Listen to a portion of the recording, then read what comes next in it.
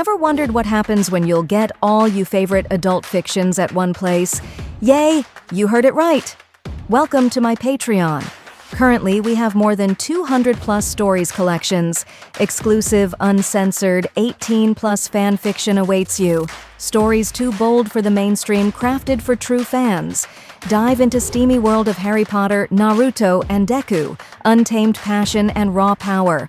Only on Patreon. Ready to unlock the secrets? Join now, link in the description. Now, today, we are gonna see, what if Naruto had harem with Kushina and Hinata at once? Join Patreon for early ACESS and exclusive content of Super Op stories, Al. So adult and steamy Harry Potter stories too. Please subscribe this channel, because definitely I will try my best to provide a valuable content for you all. Also check the description to support the original author for this beautiful creation. Naruto Uzumaki, Konoha's biggest knuckle-headed shinobi, was sitting in Ichiraku's ramen in deep thought.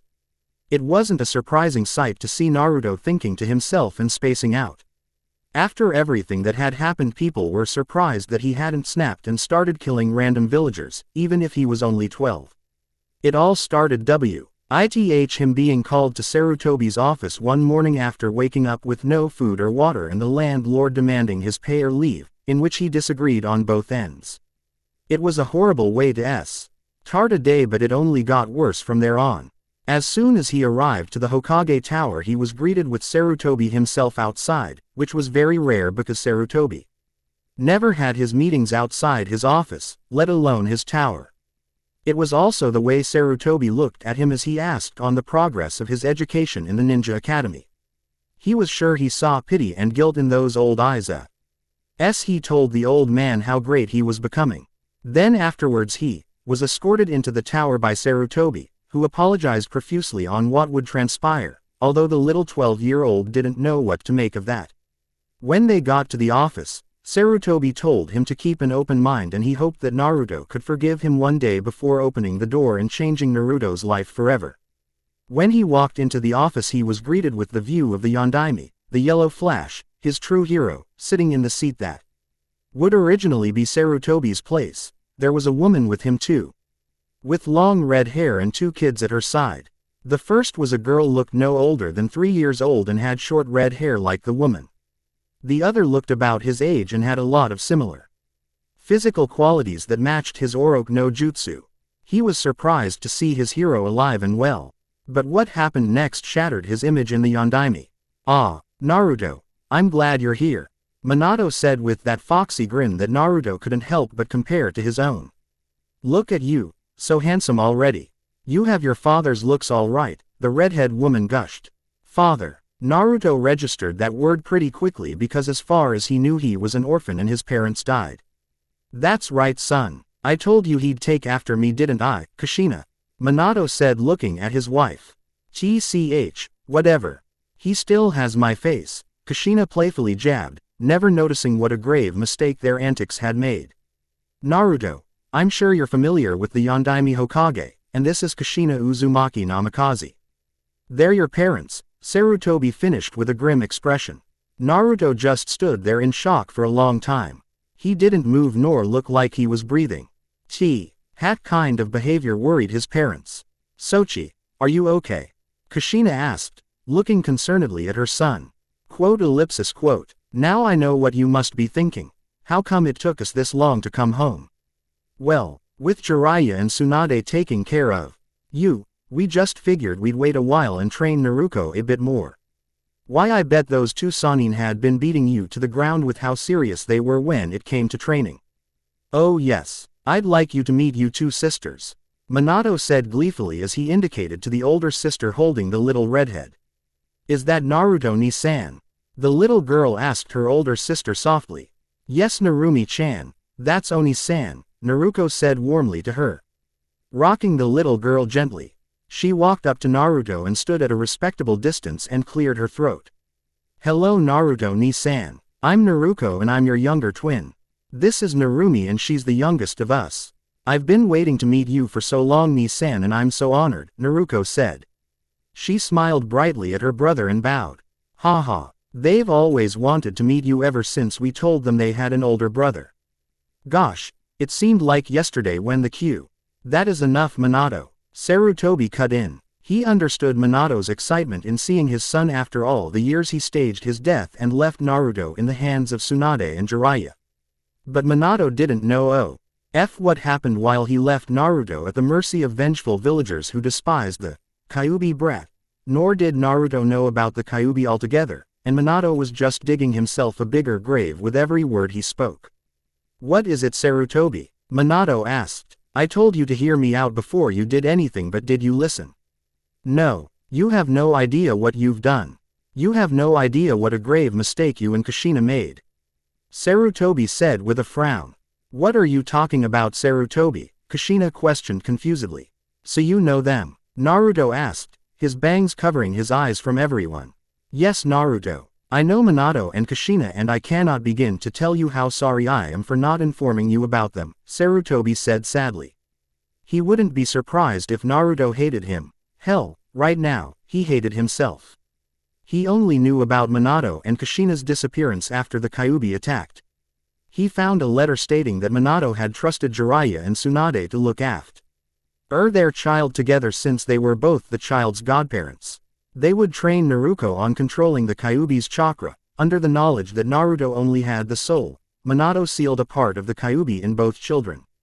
But it didn't work out that way. He couldn't say anything because it was an S-rank secret, sweetie, Kushina cooed. And I'm sure you know all about that since you're in the Ninja Academy. If what I read is correct, Manato said, looking at a paper with a proud smile. Manato, we really need to talk. These are not happy times, and I'm sorry to say that things didn't go the way you hoped all those years ago, Sarutobi said, staring down at Naruto in sadness. Am I free to go, Sarutobi-sama? Naruto asked emotionlessly. But Sochi. Yes, you're free to go, Naruto, and I'm sorry, Sarutobi said. Ignoring the furious look Kushina sent his way as Naruto left the office. Word got out about the fourth Hokage's return, and the village celebrated in honor of their hero. Even after it was revealed that he faked his own death. Manato also expressed his disappointment and fury at the villagers for what they did to his very own flesh and blood. A lot of villagers were confused on that. But Manato soon cleared that up with the shocking revelation of Naruto being his son. Some of the villagers already knew they were in big trouble. Kushina went on a rampage, seeking any villager that was reported to have hurt her Sochi. She beat them so badly that she was forced, by Manato himself, to house arrest. He didn't like these people too, but he was the Hokage again. Kushina was angry at that, stating that he didn't care enough about his child, in which he replied that he would have gladly taken Naruto's place if they were there for him in the beginning. Both parents knew they messed up, and they even tried putting the blame on Jiraiya and Sunade, who weren't present, but a heartbroken Naruko told them it was as much as their fault for trusting people that weren't family to Naruto's care, and they should have kept track on what was happening to him from the beginning instead of blindly trusting someone with their own child. The family knew they deserved nothing but hatred from the boy, but they were resolute to do whatever it took to get Naruto in their lives again. Order is up, Naruto-kun, Ayame said as she handed him his ramen. Her heart went out to the poor boy. When she found out about Manato and Kushina being Naruto's parents, she was very angry at the two. She still was. How could someone just up and abandon their son after sealing the Q? Buy into him and expect everything to be okay when they showed their faces? How could they call themselves parents?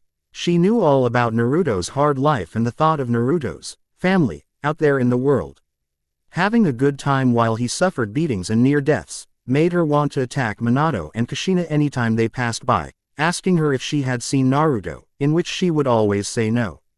She looked at Naruto and sighed sadly. It had only been a few days when all this chaos started, and he really looked broken. She could clearly see he wasn't focused on reality because he hadn't even made an attempt to touch his ramen, his favorite food. Naruto-kun, are you okay? Ayame asked in worry. Don't worry about me, Ayame-chan. I feel great, Naruto said with a forced smile. He felt like crap. All this time he had a family, and they never even made an effort to see him until a few days ago. He wanted to hate Sarutobi for not telling him about this, but to be honest, he couldn't. The old man had been there for him more times than he could count, That didn't mean he wasn't upset with the old guy though. He didn't know what to feel about his family, his emotions would numb every time he thought of them. Manato and Kushina had been doing their best to get involved in his life, but he would dodge them every time he saw them coming his way. He would even sleep in a ditch somewhere when they came and waited for him at his apartment. He didn't want to be near those two. He didn't like them and he wasn't going to pretend like he did. That happy mask was long gone. Naruko had also tried to seek him out, but he wasn't known for eluding the Anbu for nothing. If he wanted to, he could disappear for weeks without anyone finding him. He was that good. But the only person that he couldn't escape anywhere he went was Narumi. The girl could find him no matter where he was in the village, and that freaked him out a lot. A 3-year-old that could track him down better than any Anbu Black Ops agent ever could. She would always run away from home whenever she got a chance and hunt him down, much to his annoyance since he had to carefully bring her back near her home. He was not going in that estate even if he was welcomed. He didn't hate the girl, but her parents could use her to get to him, and he shivered at the prospect. He was not ready to talk to them yet. The villagers also started to treat him better ever since they found out he was the Yondaime's son. But that only made him dislike them more, because they put him through hell and just expected everything to be okay after what they did. It had been 5 days when all of this had started and he didn't know what to think. Okay, but I'm here if you need me, Ayame said. She wasn't convinced in the least by his answer, and her worries only increased upon seeing bags under his eyes. God, he looked terrible. Ni-san tilde, Ni-san tilde, oh crap, he forgot about Narumi and her tracking ability.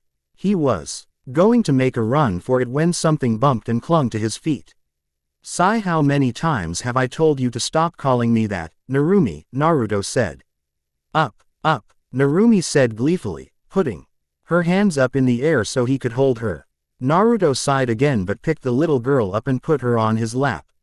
He just couldn't hate Narumi. She was way too young to be involved in anything and she was just too adorable. Why are you here, Narumi? Naruto asked, already knowing the answer. For Ni-san, Narumi said cheerfully. How did you get out this time? Naruto asked as he rolled his eyes. Those babysitters really sucked when it came to looking after the little girl. Babysitters say I'm a tomato, Narumi pouted. She didn't know many things, but she knew what a tomato was and she didn't like tomatoes. That wasn't the answer he asked for, but he allowed a ghost of a smile at her antics. Want some ramen? Naruto asked and watched as Narumi's eyes lit up in curiosity. Ramen? Narumi asked. Yeah, Naruto said and was bonked on the head by Ayame, who heard their conversation. Naruto-kun, don't be a baka.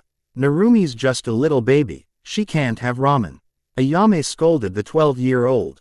Ouch. Okay, Naruto said as he rubbed his hat. He saw Narumi trying to get a taste of the ramen on the counter and quickly stopped her. There you are. I've been looking everywhere for you, Naruko said as she huffed.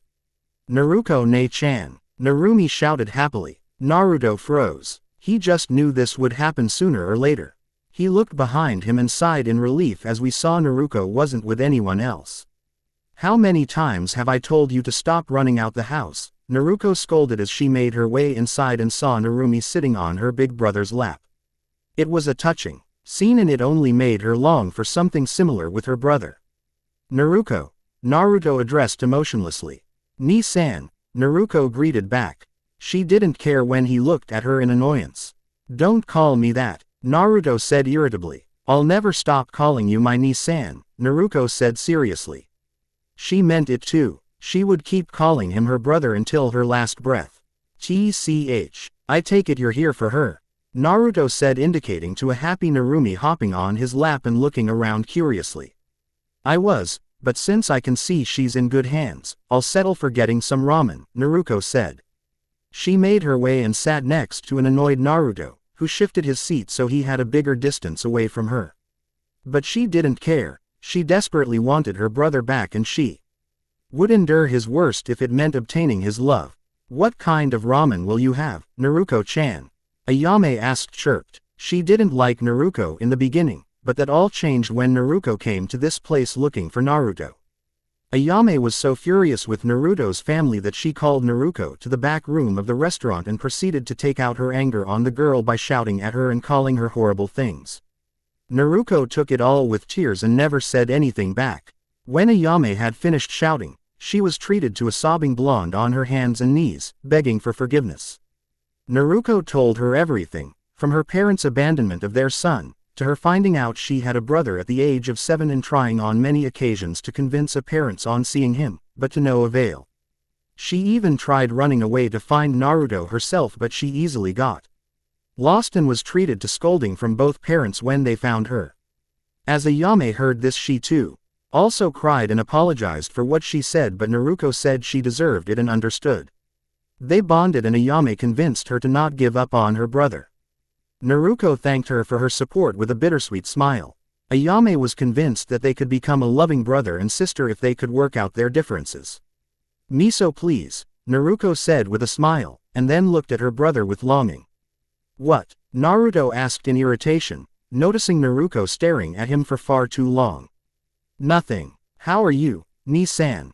Naruko asked awkwardly. "None of your business," Naruto replied. Ayame frowned. Naruto had the right to be angry, but taking it out on the girl who tried her best to be there for him was a bit much in her opinion. She decided not to voice anything, however. "Okay," Naruko said as her shoulders slumped. They ate in silence. Well, except for Narumi, who kept screaming, "What is that?" at anything new to her. When they were finished, Naruko felt it was time to leave. She would earn his forgiveness another day because Narumi needed to sleep and Naruto really looked like he didn't want her near him. "It was nice spending time with you, Ni-san," Naruko said as she took a tired Narumi from Naruto. "Whatever, you should tell your parents that those babysitters are horrible in looking after Narumi," Naruto said. "They're your parents too, you know," Naruko said with a frown. Quote. "Sai, thanks for the advice. Don't forget tomorrow is team placement in the academy." "We love you, Ni-san," Naruko said sadly and then left for the Namikaze estate. "I know you're upset, Naruto-kun, and you have the right to be, but please don't let this change who you are," Ayame said. "What do you mean, Ayame-chan?" Naruto asked. "The Naruto-kun I know wouldn't let this stop him. You never give up in what you believe in and you only strive to help anyone you can, but there was always one thing that made you different from everyone in this village," Ayame said as she took one of Naruto's hands in hers. "What made me different?" Naruto asked curiously. "Even after everything the villagers did to you, the torture, the beatings, the near deaths, you never resulted to hate them. After everything you've been through, you never hated the people in this village. You're not like anyone else, Naruto. You're the light that counters the darkness, you are the good that defeats evil. You're not someone who hates someone else like this, and I pray that day never comes. Hatred is a horrible emotion that could destroy someone, and that's the last thing I want for you, Naruto-kun. I'm not saying that you should forgive your family, but please don't stick to hating them," Ayame said. He told her all about his life when she forced it out of him. He was sad that day and she wanted to comfort him in any way possible. So she settled into hearing his whole story, even if she knew most of it from rumors going around. She knew she should heed her own words, but she wasn't someone like Naruto and she wasn't going to pretend to be. "I have to go home, Ayame-chan," Naruto said as he made his way out. Ayame looked on sadly. Maybe it was hopeless to try and keep Naruto on the straight and narrow after everything he had been through. All that suffering would have changed any other man, but she knew Naruto was different. Maybe she was wrong. She was surprised when Naruto turned and looked at her with a small smile. "Thanks," he said softly, and Ayame couldn't stop the grin that came to her face, even if she wanted to. "Okay. After long deliberation, I have decided on the John. And that will be assigned to the passing genin," Manato said. "Team 1 will consist of, since there had to be changes because of the addition of my daughter to the roster, I have decided that Team 7 will consist of Sasuke Uchiha, Sakura Haruno, Naruto Uzumaki Namikaze and Naruko Uzumaki Namikaze with Kakashi. I want to be in that squad," Kushina said suddenly as she appeared in the room holding papers. She had been helping Manato with his paperwork ever since he came back to being Hokage, and it left her no time for her children. She desperately wanted to mend the shattered bond she had with her son. She would never stop thinking of herself as a horrible mother. Until she did. This was the biggest opportunity she had because now she could see Naruto all the time without him hiding from her. She felt so disgusted with herself for being so careless when it came to her baby. If Jiraiya and Sunade ever showed their faces here, she would make sure to make them suffer, but right now, Naruto was more important. She will be there for him and no one was going to stop her, not even her husband. Kushina-sama, I've already been picked. Kakashi was cut off with a glare. And I should care why. I want to be on that team. Kushina said, looking at Manato seriously. No one even thought of opposing and she was glad for that. Kushina, Kakashi was hand-picked. Manato was cut off with Kushina's chakra flaring. I don't care if Kami herself was chosen. I want to be on that squad, now. Kushina shouted and everyone knew there was no stopping her. Besides, she also had the right to request a squad since she was a qualified jonin. I got a headache, Shikaku said. He understood why Kushina was doing this. When she was pregnant with the twins, she had always expressed her deep love for them before they were even born. So to find out that her own son had a horrible life growing up must have been a huge blow to the loving woman. This was so troublesome. And let me know what you think. R&R. Chapter 2. Wow. Thanks for the insight and you guys made really good points which would make sense in a neglect fic.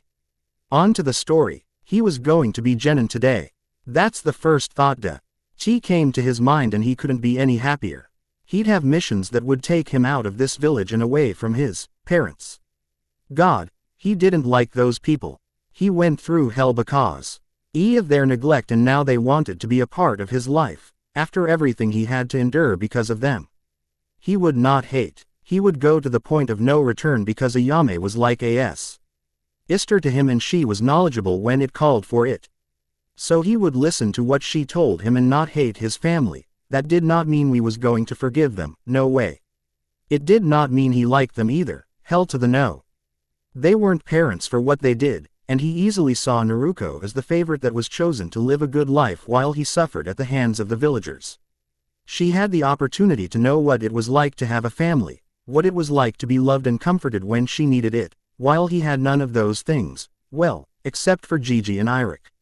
But they still came a bit late into his childhood. Naruko was the favorite, not him, that's why they left him to rot so he didn't like her much either. He decided to stop dwelling too much on these unwanted thoughts and look at the bright side of things.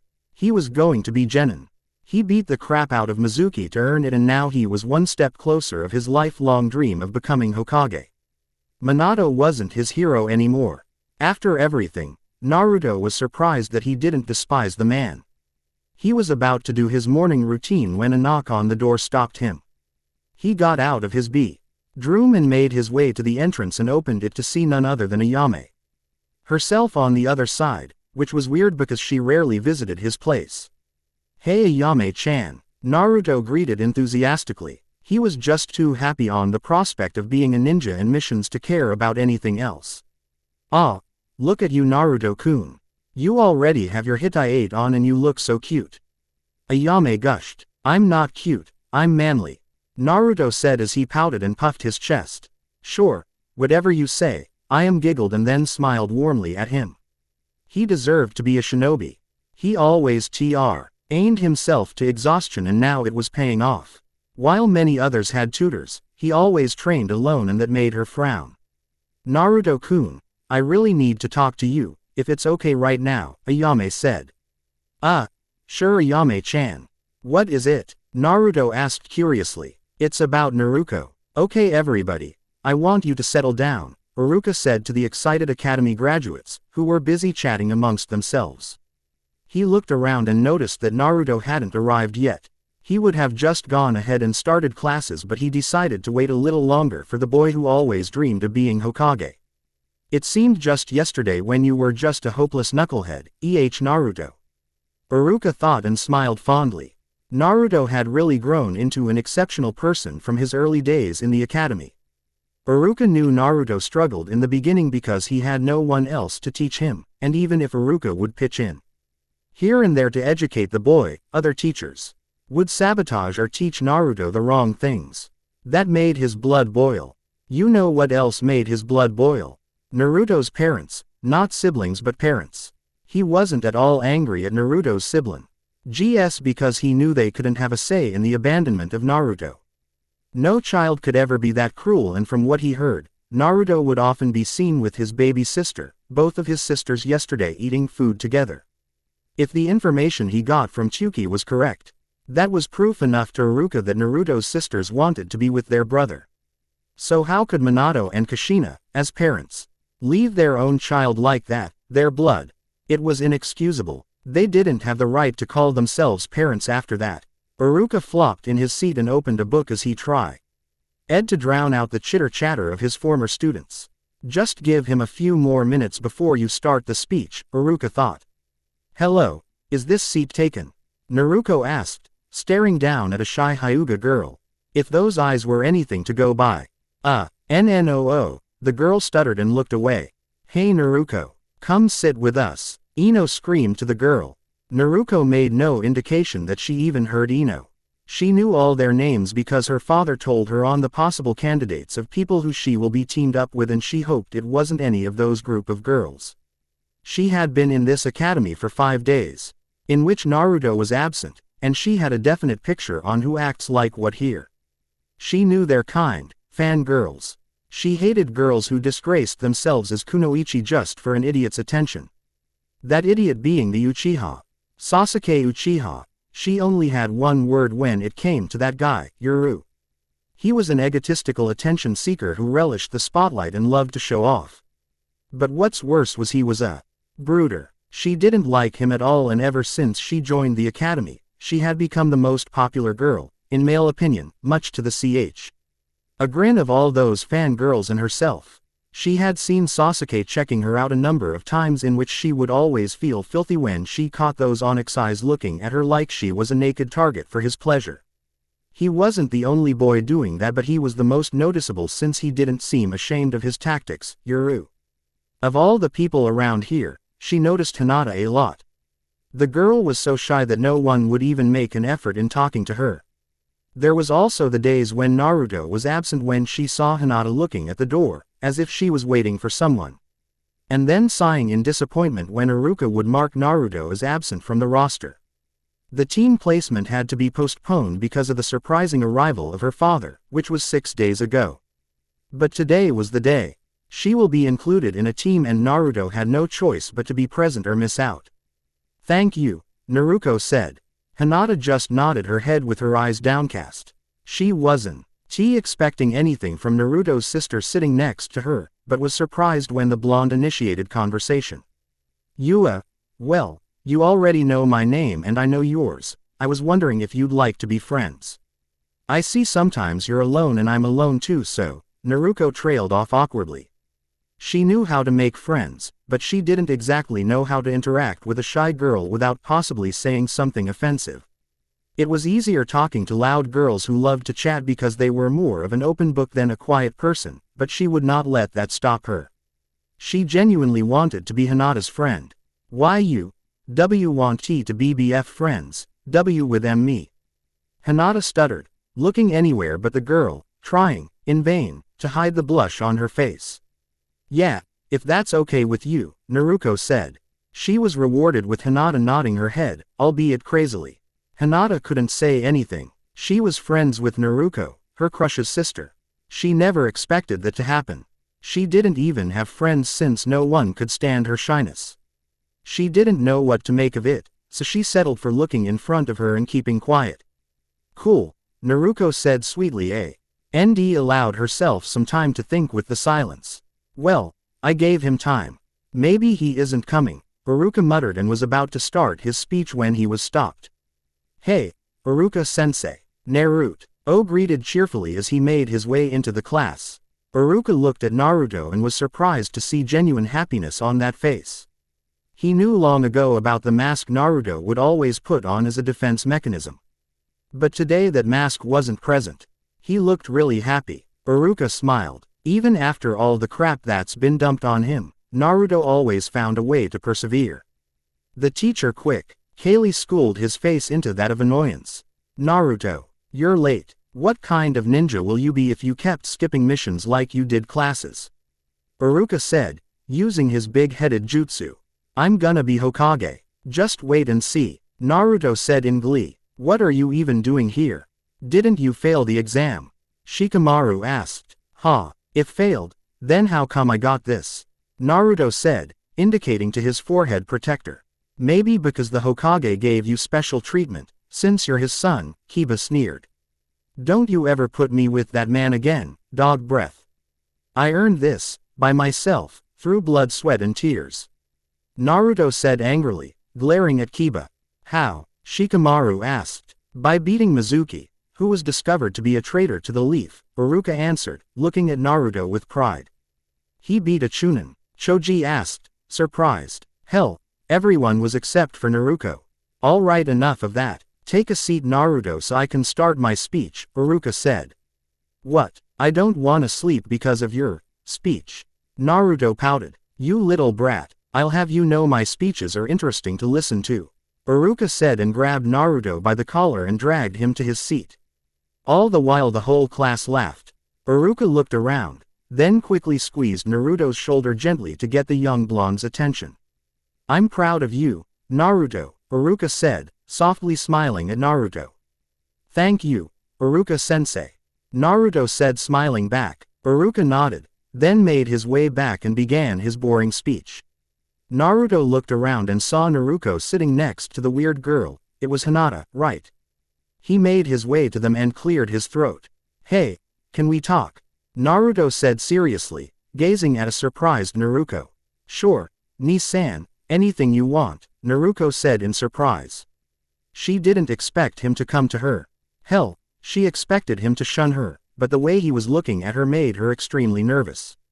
He took a seat next to her and started. I don't hate you, Naruto said after a pause.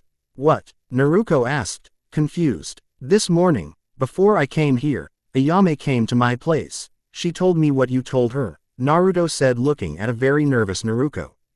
And, what do you think? Naruko asked. I appreciate you trying to be there for me when you found out about me. I can honestly say that I can't hate you, but I can't forgive you either, not yet. I need time, Naruto said, hoping he wouldn't have to explain himself further. What about Tu-san and Ka-san? Naruko asked. Don't talk to me about them. It will take time to forgive you, but they are a different story. I don't want to talk about them. Naruto hissed the last part in disdain. Naruko took his hand and put it to where her heart was. Take all the time you need, Ni-san, Naruko said honestly. She would do whatever it took to earn his forgiveness, but it seemed the subject of their parents was taboo for now. Thanks. Could you let go now? Naruto sputtered with a blush. She looked down and realized that she put Naruto's hand on one of her still developing breasts, but it was too late. Naruto baka, you pervert.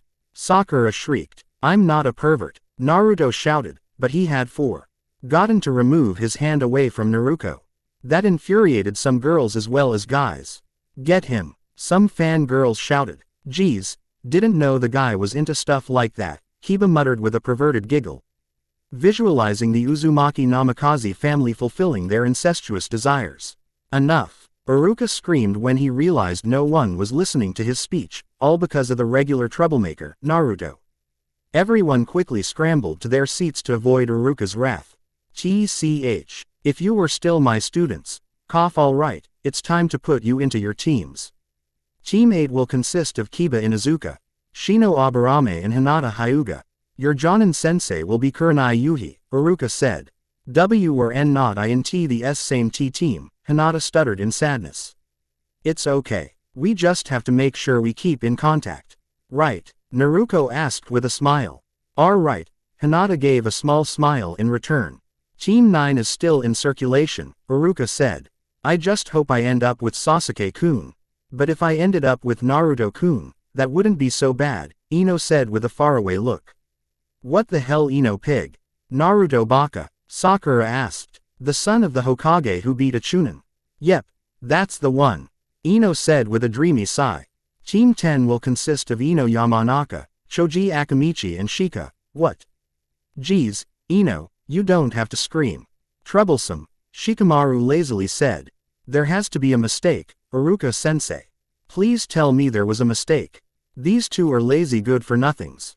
I can't be on a team with them. Ino ranted. Gee, thanks, Shikamaru said, rolling his eyes. The decisions are final, Ino.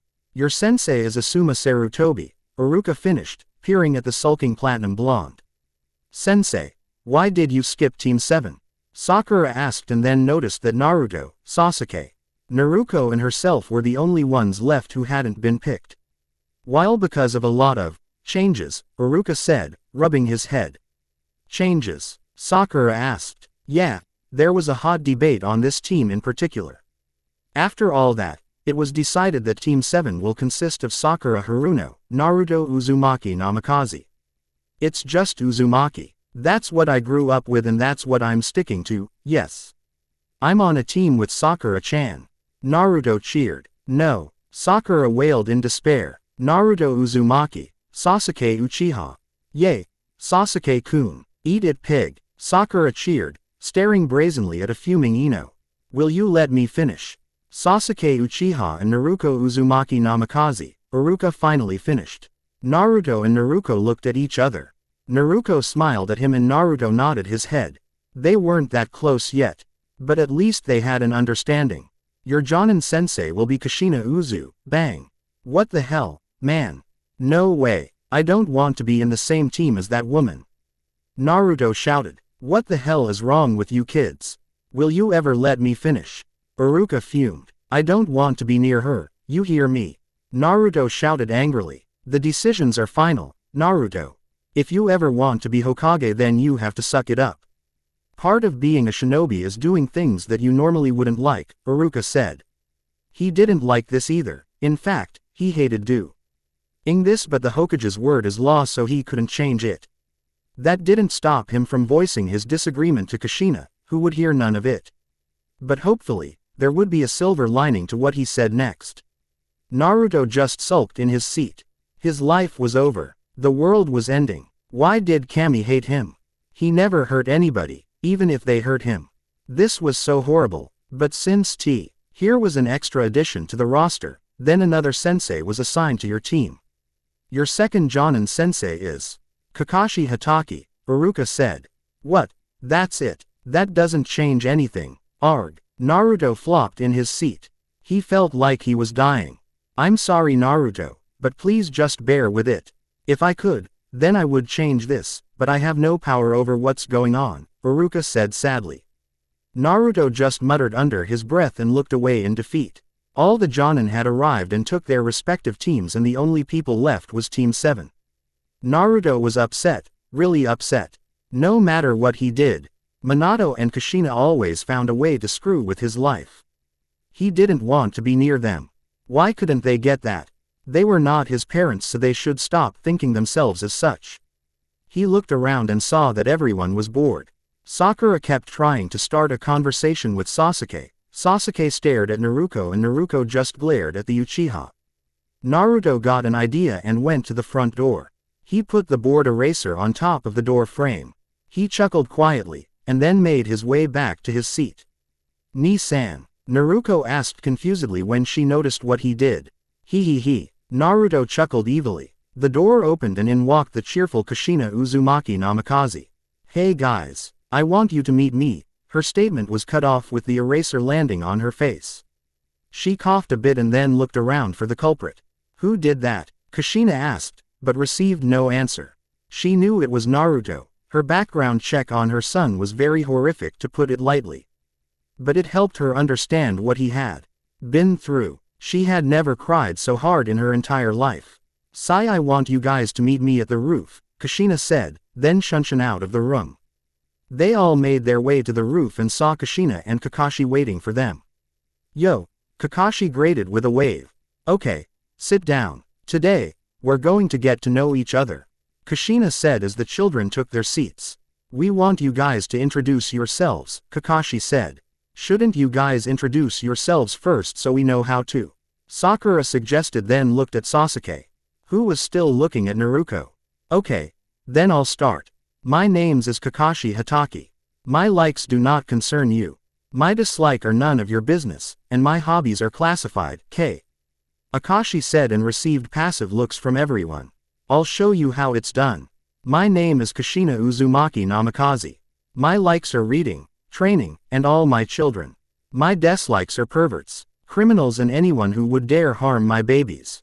My dream is spending more time with my whole family, Kushina said, smiling motherly towards Naruto, but received a frown from said blonde.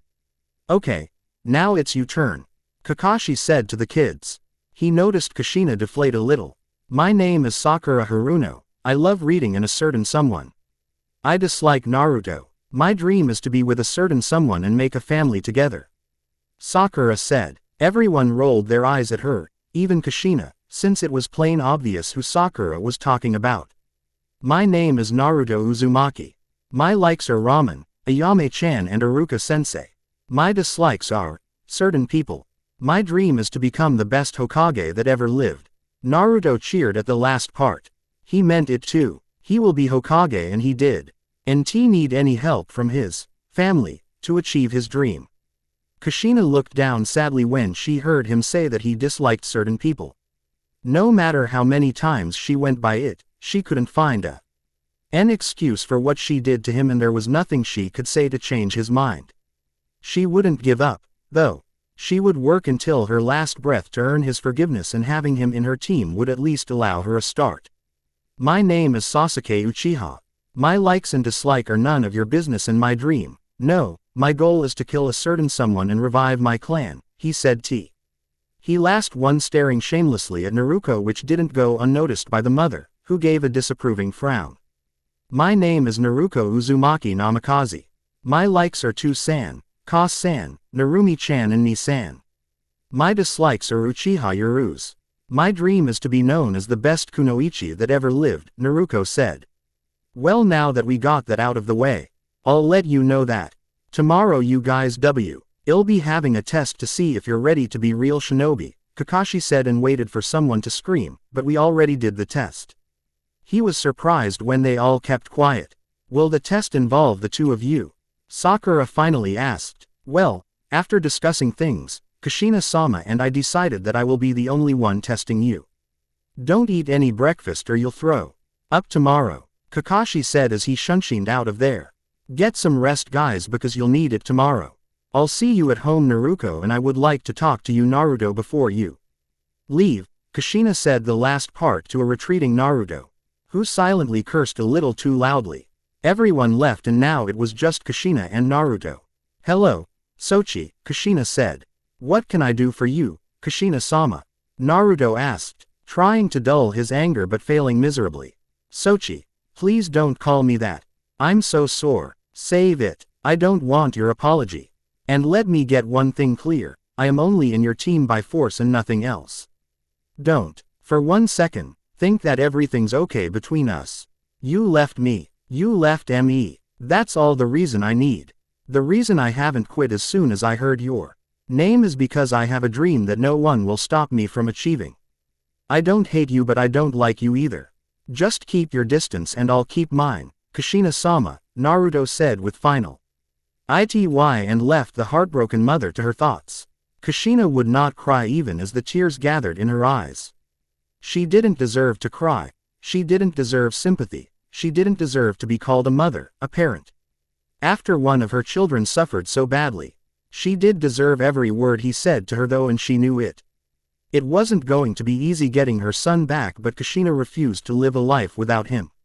He was her son, her Sochi, and it was time she took responsibility for her idiotic and careless mistakes. She looked through all the records of people Naruto befriended in his life and found that Iruka really stood out. She apologized to Iruka, who was very angry at her, and Manato, rightfully so, about what she did to her son, and thanked him for being there for Naruto.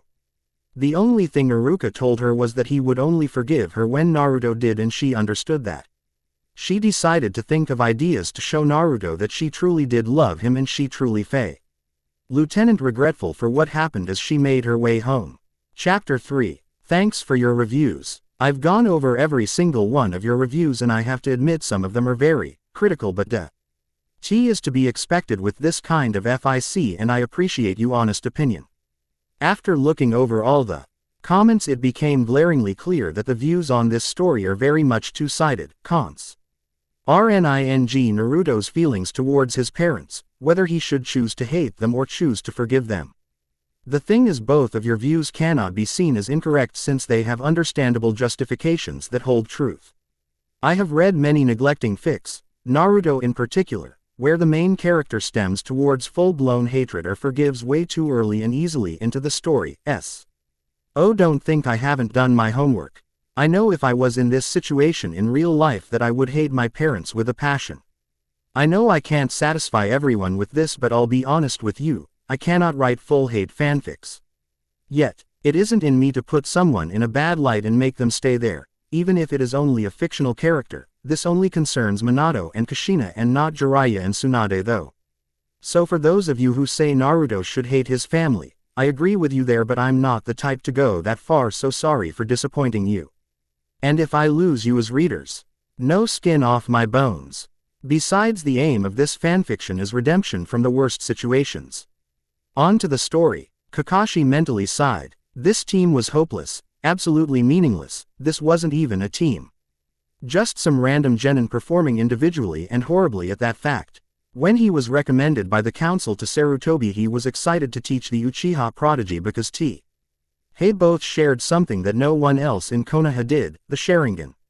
It wasn't as if he forgot about his other students as well, but he wanted to focus on grooming Sasuke into an elite shinobi and use the team as support for the Uchiha's benefit. It couldn't be called favoritism if all members of the team were included now, could it? Well, that was all before his sensei had showed up, prompting the postponement of the placements. He told everyone of his staged death and leaving Naruto to the trust of Jiraiya, Sunade and the village as well, who all ended up stabbing the Namakazes in the back. Manato was really disappointed in Kakashi as well. Kushina flat out disliked him now, going so far as to call Kakashi a disgrace to the shinobi code when he chose to ignore Naruto's plight. Kakashi also voiced his disagreement to that, calling Manato and Kushina hypocrites for something like that, which he can easily admit now was a huge mistake. First off, Manato and Kushina didn't leave Naruto with just some random stranger. They left him with people they considered family, and even though it was a terrible thing to do to a child, especially considering a child needed parent figures to grow and mature, they left Naruto with people that they thought could qualify as parental figures in Naruto's upbringing. Kakashi could see it. Naruto, grown and trained by the two legendary Sannin, that would be every child's and parent's dream, and he could see why Manato and Kushina would choose not to visit until now, since Naruto would be safe with Sunade and Jiraiya, teaching him their skills and techniques, grooming him to be a legendary prodigy, telling him about his parents since the S-ranked secret didn't apply to them, but the two Sannin just left the kid high and dry, without a care in the world, and Kakashi was only left with questions. Why did Manato and Kushina leave Naruto in the first place? Why did Jiraiya and Sunade leave the kid as well? He already knew it couldn't be revealed to anyone of who Naruto's parents were, because that would put Naruto in greater danger with people who might hate Manato taking their anger out on Naruto. So why leave him? Kakashi couldn't come up with anything. He looked at Naruto, who was tied to a pole, and then looked at his genin team who had lunch ready to be eaten, and decided to make his exit. I'll be back in a bit. You will stay there, Yuto, and all of you are not to feed him, understood? Kakashi asked and received nods from three heads and something that suspiciously sounded like grumbled curses from the blonde knucklehead. He made his way to some nearby trees and bushes and met with Kushina, who was using the environment to her advantage and concealing herself from the view of the genin squad, just as discussed. How did they do? Kushina asked seriously as she stared at her son who was tied to a pole. She knew they did terribly. Hell, she watched the whole test and couldn't hide the bitter disappointment and guilt in watching Naruto just charge into battle without a strategy or plan, and swing wild punches that would never hit the intended target. She failed so miserably as a mother. Naruto didn't even seem like a ninja. Just a normal boy who had to resort to street fighting to cover for lack of skill set. He would get himself killed if he went on missions, and that was one thing that filled her with so much drive. That she had to control her stomach every time that thought crossed her mind. She couldn't understand this though. She read from reports that he beat Mizuki, a chunin, using the Kage Bunshin no Jutsu. No other kid could do that yet. So how on earth could he be this terrible? In all honesty, they failed horribly, Kakashi said indifferently. He didn't really care if this team passed or failed really because the council would demand him to be put with Sasuke, whether in another team or alone, just like that he would teach the Uchiha. Name their weaknesses, Kushina ordered. She didn't like Kakashi at all right now. He chose to be a lazy good-for-nothing prick while Naruto suffered. He was trash in her book no matter what he said. She knew she was no better, but she was determined to fix things at all costs with her son. Sakura does have book smarts, but she lacks any real form of skill when it comes to jutsu. She easily fell for a simple genjutsu because she was so fixated on Sasuke to focus on the task at hand. Sasuke could be considered a prodigy when it comes to his skill set, as I read in reports, but he has a loner attitude. He chooses to fight battles by himself instead of relying on his teammates for help and thinking of them as nuisances instead of allies. Naruto is by far the worst student I have ever tested. He has no strategy or plan when it comes to battles. He is one-track minded, and that is a huge weakness. He has basically no skill set whatsoever, and he puts himself in danger because he is basically an open book and enemies can read his movements quite easily and kill him in the process. Naruko by far is the best member of the squad. She has a variety of skills and jutsu at her arsenal, including that little Rasengan that nearly got me a number of times. She is fast and very knowledgeable in ninjutsu and taijutsu. I have to commend you for teaching her. She even figured out the true reason for the test, that it wasn't about getting the bells alone, but together as a team, but the other members are not listening, Kakashi surmised in honesty. I don't understand though. Naruto beat a Chunin using Kage Bunshins. How could he be this terrible if he was able to do that? Kushina asked curiously. I would sum up his win to sheer perseverance and dumb luck, especially considering he was the worst performer in the academy, even being labeled as the dead last, Kakashi said. Kami, dead last? Kushina asked, shocked at such a thing. Not only did the adults hurt her Sochi but kids as well. She really wanted a punching bag council member right about now. He failed the academy 3 times and performed terribly in every class he had, Kakashi said. Oh Sochi, Kushina breathed out. This was too much to take in. The depths of Naruto's suffering never ceased to amaze and disgust her. This was not going to stand. Manato was going to do something about this, and she knew exactly where he should start. The village council, those disgusting monsters. We're going to get what was coming to them, and from there Manato will make this village pay for what they did to her Sochi. She would make sure of that. It was unfortunate, Kakashi said lazily and received a glare from the mother. How would you rate them? Kushina asked in irritation. He has the gall to say that, and yet he did nothing. She wanted to strangle him. Sakura isn't genin level, but she has a bit of promise. Sasuke would be low to mid genin. Naruko would be high genin to low chunin. Naruto is not ready to be a shinobi, Kakashi said. Don't run to conclusion about my son, Kushina spat. Kakashi was getting on her last nerve. Just my opinion, Kushina-sama, Kakashi said with an eye smile. Right, Kushina said. You do realize I really have to fail them now since they hadn't figured out the true meaning to the test, Kakashi said looking at the genin team. He was about to move when a hand landed on his chest and prevented him from doing so. Not yet. Give them time, Kushina said, preventing Kakashi from going anywhere. But Kushina-sama, I said give them time, and I mean it, Hatake, Kushina said seriously. They had to pass. They just had to. She believed in them no matter how badly they did. Okay. So since I'll be here a while longer, I was wondering if you could clear some things for me, Kakashi said. And what do you want cleared? Kushina asked. Why did you leave Naruto? Kakashi got straight to the point. I didn't want to at first.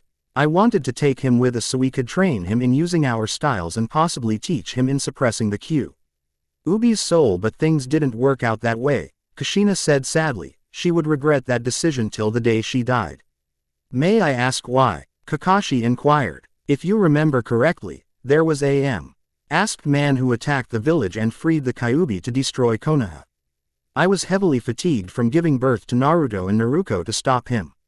The Kyuubi went on a rampage. We fought tooth and nail to protect our babies and took the worst from the Biju when it tried attacking our children. so Manato had no choice but to seal the Kyuubi into our children. Although I refused this, he sealed the yin and yang chakra into Naruko.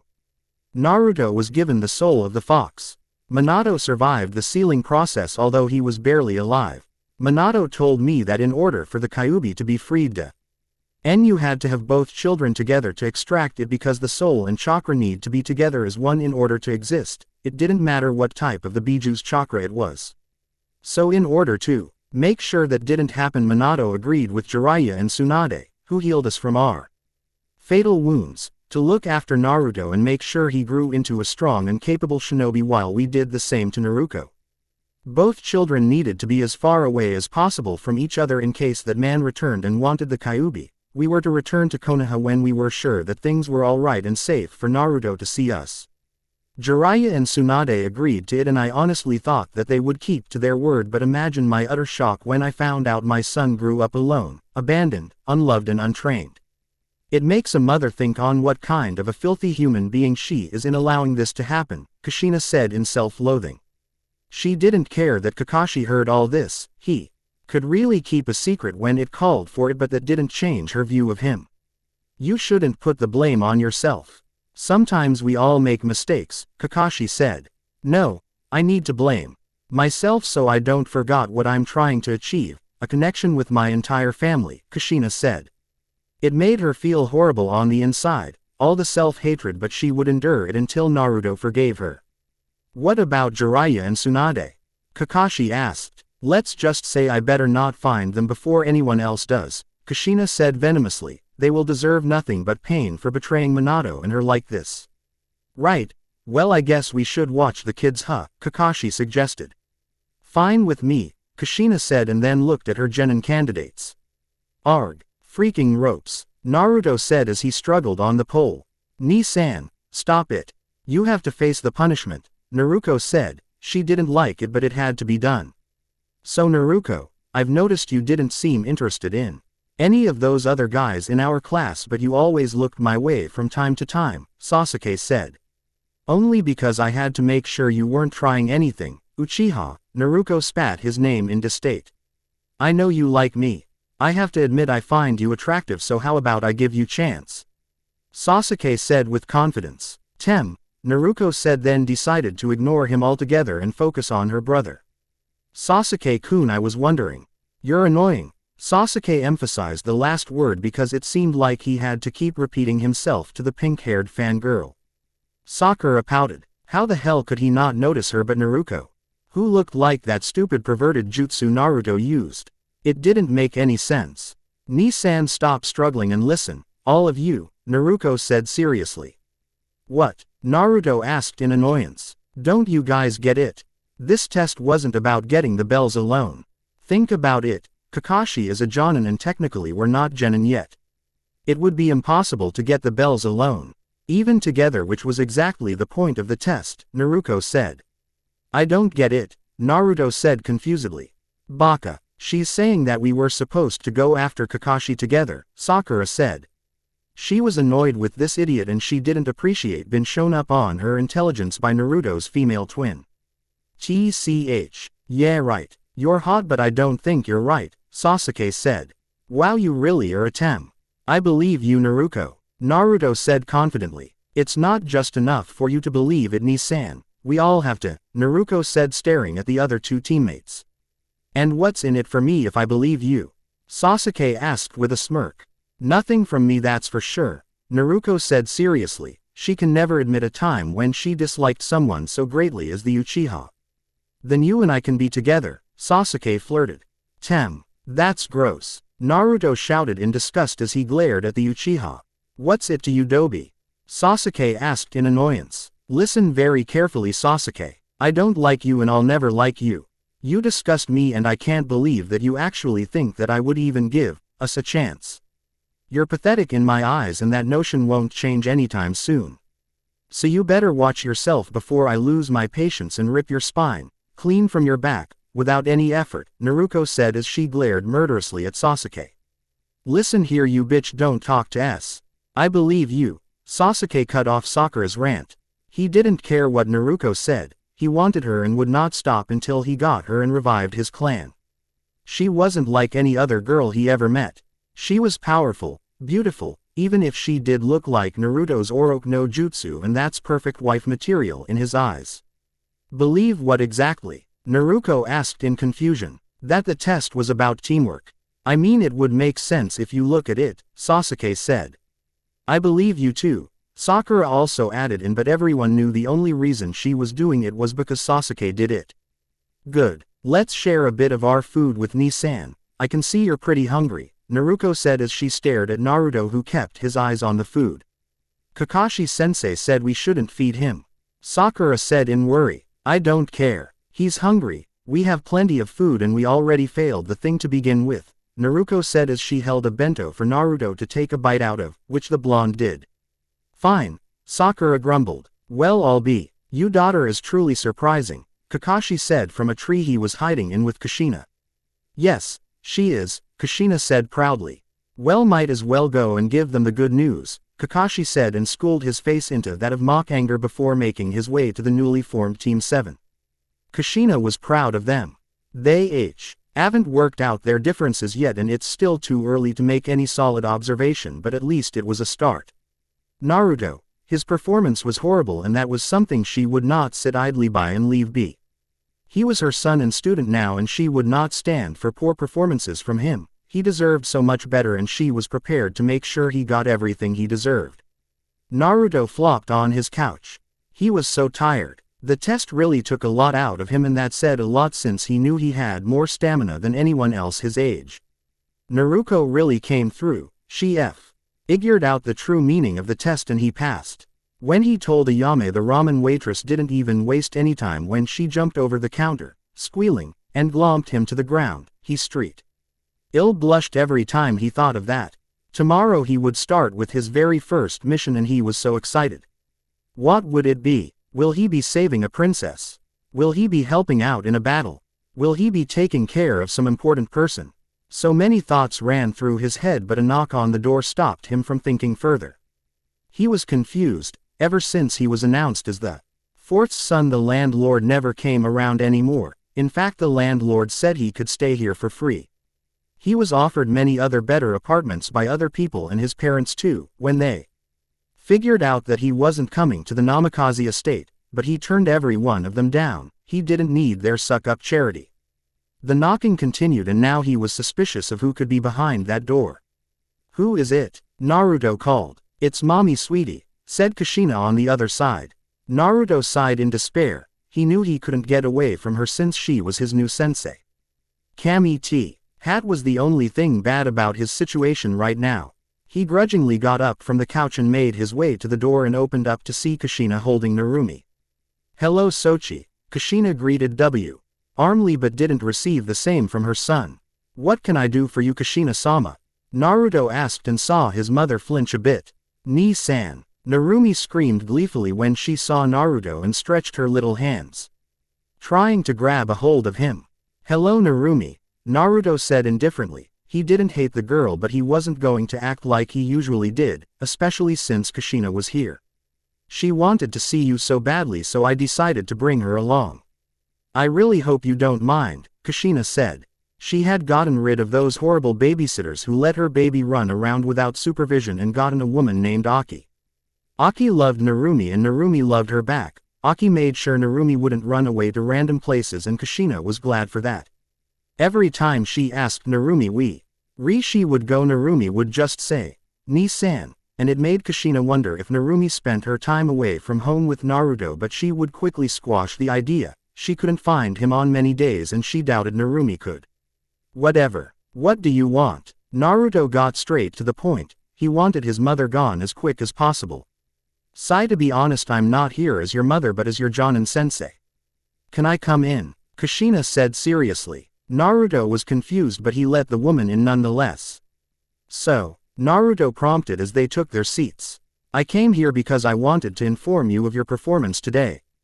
Kushina said. What about it? Naruto asked with a frown.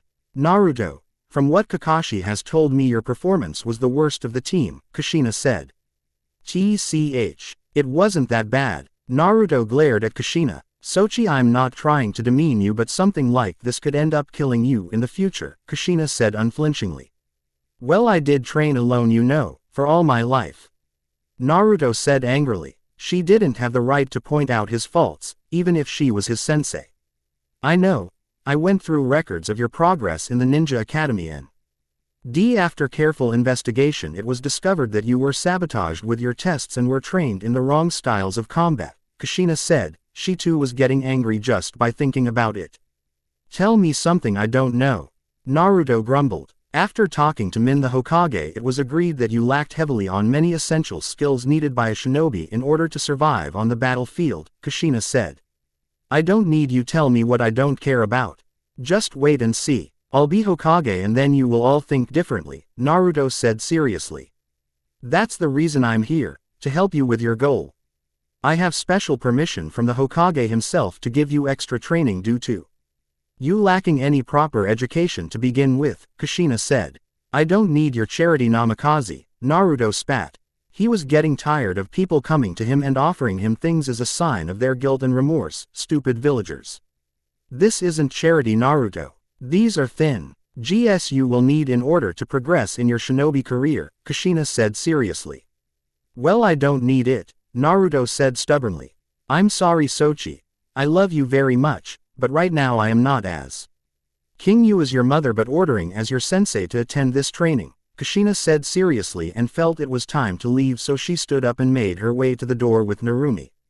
Just so you know, I will never forgive myself for what you went through, Kushina said softly, then left his apartment. Naruto just grumbled under his breath. Kushina was really clever, making time for him and her anytime she could. He didn't like this at all, especially considering both of his parents were involved in this, but he was too tired to think straight, so he made his way into his bedroom and decided to rest for the night. Manato was signing the last amount of paperwork for the day. Coming back into power was okay at first, but as soon as he realized what these people did to his son he started to dislike Konoha as a whole. The first day, when he announced his return, the entire village celebrated and cheered for him, but something else they said made him shocked with horror.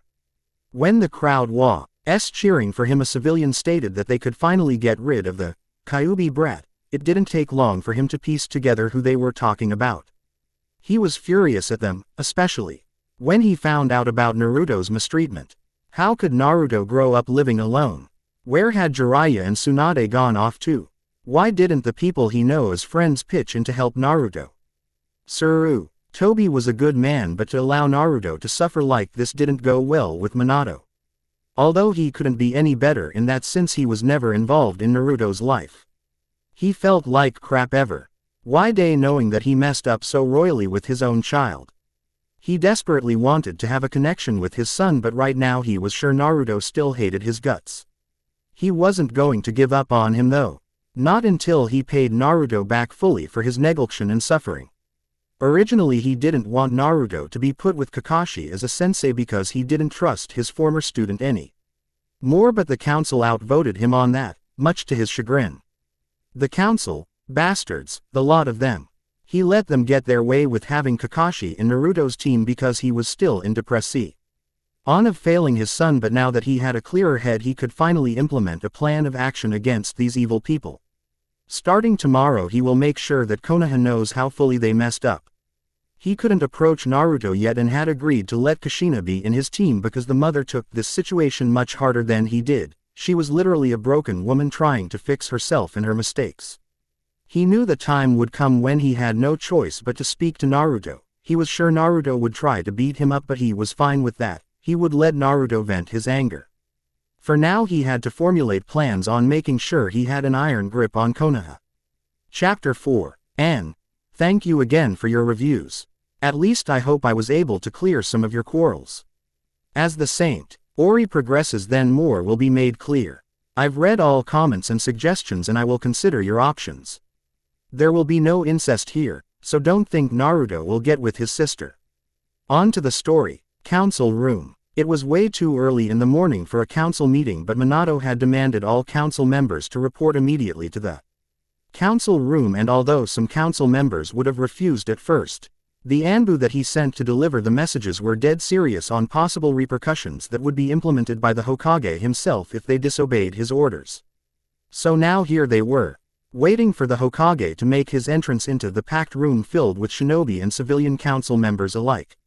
They were all frustrated due to three things. They had been waiting for a few hours for Manato to arrive. They were tired because Manato had demanded an audience with them late at night, and now it was early into the morning, and they didn't like to be ordered around since they were more used to doing that themselves. "Where is he?" Sum shouted in anger. She was so tired and didn't appreciate being made to wait for someone else. "I'm not sure, but we have to be patient," Shikaku said tiredly. He felt like lead. "This is absolute nonsense. If he expects us to be here on time, then shouldn't he show the same courtesy?" Danzo said irritably from his sitting position. "Chill, man. I'm sure he had something to do," Choza said. "Manato will hear from me about this," Kaharu said. She didn't like this at all. They were starting to get really irritated, when suddenly they were blinded with a yellow flash and Manato finally made his appearance. "Finally. Where have you been? We waited for hours," Homaru said in annoyance. "I decided to have a nice deserved nap. I just woke up a few minutes ago, but dang, was that a good sleep," Manato said happily. Kushina came home and asked him to finally do something about these people, and he was only happy to agree with his wife. He purposefully made them wait for him for hours so he could annoy the crap out of them. He actually was asleep until now. "How dare you? Who do you think you are to put us through this?" Manato, Kaharu shouted in anger. He had the gall to pull a stunt like this. "How dare I?" Manato asked in mock surprise. They didn't even know it. They were in deep trouble already, and they were still acting like nothing ever happened. They were still acting like they didn't do anything wrong to his son, and boy was he going to milk this for everything it was worth. "Before I answer your question, first things first, Anbu," Manato commanded, and not a moment sooner there was an Anbu agent behind each council member, ready to attack at any moment. "What is the meaning of this, Manato?" Kaharu shouted in confusion. "You do not call me by my name. You call me Hokage-sama, do you hear me?" Manato said. He was deadly serious now. "What?" Kaharu was really confused with all of this. "Hokage-sama, could I ask what's going on here?" Inoichi asked when he noticed that everyone was too shocked to do or say anything. "I'm glad you asked. Starting from today, there will be a lot of changes around here," Manato said seriously. "Like what?" Choza asked curiously. "As from this day, the village council is disbanded effective immediately," Manato said. There was an uproar of disagreement and demand for explanation. "Just perfect." "Silence," Manato shouted, and everyone shut their mouths. "You can't do this, mi Hokage-sama. The village needs a council in order to function properly, and we all need to vote on a decision for it to be permitted when it comes to village matters," Kaharu said evenly. "You're wrong there, Kaharu. I am the Hokage. I run this village. You are just the council, the advisors to my cause in protecting this village and assisting anyone in need, but you have proven to me that you are not capable in looking after every villager," Manato said. "Is this because of your son? You have to realize, Hokage-sama, that something's out of our hands. The villagers acted on their own accord when it came to the boy, so we can't be held responsible for the villagers' mistakes." "Bad move." Kaharu couldn't stop herself, and by the time she said the last word she already knew she just dug herself a bigger grave. I actually never thought I'd hear that, but I'm grateful. This information is all I need to prove your lack of action in my son's plight. Furthermore, it proves your incompetence. You will all be brought before Ibiki for information gathering, just to find out if you were involved in my son's suffering, as well as to determine what you really thought of him, and I'm pretty sure most of you thought on the same line as the villagers, that Naruto was the demon brat." Manato sneered at all of them. "You cannot do this. I am Hyuga head, and I will not tolerate this behavior whatsoever." Hiyashi finally spoke when he had enough of Manato. "I can and I will. You wanna know something else? I don't give a damn what any of you have to say. The moment you ignored or participated in my son's suffering, you made an enemy out of me, so you can complain all you want, but it won't change a damn thing." Manato said angrily. "What will happen to us once Ibiki receives the information you require?" Shikaku asked carefully. "It all depends on the information. Just hope that I don't find out anything damaging for your sakes," Manato said indifferently. Let's get this over with, Danzo said. He wanted to get out of here as fast as possible so Manato couldn't find out his secrets. He was about to get up but a hand on his shoulder stopped him. He looked behind and saw 2 more Anbu, ready for battle. Tisk tisk tisk. I've got a different punishment for you my friend, even. When Manato said friend the venom and disdain in his voice was still prominent. What do you mean? Danzo asked in shock. I mean, you are being arrested, Manato said seriously. On what charges? Danzo demanded. Sarutobi has informed me that on many occasions you tried to make a weapon out of my son. After careful investigation by my Anbu it was also discovered that many of your root bases have been active. Although it couldn't be discovered what was actually going on in them. You already know what I said about root, so for disobeying orders you will be sent to Ibiki for interrogation and then afterwards you will be put in a cell, Manato explained. This is blasphemy. You have no proof of anything and you can't just use your power on everyone just because of what happened to your son. You are letting your emotions control you and it's safe to say that you are not fit to be Hokage. Danzo shouted in anger. Oh by the way, don't even think about trying anything behind my back. I will kill you, without mercy, understood? Manato asked everyone in the vicinity and was proud to get nods. I'm sorry Sarutobi-sama, Neko said before grabbing Sarutobi's wrist. It's all right Neko. You don't need to take Sarutobi. Manato said. For a second there I thought you wanted me to be put away and looked up for life, Sarutobi said. Well you're not my favorite person right now but you have done so much for Naruto. So you're not as bad as everyone else. I want you to go to the T&I Tower and make sure that no ex-council member will be trying to bribe their way out of this, Manato said. I will do my best Manato and I'm sorry for not being there enough for Naruto in his time of need. What are going to do about the civilians? I hope it's nothing horrible because as Hokage it is your job to protect this village and villagers within it. Killing them would make you unfit for this job, Sarutobi said. He. Manato chuckled evilly and Sarutobi was reminded of Naruto's pranking tendencies. This couldn't end well. Later during the day, this sucks. Naruto screamed in despair, annoying the hell out of everyone else. What did you think D-rank mission meant you moron? Sakura asked annoyedly. I've had enough of you. Why do you always call him names huh? Naruko screamed angrily at Sakura. Sasuke that just stared ahead of him. This had nothing to do with him. Because he's a good for. Enough. Kushina screamed, stopping them in their tracks. This team seemed so off. Every single one of them had their own special talents and theoretically they should be a good team when combined but that was not the case. They were mostly at each other's throats. They were painting a shed, which was the mission, for a client. Naruto had immediately thought that since he was now a shinobi he'd be going on big missions. Which wasn't the case. He had been complaining the whole day and adding to the fact that it was a very hot day in Konoha then some of them could be justified for being so grumpy. You guys need to relax and continue with your mission, Kakashi said while reading his book. What did I say about you reading that book in front of children? Kushina hissed angrily and Kakashi. It seemed that even the senseis were no better. Well I am being careful, Kakashi said, never noticing Kushina starting to fume even more. Kushina was about to kill him but then decided against it. She didn't want to give these kids the wrong impression about her. She took deep breaths and calmed herself down a little bit. If you don't put that book away, I will slowly torture you by peeling your skin off with the blunt side of my sword, Kushina whispered with a disturbing smile. Kakashi quickly complied. He knew when a woman was being serious.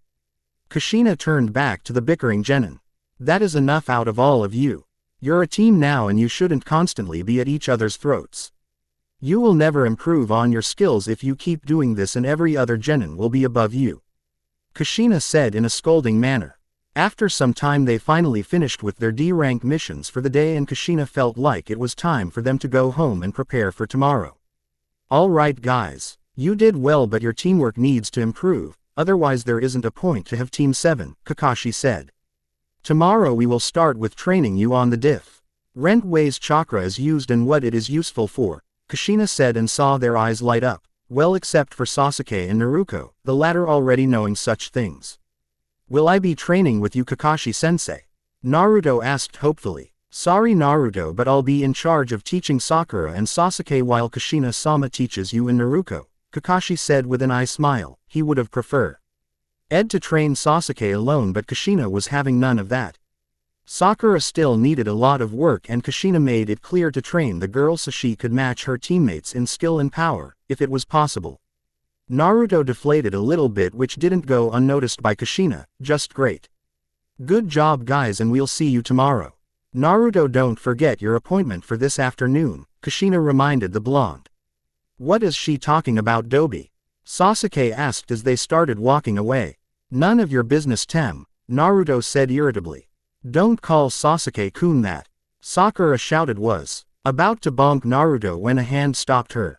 Don't you dare, Naruko hissed in anger with slitted eyes. Sakura was getting on her last nerve. Just let her go, Naruko, Naruto said. He just didn't care anymore. Naruko let up on her hold, but she continued to openly glare at the pink-haired banshee while they walked to their respective homes. Dobi, Sasuke said after an awkward pause. Later in the afternoon, here she was, waiting for her son. Kushina had been at Training Ground 7, waiting and waiting for any sign of Naruto. He was supposed to be here an hour ago, but there was no sign of him, and Kushina wanted to give him the choice to come. He needed to come here on his own, or there was no point in trying to get him to trust her. She didn't doubt that he would come, she just knew he would be here sooner or later, so she waited patiently, even if she was an impatient woman. If he didn't come, then she would feel really sad and hopeless. She really wanted to connect with him, and was the best she could offer someone who didn't like her. Naruko was with her, meditating. The little girl insisted on coming so she could help her Nisan with his training, and even though Kushina disagreed at first, she was happy to have brought Naruko along. Kushina's mood started to drop as the day continued to drift away. She had been waiting for 2 hours now. She just knew if she didn't see Naruto today that she would cry. She wouldn't blame him for not coming to training. Even if she had ordered him as his sensei, it would be what she deserved, since she felt like she was such a horrible person. Her ears picked up someone who was approaching them, and she looked on hopefully, only for her mood to drop again when she spotted one of her former students, Kurenai Yuhi. Hello Kushina-sama, Kurenai greeted warmly and a little nervously. When her former sensei came back, Kurenai was so happy to have a back in her life, but that happiness was short-lived. As soon as Kushina found out what this village did to her son, she distanced herself from everyone, even Kurenai. When Kurenai was finally able to talk to Kushina, she was met with cold indifference from the mother, who asked if she did anything to help her son in Konoha, to which she replied, very shamefully, that she hadn't done a thing. Ever since then, Kushina wanted nothing to do with her, saying she felt ashamed for even training her as her student. Kurenai never let anything get the best of her, but Kushina was different. She was her sensei, and Kurenai really idolized the woman for her bravery and kind heart. She meant everything to Kurenai. So to hear her idol saying things like that really tore Kurenai apart. She motioned for Kushina to follow her into the woods, and Kushina complied, albeit grudgingly. When they were in a secluded area, Kushina started. What do you want? Kushina asked coldly. Kurenai struggled not to flinch at the cold look she was receiving. I heard that you were giving extra lesson, and I came to ask for your help. Kurenai said carefully. Why would I help you? Kushina asked with slitted eyes. Kurenai's body shook a little bit, but she steeled her resolve. She stepped to the side, and Kushina finally noticed the second person that was with Kurenai. She had short lavender hair, light lavender eyes with no pupils. She was wearing a baggy jacket and looked extremely nervous. Kushina already knew who this girl was. Hell, her face looked just like Hitomi's did, and Kushina knew that this was Hitomi's child. Kurenai then bowed until her head touched the grass. This is Hinata Hyuga. He has so much potential to be a great kunoichi, but it seems to be difficult for her to put all her effort into training and sparring. I have tried my best, but even I know it isn't enough. I beg you, Kushina-sama. Please train. Get out of my sight. Kushina cut her off in distaste. The gull of this woman. Please, Kushina-sama. I know you're angry at me, but please help Hinata. Not for my sake, but for hers. You are the best sensei that I have ever known. You're my idol, and I know you can help her. Please, I'm begging you. Kurenai pleaded as tears fell down her face and onto the grass. She also Wanted to beg for forgiveness, but even she knew that now wasn't the right time for it. Hinata had to come first. Leave, Kushina said. Kurenai stood up and her head dropped in despair. Come Hinata, let's not anger Kushina-sama any further, Kurenai said sadly. She was about to lead Hinata out of the field when she was stopped. Leave Hinata here, Kushina ordered. Kurenai's head whipped to Kushina in surprise. Kushina looked indifferent, but Kurenai knew better. She gave a grateful nod and left the field. Kushina mentally sighed in relief. That was hard. She looked at Hinata, who was crying openly in front of her. This was very strange to her. She walked slowly to Hinata but was surprised when the girl screamed and backed away. Please don't hurt me, Hinata sobbed as she covered her face with her arms. She saw the interaction between Kurenai and Naruto's mother and she truly feared for her life. Kushina's eyes softened when she heard that. She knew all about Hitomi's death, and if Hinata was anything like her mother, kind, good-natured, then she had probably suffered at the hands of those cold and calculating Hyugas.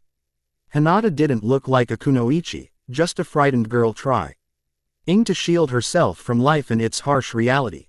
Hinata was a nervous wreck, her body was shaking like a leaf and she was bawling her eyes out. Kushina couldn't take it anymore and quickly made her way to the little girl. Hinata was crying. She couldn't stop herself. She must have looked so pathetic and useless. Her father was right all along. At first she started crying because she feared Kushina, but now she was crying for many other things. Her weaknesses, her failures, her uselessness. How if she died then nobody would miss her. Neji hated her. Her father wanted nothing to do with her. And she was even too shy to talk to her little sister. She was just a waste of space. She stiffened when she felt arms envelop her in a tight embrace, and when she looked she saw Kushina, kneeling, and smiling softly at her. It's okay Hinata. Let it out. Let it all out, Kushina said softly and placed Hinata's head on her shoulder. It didn't take long before Hinata held on to Kushina, buried her face on shoulder, and bawled her eyes out while Kushina kept comforting her with soft and kind words. Hinata cried long and hard. Kushina could already feel the tear stains on her shoulder, but she didn't let go. After some time Hinata's crying died down and now the two were only hugging each other. Do you feel better? Kushina asked softly and received a nod from Hinata. Kushina was going to help her in any way she could. I'll do my best Hitomi. I promise, Kushina thought in determination. Thank you, Hinata whispered softly and embarrassingly with a blush on her face. It's all right. I never planned on adding anyone to my training, but it wouldn't hurt to teach you. Would you like that Hinata? Kushina asked carefully. It took a long time but Hinata did nod at her. At first Hinata was scared of the woman, but after what she did her view of Kushina changed. She was a really nice lady. They made their way to the training ground and saw Naruko looking at them with surprise. Hinata, Naruko shouted, then dashed to Hinata so she could give her a hug. Eep, Hinata said as she was enveloped again, but this time by her blonde friend. What are you doing here? Naruko asked confusedly. She will be joining us in our training, Kushina said smiling warmly at Hinata. Really? Naruko asked hopefully. Why yeah, Hinata said nervously. This is so awesome, Naruko said happily. Now they could spend more time together. Kushina looked around and saw that Naruto hadn't arrived yet, and now she was starting to lose hope. Nisan, you're late, Naruko screamed irritably. Kushina looked up and there was Naruto, looking a bit sheepish. Ha ha ha, sorry I kinda got carried away with the ramen, Naruto said nervously. For 2 hours? Naruko asked, raising an eyebrow. Yep, it was Iruka-sensei's treat today. So much ramen, Naruto said dreamily. He did feel a bit sorry for Iruka. The man's wallet would be empty for a while. Sai ni-san, Naruko shook her head. What? It was free ramen, Naruto said. You came. Kushina never felt so happy. He came. He actually came. She was starting to feel like his dislike of her was so great that he wouldn't want to be anywhere near her, but here he was. This had to be a sign that there was a chance for them. Yeah. Sorry for coming late Kushina-sama, Naruto said awkwardly. He had every intention of not coming at all, but a talk with Iruka made him see things from a different view. Iruka told him that change would never happen if he didn't fight for it. He also told him that he shouldn't dwell heavily on the past because it could heavily affect his future. His mother was trying her best to help him in being a shinobi, and the least he could do was accept the training, from a sensei to a student and not a mother to her son.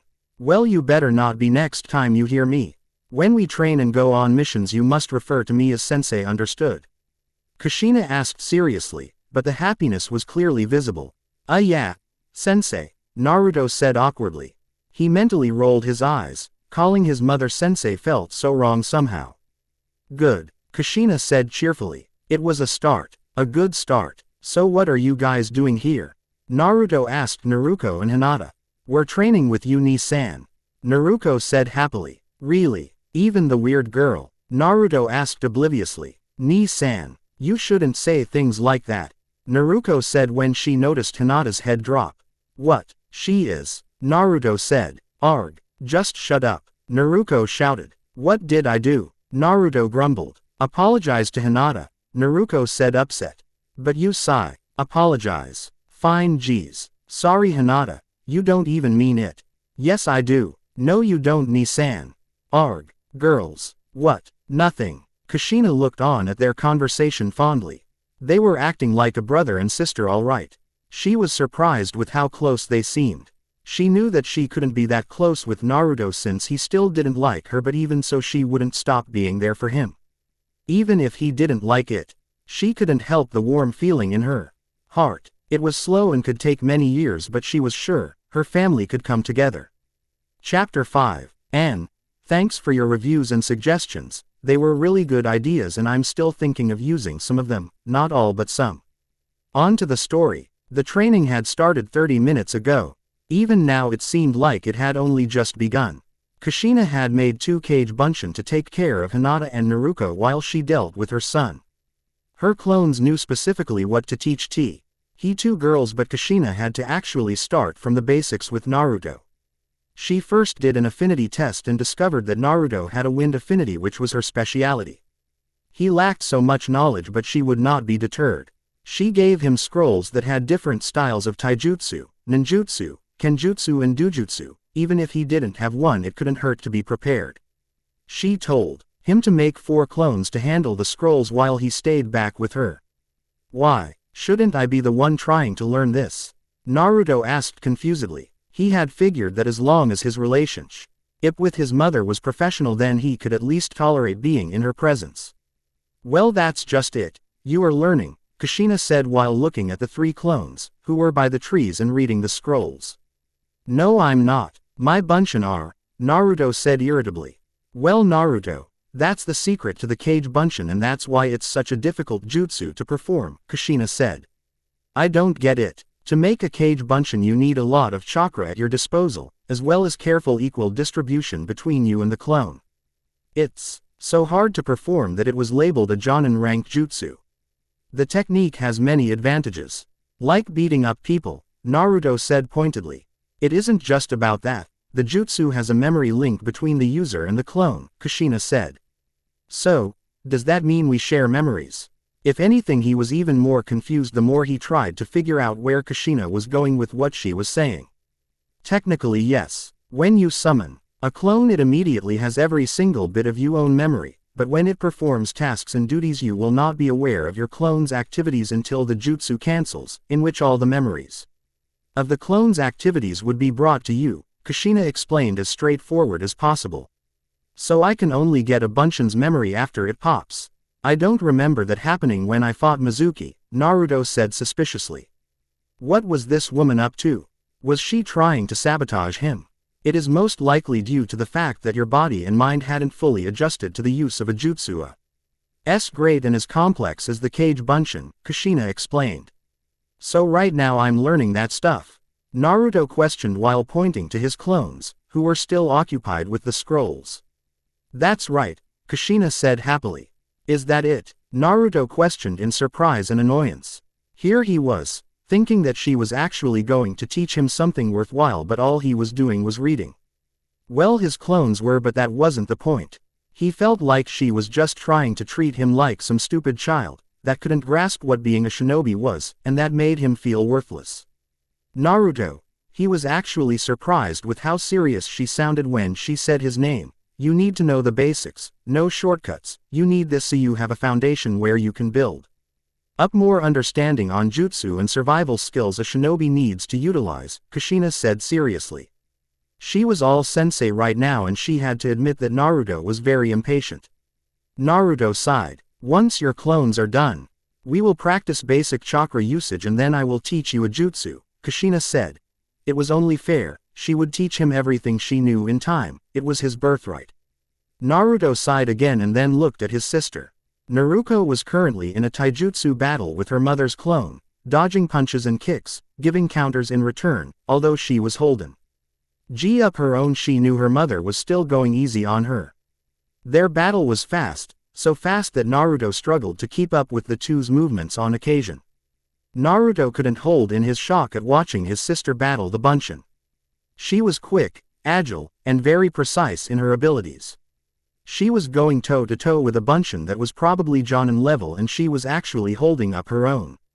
Dust was even gathering beneath them due to their speeds alone. He didn't think he ever saw anyone move that fast, they were literally blurring. She was good, she was very good. Naruko quick L.Y. jumped back to avoid a jab that was aimed at her ribs. You're improving, but you're still very open on your left side, the clone said, accessing any faults that she can see. Naruko quickly went rough some hand seals and then stared at her opponent seriously, futon datapa. A fixed amount of concentrated wind charged at the Bunshin, but the clone quickly dodged the attack, the tree behind her wasn't so lucky. It was effortlessly cut in half. Naruto just couldn't take his eyes away from the battle, it was absolutely spectacular, even he could admit it to himself. Naruko seemed so powerful and he couldn't hide the burning envy he felt as he watched his sister fight. She was powerful and quick, combinations that he knew would be great to have but alas he didn't even compare to her. He was getting depressed the more he watched Naruko, she was so out of his league that he couldn't fight back the bitter feeling of disappointment. It was like rubbing salt into the wound, like he was being told that he could never have what she had, that he was truly the dead last. He looked down, he felt like absolute crap. He didn't even protest when a hand landed on his shoulder and gently squeezed it. He looked up and saw Kushina looking at him with guilt and sorrow. If you ever want to be a great shinobi, they both looked back at the sparring match and saw Naruko making a small ball of spiraling chakra in her left hand. Using her right hand to keep the left hand steady, if you ever want to be at her level, Naruko prepared herself, follow my teachings to the letter and I promise you, Naruko charged at the clone. I swear that I will make you the greatest Hokage that had ever lived. Rasengan. There was a loud explosion and part of the ground was replaced by a small hole where Naruko aimed. But the clone had managed to move away in time. That is a promise of a lifetime, Naruto, Kushina finished. It was a promise she was going to keep. She looked at him and noticed that he still looked depressed. She hesitated for a second and then gently held his face with both her hands and made him look into her eyes. Naruko is a prodigy, and so are you, I just know it, Kushina said lovingly. Naruto had to force himself not to waver his gaze, it was difficult to maintain with the way Kushina was looking at him. He didn't even know how to reply to what she said. I know you'll be Hokage. I know you'll be the best. I will not stop teaching every single thing I know. I will not stop showing you how amazing you are. I have so much faith in you, but you have to put your faith in me as well. If you let me in, let me truly be your sensei, then I promise I will put my heart and soul into you training, Kushina said with conviction. She wanted to be there as his mother as well, but even she knew that would not earn favor from him yet, so she would make do with what she had. This time Naruto did look away and removed himself from her grasp, much to Kushina's silent chagrin. He didn't know how to feel about what Kushina said, but he knew not to miss an opportunity to be able to do the same things Naruko is capable of. He nodded his head. Excellent, Kushina said with a small smile. She could tell that he still didn't like her much, but she accepted it for what it was, for now. Naruko had finished her training and her mother's Bunshin had popped, so she made her way to her brother first. She heard what her mother said to Naruto and she felt really guilty for showing off, she didn't mean to. Ni-san, I'm sorry, Naruko said softly, she almost sounded like a wounded puppy, like she was the victim. For what? You were just training, Naruto said as evenly as possible, but Naruko wasn't stupid, she knew jealousy when she spotted it, but she understood. You will be better than me, Ni-san. I'm sure of it, Naruko said reassuringly, then made her way to Hinata. That was some sparring match, you're improving, the clone that was teaching Hinata said. Thanks, so what are you guys doing? Naruko asked curiously. Well, I'm trying to improve her Kekkei Genkei. I cannot teach her anything that would interfere with her clan's Jukin. So far we're just sparring.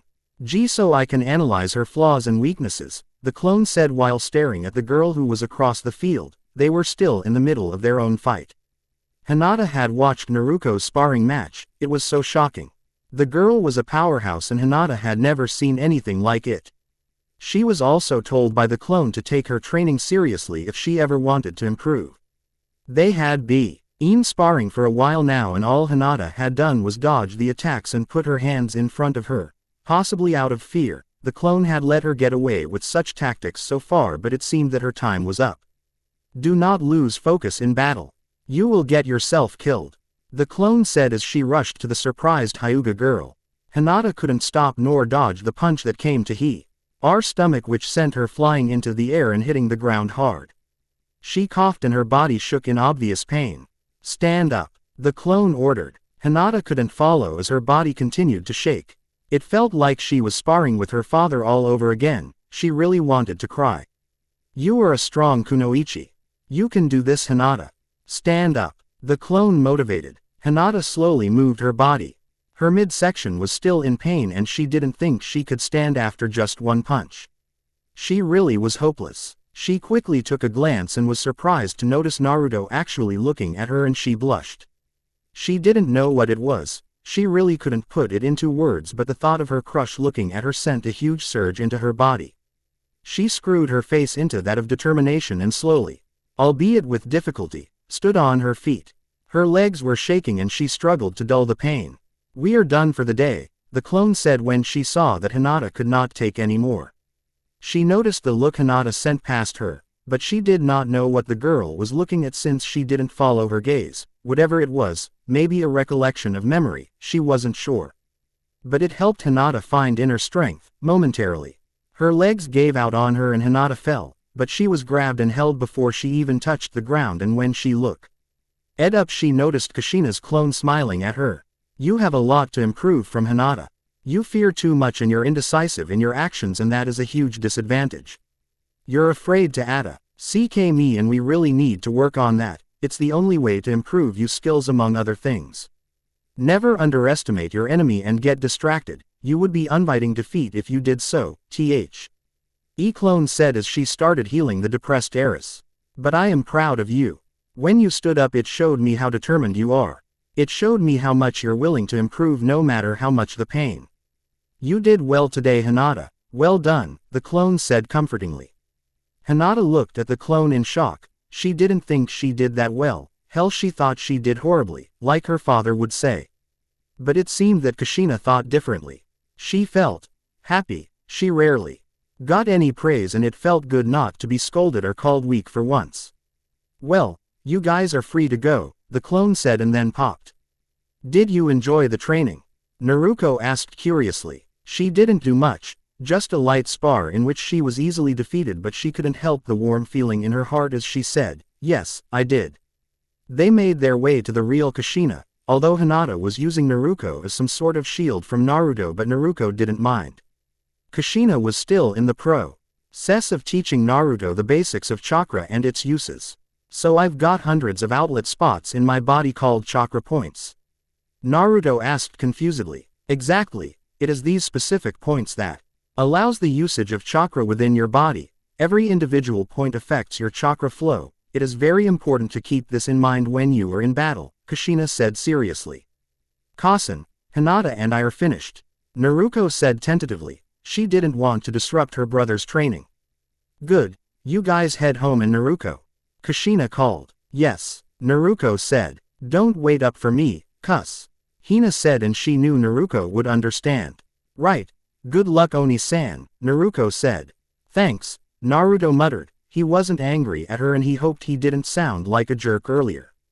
He was caught off guard when Naruko smiled softly at him and said her goodbyes as she left with Hinata. You mean so much to her, you know. She envies you greatly, Kushina said, watching her daughter leave. Why would she envy me when she's got all the power? Naruto said and tried to bite down the self-disappointment. She told me that you're stronger than her, not physically of course but mentally. She too. LD me that if she had the same upbringing as you did then she would have snapped a long time ago. She envies you and your inner strength. You're her role model, even before she met you, Kushina said honestly. She doesn't know what I've been through, Naruto said matter-of-factly. True, but she can guess and she looks up to you for being so strong, Kushina said. Naruto was surprised to hear that, it sounded too weird to believe. Naruko was stronger than him and she thought of him as a role model. Her statement also reminded him of his past and he frowned. I never asked for a harsh life. Kushina flinched at that. I know so Naruto. I can't even begin to tell how sorry I am, Kushina said regretfully. It doesn't matter how many times you apologize sensei. It doesn't change what I've been through, what I've endured. You can't take away 12 years of hell with just some stupid apology with stupid excuses. You left me to rot. Naruto spat the last part. He was getting angry now the more he thought about it. I know Naruto and I know it was unfair but we honestly didn't leave you alone. We trusted you to be in the care of your godparents but they ended up betraying us, Kushina said sadly. That's all you got. I've heard better. You left me in the hands of other people, when you could have taken me with you to wherever the hell you went. No letters. Nothing to tell me that you were even alive and then all of a sudden you just come back and expect me to be loving son who had dreamed of meeting his parents one day. Fat chance, Naruto said angrily. Kushina paused when she registered something specific that Naruto said and her eyes widened. Why didn't she remember it sooner? We did send you letters and presents every month for the past 12 years, Kushina said confusedly. Oh, and somehow they never got to me. Cut the crap and let's get back to training. Naruto gritted out and looked away from her. Kushina was borderline confused at this point. She and Manato had sent hundreds of letters and scrolls with presents to Konoha specifically. The letters never had their names on them but they did highlight the fact they were all from Naruto's parents, no fur. Their details on their identities so people wouldn't come after Naruto because of their anger towards Manato. They even had monthly replies from Jiraiya on Naruto's well-being and for them not to worry at all.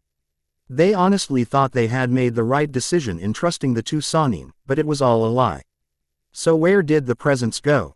Something was definitely amiss and Kushina had to figure out what the hell was happening around here. Hey boss, we're done, one of Naruto's bunshin said. Boss. Naruto raised an eyebrow. Right, you may leave now, Kushina cut in, they needed to continue. The three clones simultaneously popped and Naruto was hit with so much information at once that he momentarily got dizzy and lost his balance but he was caught gently. It's okay, Kushina cooed softly. She knew this would happen when the clones popped. He still wasn't used to the effects, so she continued to hold him steady until he got his wits back. Once he got his thoughts in process he quickly moved away from Kushina's hold. So, have you learned anything? Kushina asked. Yeah, Naruto said while rubbing his head in discomfort. It was quite a rush. Good, now before I achu a jutsu I need to first teach you tree and water walking. Are you ready? Kushina asked seriously. She would leave out the subject of the gifts and letters for now. I'm ready, Naruto said seriously. He was hoping to learn a jutsu already but after getting so much information from his clones he actually wanted to know more of what Kushina was going to teach him. From there Kushina started to teach him tree climbing and although it was a difficult start he was able to get the hang of it pretty quickly in a few hours. Water walking was a different story altogether however. Where tree walking required concentration to attach one's feet to a tree, which was a solidified and stationary object. Water walking required someone to put constant and even distribution of chakra to their feet in order to stay afloat on water, which was an object in constant motion. So far Naruto was having difficulty in this exercise because he didn't know how to keep an even amount of chakra in his footing. It was very late at night now but the training was not finished yet. Again, Kushina ordered when she saw him come out of the water, after he fell inside for the 20th time. Huff, huff, huff, right. Naruto said tiredly as he made his way back to land and started the process all over again. Remember, constant and even distribution, Kushina reminded. Naruto stood near the pond and focused as much as he could on his feet. They started to glow. He closed his eyes to focus. Kushina wasn't holding back and taking him to his very limits. She wasn't worried about exhausting him to the extent of missing missions. Team 7 would be off the next day anyway. Naruto took a few steps forward but he started to sink almost immediately. Focus, Naruto, Kushina commanded. Naruto concentrated harder and felt his feet lift. When he looked down he saw that his feet were actually on the surface of the water. I did it, Naruto said softly and in surprise when he noticed that he wasn't sinking. I did it, Naruto said gleefully. He felt really proud himself. Kushina had been analyzing Naruto's training since the beginning and she was surprised with many things. He had huge reserves of chakra if he could summon shadow clones. He had amazing stamina if he could last this long without succumbing to exhaustion. The more she looked at it, the more she realized that Naruto truly was a prodigy. It took Naruko days to tree and water walk while it took Naruto only a few hours. He had so much promise and she planned on capitalizing on that. So, the jutsu sensei, Naruto said tiredly. He was so exhausted that he was struggling to focus. You did well, Naruto, and you made me proud, but I don't think teaching you a new jutsu when you're so exhausted would be a good idea, Kushina said as she looked at his form. I'm ready, Naruto said confidently and tried his best to hide his fatigue. Well, alright, if you feel up to it. I'm going to be teaching you the Rasengan. It takes a lot of practice and you won't get it the first. Kushina stopped talking when she saw Naruto faint from exhaustion. She was just buying herself some time so he could fall asleep. She knew a lot of jutsu and planned to teach him every one of them, but in all honesty she didn't know how to do the Rasengan properly. It would be Manato's job to teach him that. She sighed and picked him up gently. She went to Naruto's apartment and put him to bed. She tucked him in and kissed him gently on the forehead. Good night, Sochi. I love you, Kushina said softly and then left his apartment. Manato was in his bedroom, which was in the Namikaze estate, waiting for his wife to come home. Naruko had already told him that Kushina said not to wait for her because she was training Naruto, but he didn't want to sleep until he saw her. He knew he couldn't see Naruto yet. The boy had enough problems trying to adjust to his mother and he would only complicate things further. He knew he was acting like a coward. But he was focusing more on the logical aspect of the situation instead of just manning up. Were you waiting for me to come home, Manato-kun? He was so out of it that he actually jerked in surprise and saw Kushina, who was already in her nightgown. Yeah, sorry, Manato said sheepishly. Sigh, it's okay. I was actually hoping that you would be awake when I came home, Kushina said honestly. How did the day go? Manato asked. It went quite well and Naruto made a lot of progress. I'm going to start teaching him some jutsu, Kushina said. Already? Are sure that he's ready for such a step? Manato asked curiously. I'm positive. You should have seen him today. So strong and so determined. He may not like me but you can never stop a mother from being so proud. Kami Manato, I love him so much that it hurts. Knowing that I made so many mistakes and that he had to suffer for it. It's so painful to look at him and know that I can never hold him in my arms, knowing that he will never call me Ka-san. Kushina choked out as she sobbed. All those emotion coming to the surface and the mother couldn't hide them. Kushina-chan, we were both responsible so don't be too hard on yourself. We will get through this. We'll get our son back. We will sort out this dreadful village for what they put him through. I may be Hokage but after what they did to Naruto I refuse to put these people first, only my family deserves such. Especially Naruto, Manato said as he wiped away his wife's tears. When will you teach him the Rasengan? Kushina asked. When the time is right, Manato said careful. When will you go to him? Kushina asked with a frown. When the two of you have sorted things out first, Manato said. But Min, I know what you're going to say, that I shouldn't wait, but hear me out first. You're his mother. You cared for him so much and it was my idea to trust Jiraiya and Sunade in the first place. It was my decision to separate from him and that wasn't fair to you or the children. You deserve this, to make a connection with him, to be there for him and I would only disrupt the bonding by being involved, Manato said sadly. Manato-kun. Stop talking crap, Kushina said to the surprised Hokage. We were both involved in the decision to leave him here. You're not the only one to blame for that, and you shouldn't distance yourself just because you think you'd be doing us a favor. Naruto needs both of us, not just me. He needs to know that we're there for him no matter what. Even if he despises us, we need to show him that we love him to no end, Kushina said. Yeah, I guess so, but not yet. I still have a lot to sort out in this village, Manato said with irritation at the thought of Konoha. Okay. I discovered something important today, Kushina said. What? Manato asked. Naruto had never received anything from us, not even a letter, Kushina said.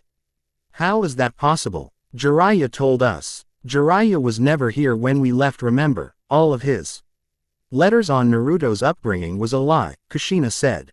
Right, I forgot about that. No wonder Naruto's mad at us, after not getting any word from us until we came back here. That's just so horrible, we were so careless. Manato said looking down. Find him. Find both of them, Kushina said seriously. What? Manato asked confusedly. Find Jiraiya and Sunade. I can't stand this anymore, those TWO have a lot to answer for before I kill them, Kushina said with a scowl. Try not to kill them too quickly, Manato said. No promises, Kushina said seriously. Chapter 6. Anne. Sorry it took a bit longer to update, but work is starting to catch up to me. I checked all your reviews and I'd like to thank you for all the extra information. It helped me figure out where to take this FIC. I know I made a few errors, which I apologize for. But I'll stick through it all. Thanks for all your suggestions, I am definitely using some of them. On to the story. Her eyes shot wide open as she landed with a light splash and a dull thud. The sensation of falling for an eternity was still very fresh. She quickly got to her feet, which was a bit difficult because of the initial shock. She realized that she was soaked, and when she looked down she saw water that rose above her feet. She quickly took in her surroundings and realized that she was in a narrow passage with pipes, resembling a sewer of some sorts. Rumbling. She thought she was actually hearing things until the sound came again. It sounded like a distant earthquake, stopping just for a few seconds and then continuing. The ground shook with tremor effort as the rumbling continued. She didn't know what to make of the situation, but she was very curious to know what the hell was going on. Where was she? What was causing that noise? It seemed that she had to venture closer to the source in order to get answers. She looked around. Pipes, pipes, and more pipes, on the ceiling and walls. How the hell did she end up here? Did someone just dump her, and if so then for what reason? The water she was walking through seemed to be knee-high now, and she couldn't shake off the sense of foreboding as the rumbling increased in accordance to her distance, or lack of. She was getting closer now, and it seemed that her heart had picked the worst moment to start hammering in her chest. She was nervous, scared even. Something wasn't right about all of this. And she had a feeling she wouldn't want to know what the matter was. She saw, in the distance, that the narrow passage was beginning to stretch out, and as she approached she could see the faint outline of a room. And that made her curiosity turn to worry. Nonetheless she persisted without pause. When she made it into the room she was treated to a very large cage. Even as she looked up she could see no ceiling. Her head whipped in the direction of the rumbling, so, it was coming from in there. It was actually really loud now, and it shook the entire room, albeit only slightly. Just as suddenly the rumbling stopped and she froze in place. If she didn't know any better she could have sworn that the rumbling was actually someone, or something, breathing. Something was in there. She wasn't certain, but her instincts were telling her otherwise. Something was in there, and she was sure it was aware of her presence as well. She shivered at the sound. Something was definitely in there. Whatever it was seemed silent, as if assessing her in some way, her fears increasing tenfold. But what happened next threw her into complete bewilderment. Your father is a fool. She shot out of her bed, her breath in short bursts, gasping for air, eyes wide open on the prospect that if she dared to even close them then that would mean the end of her. She took in her surroundings key. CKLY, and her tense body relaxed when she noticed that she was in her room. What was that? Naruko whispered to herself in worry and fear.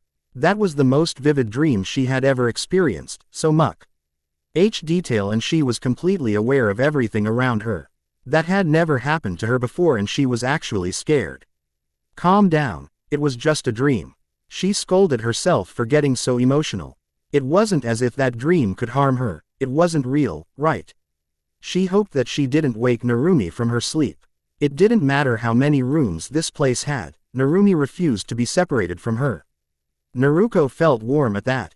Narumi was like the naive, loving, bright, little girl that anyone would love. Naruko was pretty sure that even enemy shinobi couldn't harm Narumi, she was just too adorable for her own good.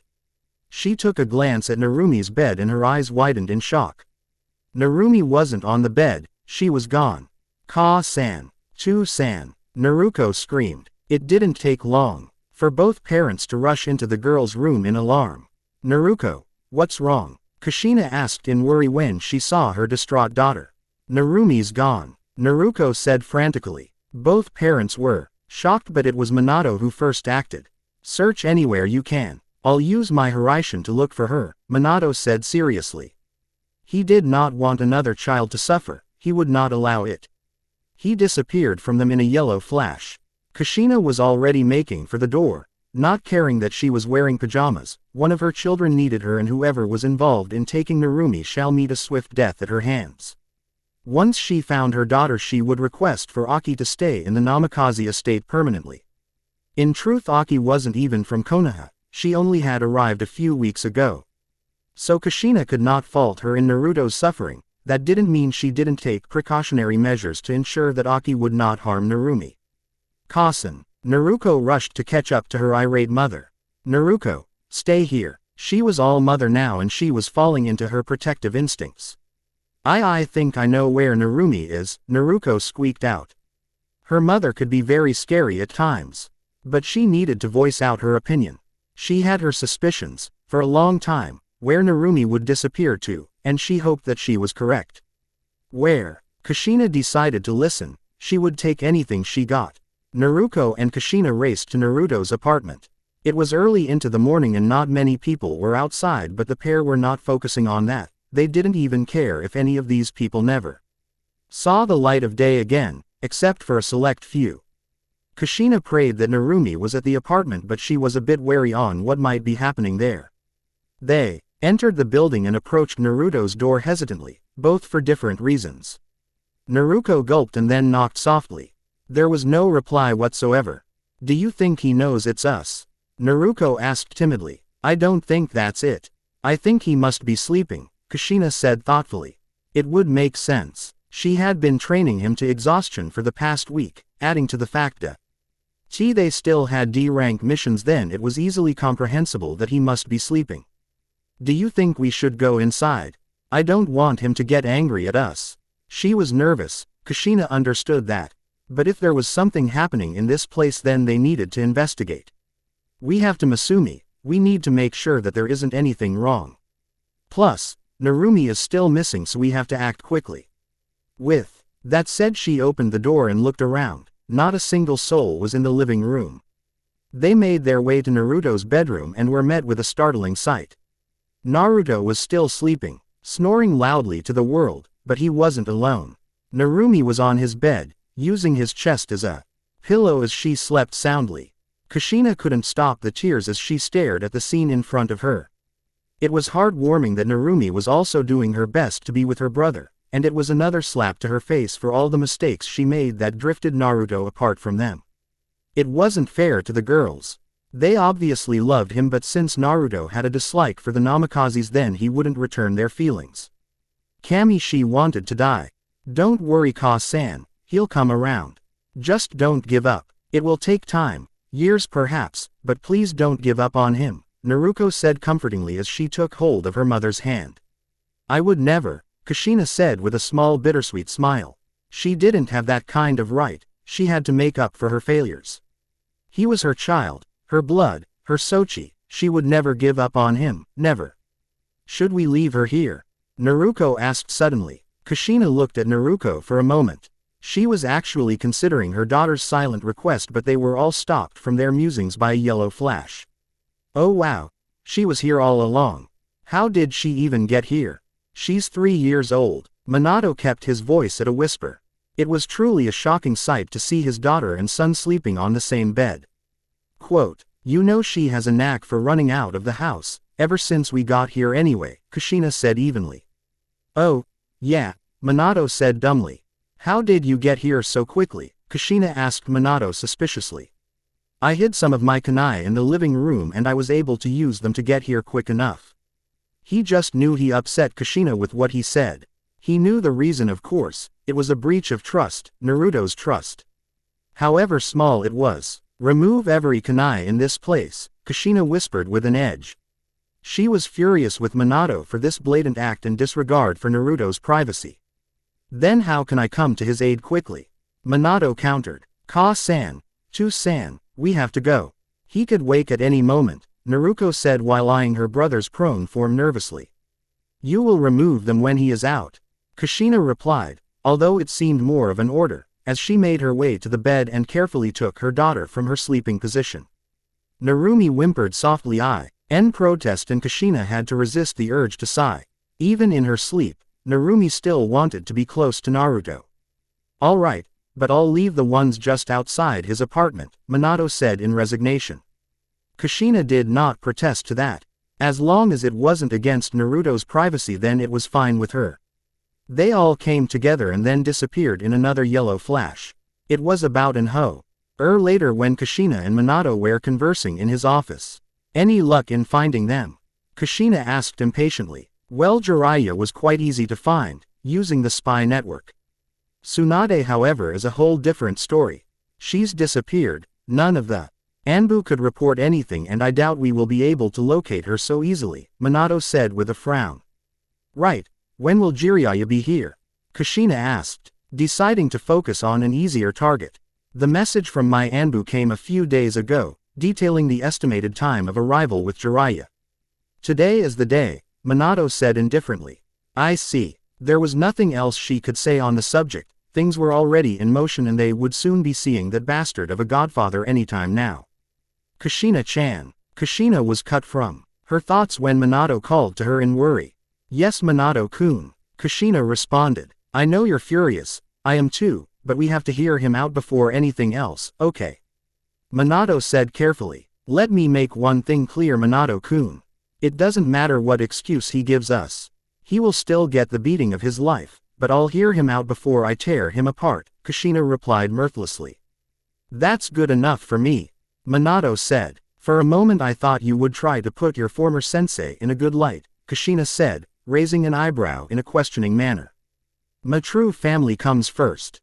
It is my duty as a father and a husband to put my family first," Manato said seriously. "And here I actually thought you'd put Hokage first," Kushina replied with a small smile. Manato scoffed. She had to be joking. Put these people before his own family. These despicable villagers. Manato did not find that thought amusing whatsoever. However, all those thoughts did remind him of one thing. "That reminds me, I've got a special announcement for my beloved villagers tomorrow," Manato said with a glint in his eye. Kushina only raised an eyebrow. She was very interested in that, but decided to not pry. "I just wonder how long we have to wait for your Anbu," Kushina said in annoyance. She was not a patient woman and she wanted justice now. Manato was about to reply, but he was stopped by a poof of smoke. He and Kushina both looked to the figure crouched in front of them. "Hokage-sama, we have arrived as estimated from our retrieval mission of Jiraiya of the Sannin." The Anbu bowed lower in loyalty and respect. "Where is he?" Kushina immediately asked. "In the waiting room, along with my subordinates." The agent knew not to mess with a woman scorned, and he did not want to end up in the crossfire of an angry mother. "All right, send him in." Jiraiya was in a bit of a situation. One moment he was utilizing information on a possible uprising in another village, when suddenly he was surrounded by Konoha Anbu. Now that in itself was nothing to be alarmed of since they were his allies, but when they told him that, as per the Hokage's request, he needed to return to Konoha, effective immediately. That's when he felt something was wrong. He had tried to pry information out of his escorts, but they denied him anything other than, "All will be explained by the Hokage himself." Nothing more was said. He had wondered what on earth would Sarutobi need him for, especially using his best tracking Anbu agents to locate him. It was frustrating. He was on a mission and he didn't need Sarutobi interfering. Oh well, he was back in Konoha now, not that he cared that much, but he did want to get this meeting over and done with as soon as possible. He would have easily went into Sarutobi's office uninvited, like he always did, but these agents weren't giving him space to do so. In fact, they were very adamant in making sure he didn't move an inch. Jiraiya-sama, the Hokage will see you now, the secretary said respectfully. She was lucky that Manato had let her keep this job. She had begged and pleaded, promising to accept any punishment, any suffering, to keep her job. It was mostly because of the guilt that she felt for Naruto. She didn't know him well enough, but she was involved in his suffering a number of times, under the illusion that he was the Kyuubi. He didn't know of any way she could make up for her crimes other than punishment from the parents themselves, so she waited until that fateful day came. Thanks, I wouldn't mind getting together later, Jiraiya said with a flirtatious grin. Please make haste, Jiraiya-sama. The secretary knew all about Jiraiya's tendencies and she wasn't in the least interested. Sure. Jiraiya waved it off. Maybe he'll stop for some research before he left the village again. He couldn't help the nagging feeling of impending doom coming forth, even though he knew full well that he wasn't in any possible danger here. Who would be stupid enough to attack on of the 3 legendary Sannin? He approached the Hokage's office and alarm bells were starting to go off. What the hell was wrong with him? Did he eat some bad sushi or something? He decided to ignore his on and off instincts and made his way into the Hokage's office. Sarutobi, what is the meanie? He cut off his rant when he realized that it wasn't Sarutobi sitting at the usual desk, but Manato. Sensei, I hope your trip back to Konoha was a peaceful one, Manato said in false happiness. Jiraiya was truly shocked to the core. Manato was back in Konoha. Since when? Had it been 12 years already? His brain struggled to think of any coherent thoughts. Well, I apologize for inviting you here so suddenly. I just needed your report in Naruto's progress. Can he perform the Rasengan? Did you teach him any useful jutsu? Is he the prodigy that you always boasted about before his birth? Take your time, sensei. The statement was gentle, but the air was thick with tension, hardly breathable. Jiraiya's mind was still trying to sort itself out. The fact that Manato was here was a surprise. The more pressing matter would be the fact that he immediately wanted his opinion on Naruto's progress as a shinobi. He had to be honest with himself. He had no idea how to answer the onslaught of questions. He remembered that fateful day. Sunade had left suddenly, so suddenly that he couldn't find a reason to the sudden departure. It could have been because Konoha reminded her of Dan, but if that was the case then she would have left years prior to the Kyuubi attack. So he was left with the baby, and to be honest he couldn't be there all the time for the child. He had a spy network to run. He looked after Naruto, secretly of course, for only a week before giving him to an orphanage and putting the child's responsibility into the Hokage's hands. He figured it would be good for the child in the end. Manato had grown up in an orphanage, going into the academy, and then finally came to be his student. He turned out to be one of the greatest Hokages that had ever lived. He figured if Naruto had the same upbringing, then he would turn out just like his father. He had planned to come and teach the kid when he reached 12 years of age, but due to his spy network he had forgotten about it and only now did he realize he had to know information on Naruto since he wrote it in the letters. He whirled around when he heard the door close and saw Kushina herself, looking at him with a small smile, which was anything but welcoming. Hello Jiraiya, so how has our son been doing? With all the letters you sent us then I'm sure you and Sunade made him a great prodigy, Kushina said evenly, but her body shook only slightly. Jiraiya felt like a fish out of water, struggling to breathe and get his bearings. He knew he was in dangerous territory, so he decided to pry for information first before he would answer their questions. Hey Kushina, Manato, when did you guys get back? He had to put up a smile to try and diffuse the tension, but it seemed to only fuel the sense of dread. Not long ago. We wanted to see you, but you weren't here. So I deduced that you were somewhere involved in your spy network. Luckily my Anbu found you easily, Manato said evenly. He wasn't going to give too much information yet. So why weren't you with Naruto? Kushina asked. Jiraiya was starting to sweat. This was definitely not a warm welcome. I was busy with the spy network Kushina-chan, Jiraiya said carefully. Oh, how were you able to check on Naruto then? Manato asked. Well, he paused when he realized something they knew already. Yes, Kushina prompted. Enough of this. Did you look after our son or not? Kushina said strongly. The game was up and she wanted answers. Well, I kind of let the village look after him. Make him into a responsible person before I came back to train him personally. Something similar to your life, Manato, Jiraiya said. And Sunade? Manato asked calmly as he saw Kushina struggling to stop herself from lashing out. Left after you did, never seen her since. No. I know that I promised to look after the kid, but I thought it would be better this way. He would grow up strong just like you, Manato, and then I would come and teach him everything I know. Besides, his village would be more than enough to help him grow. Jiraiya said easily. It was for Naruto's own good. Manato could understand that.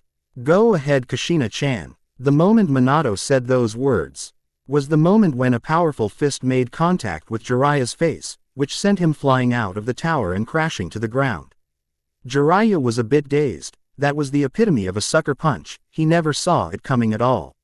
He could barely make out the redhead that was coming to him. Kushina was letting all her anger out as she made her way to that despicable man. Once she was in range, he went on the man's stomach and proceeded to beat the living hell out of Jiraiya, all the while letting all her thoughts and emotions out. You bastard. You sorry excuse of a man. How could you betray us? Stab us in the back. Do you have any idea what we're going through? Naruto suffered. He almost died countless times, for 12 years, because of this village.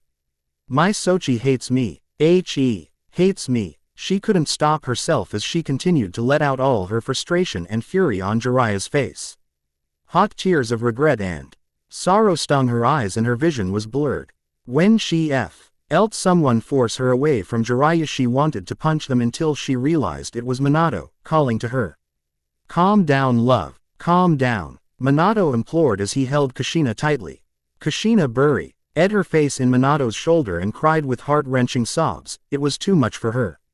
Manato waited until she was feeling better before he let go of her and made his way to his sensei, who was battered from Kushina's attack.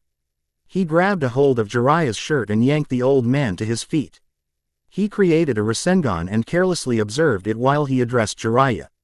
All the letters you sent to us were lies. Do you know how Naruto suffered? Even the beating Kushina had given you couldn't compare to all those reports. Nothing short of killing you could make up for your betrayal, Manato said indifferently. Jiraiya didn't even protest. He had no idea that Naruto had it that badly. He knew that the villagers were still angered by the Kyuubi attack, but he didn't think they would have made Naruto suffer so much. He didn't fight back when Kushina beat him to a bloody pulp. After hearing the reason, he didn't think he deserved to retort. He was in pain but stayed strong and tried to make amends for his mistake. Manato, I didn't know. Of course you didn't. None of us did. You abandoned him to a life of hell, and something like that is unforgivable. You will tell me where I can find Sunade after you wake up. Manato said seriously. I'm sorry, Jiraiya said remorsefully. Me too, sensei. Manato said seriously, then thrust the Rasengan to Jiraiya, making him hit a building and knocking him out instantly. The pain from all the broken bones and inner damage too much to bear. Sigh. You. Manato pointed at one of the villagers from the gathered crowd and spoke. Take him to the hospital and tell the nurses to treat him until he is stable, nothing more. No special treatment or they will be punished, understood? Manato ordered, and the stunned villager did as ordered, albeit with a lot of help. Don't worry, I can't and won't hurt my loyal villagers. Everyone in the vicinity shivered at what Manato said. The statement had an undertone of malice. They never feared for their lives any more than now. I have a special announcement tomorrow. Tell everyone to be at the tower at noon, Manato said, and then led his distraught wife away from the scene. Where is Kushina-sensei? Sakura asked curiously. She decided that I would be best suited for your D-rank missions today. Kakashi gave an eye smile at the group. Man. D-rank missions again, Naruto said a bit tiredly. The training he was subject to was really intense and demanding. Kushina showed him absolutely no mercy when it came to ninjutsu and taijutsu, always highlighting the fact that his two types of jutsu will be very important to his development in the future. His taijutsu was gradually improving. It had to with the way Kushina always beat him. She could hit really hard. Her only excuse was that everything she did was because of her love for him. He didn't know how to feel about that. His ninjutsu still sucked, but he was starting with a simple wind type jutsu.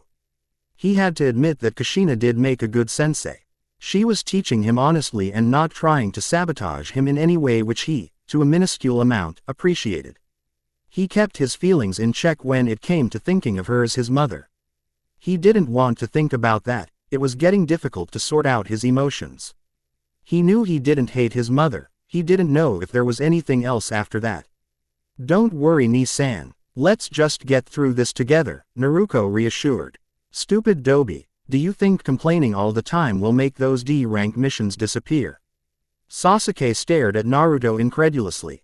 As incredulous as an emo could get. "Tch, whatever Tem," Naruto said offhandedly. He didn't like this at all. He was so tired of the same mundane routine over and over again. He had enough. Bang. "I've had enough of these D-rank mission, you hear me?" Naruto screamed at the Hokage. "Naruto, show some respect," Kakashi scolded. Manato was a bit surprised with his son's outburst. Team 7 had come here for their standard D-rank missions, but it seemed they had grown tired of it. "Come on. These missions are pointless. We can do better than this," Naruto said irritably. "Naruto," Kakashi was cut off with a stern look from Manato. "I see. Are you sure you're ready for something different, Naruto?" He knew it was a stupid question, but he had to ask. "Of course I am," Naruto replied hotly. He didn't like the fact that he had to request a mission from his father, but he had no choice. "All right." They all looked at him shocked, but it didn't matter. "I've got the perfect C-rank mission for all of you." He looked at his secretary, who was busy sorting papers. He didn't trust her one bit, but Kushina had agreed to let her keep her job and see what happens from there. "You will go and call him in now." "Hi Hokage-sama." The secretary bowed meekly and hurried to her duty. She would do anything and everything to make up to the Namikaze family for her acts. This was at least a small start. It took a while, but when the door opened again, an old man walked in, looking slightly tipsy for the time of day. "This is Tazuna, your escort mission."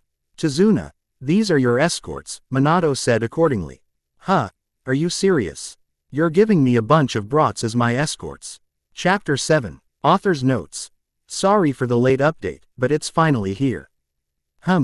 I see. A lot of people are requesting that Naruto obtains a bloodline or at least something to have an edge in the story. Now I'm not saying those are bad ideas, I take everything into consideration, I just don't want something like a new powerful ability to completely ruin the plot of the story. I've seen a lot of super powerful, godlike, Naruto fics, and some of them are just too much for me. I won't give too much away, but I will fulfill one of your requests. Special thanks to Ferdinand for large support and assistance. On to the story. Who you calling a brat, old man? Naruto retorted. I mean, just look at them. Tazuna said as he eyed the kids. You should not fear Tazuna. These children are very capable. They were taught by quite qualified jonin, Manato said calmly. It doesn't change the fact that they're just brats. Tazuna said after a pause. Do not underestimate them. All right everyone. Go pack supplies for the trip. You'll have 2 hours before you meet up with Tazuna by the gates, Manato said. See you around or whatever, Tazuna said boredly, then left the office. I'd like to speak with you, Naruto, Manato said when he noticed everyone leaving. Naruto stopped, but he didn't turn to him. What's up with everyone wanting to speak with the Dobi in private? Sasuke whispered to Naruko, but she ignored him as they left the office. Well, could you turn around, Naruto? Manato asked. Naruto turned to the Hokage and looked at him with an unreadable expression. How goes your training with your mother? Manato asked carefully. It's well, Hokage-sama. Kushina sensei has taught me the basics, Naruto said emotionlessly, but he did make a point to emphasize their names. He didn't want his father getting too comfortable around him. The man had no right to feel content after abandoning him. Manato had to refrain himself from flinching at Naruto's cold tone. Kushina had told him that Naruto had never called her Ka-san, and Manato knew how that affected her. She can put on a strong front. But Manato knew it was tearing her apart. That's good to hear. I heard that she's even teaching you some jutsu to add to your arsenal. Manato was trying his best to get a glimpse of what Naruto felt towards him, but Naruto's expression gave nothing away. Only wind-based techniques. Is there a reason I'm here, Hokage-sama? I still have to pack for the mission, Naruto said evenly. Actually yes, I want to offer you something. It is your birthright, and as your father, Manato finally got a reaction as soon as he said the last part, anger. It is my duty to teach you the Rasengan. It's my very own special tech. I refuse. What? Manato was stupefied. He thought Naruto would at least be interested in the prospect of learning something from him. He was Hokage. TCH, how dare you?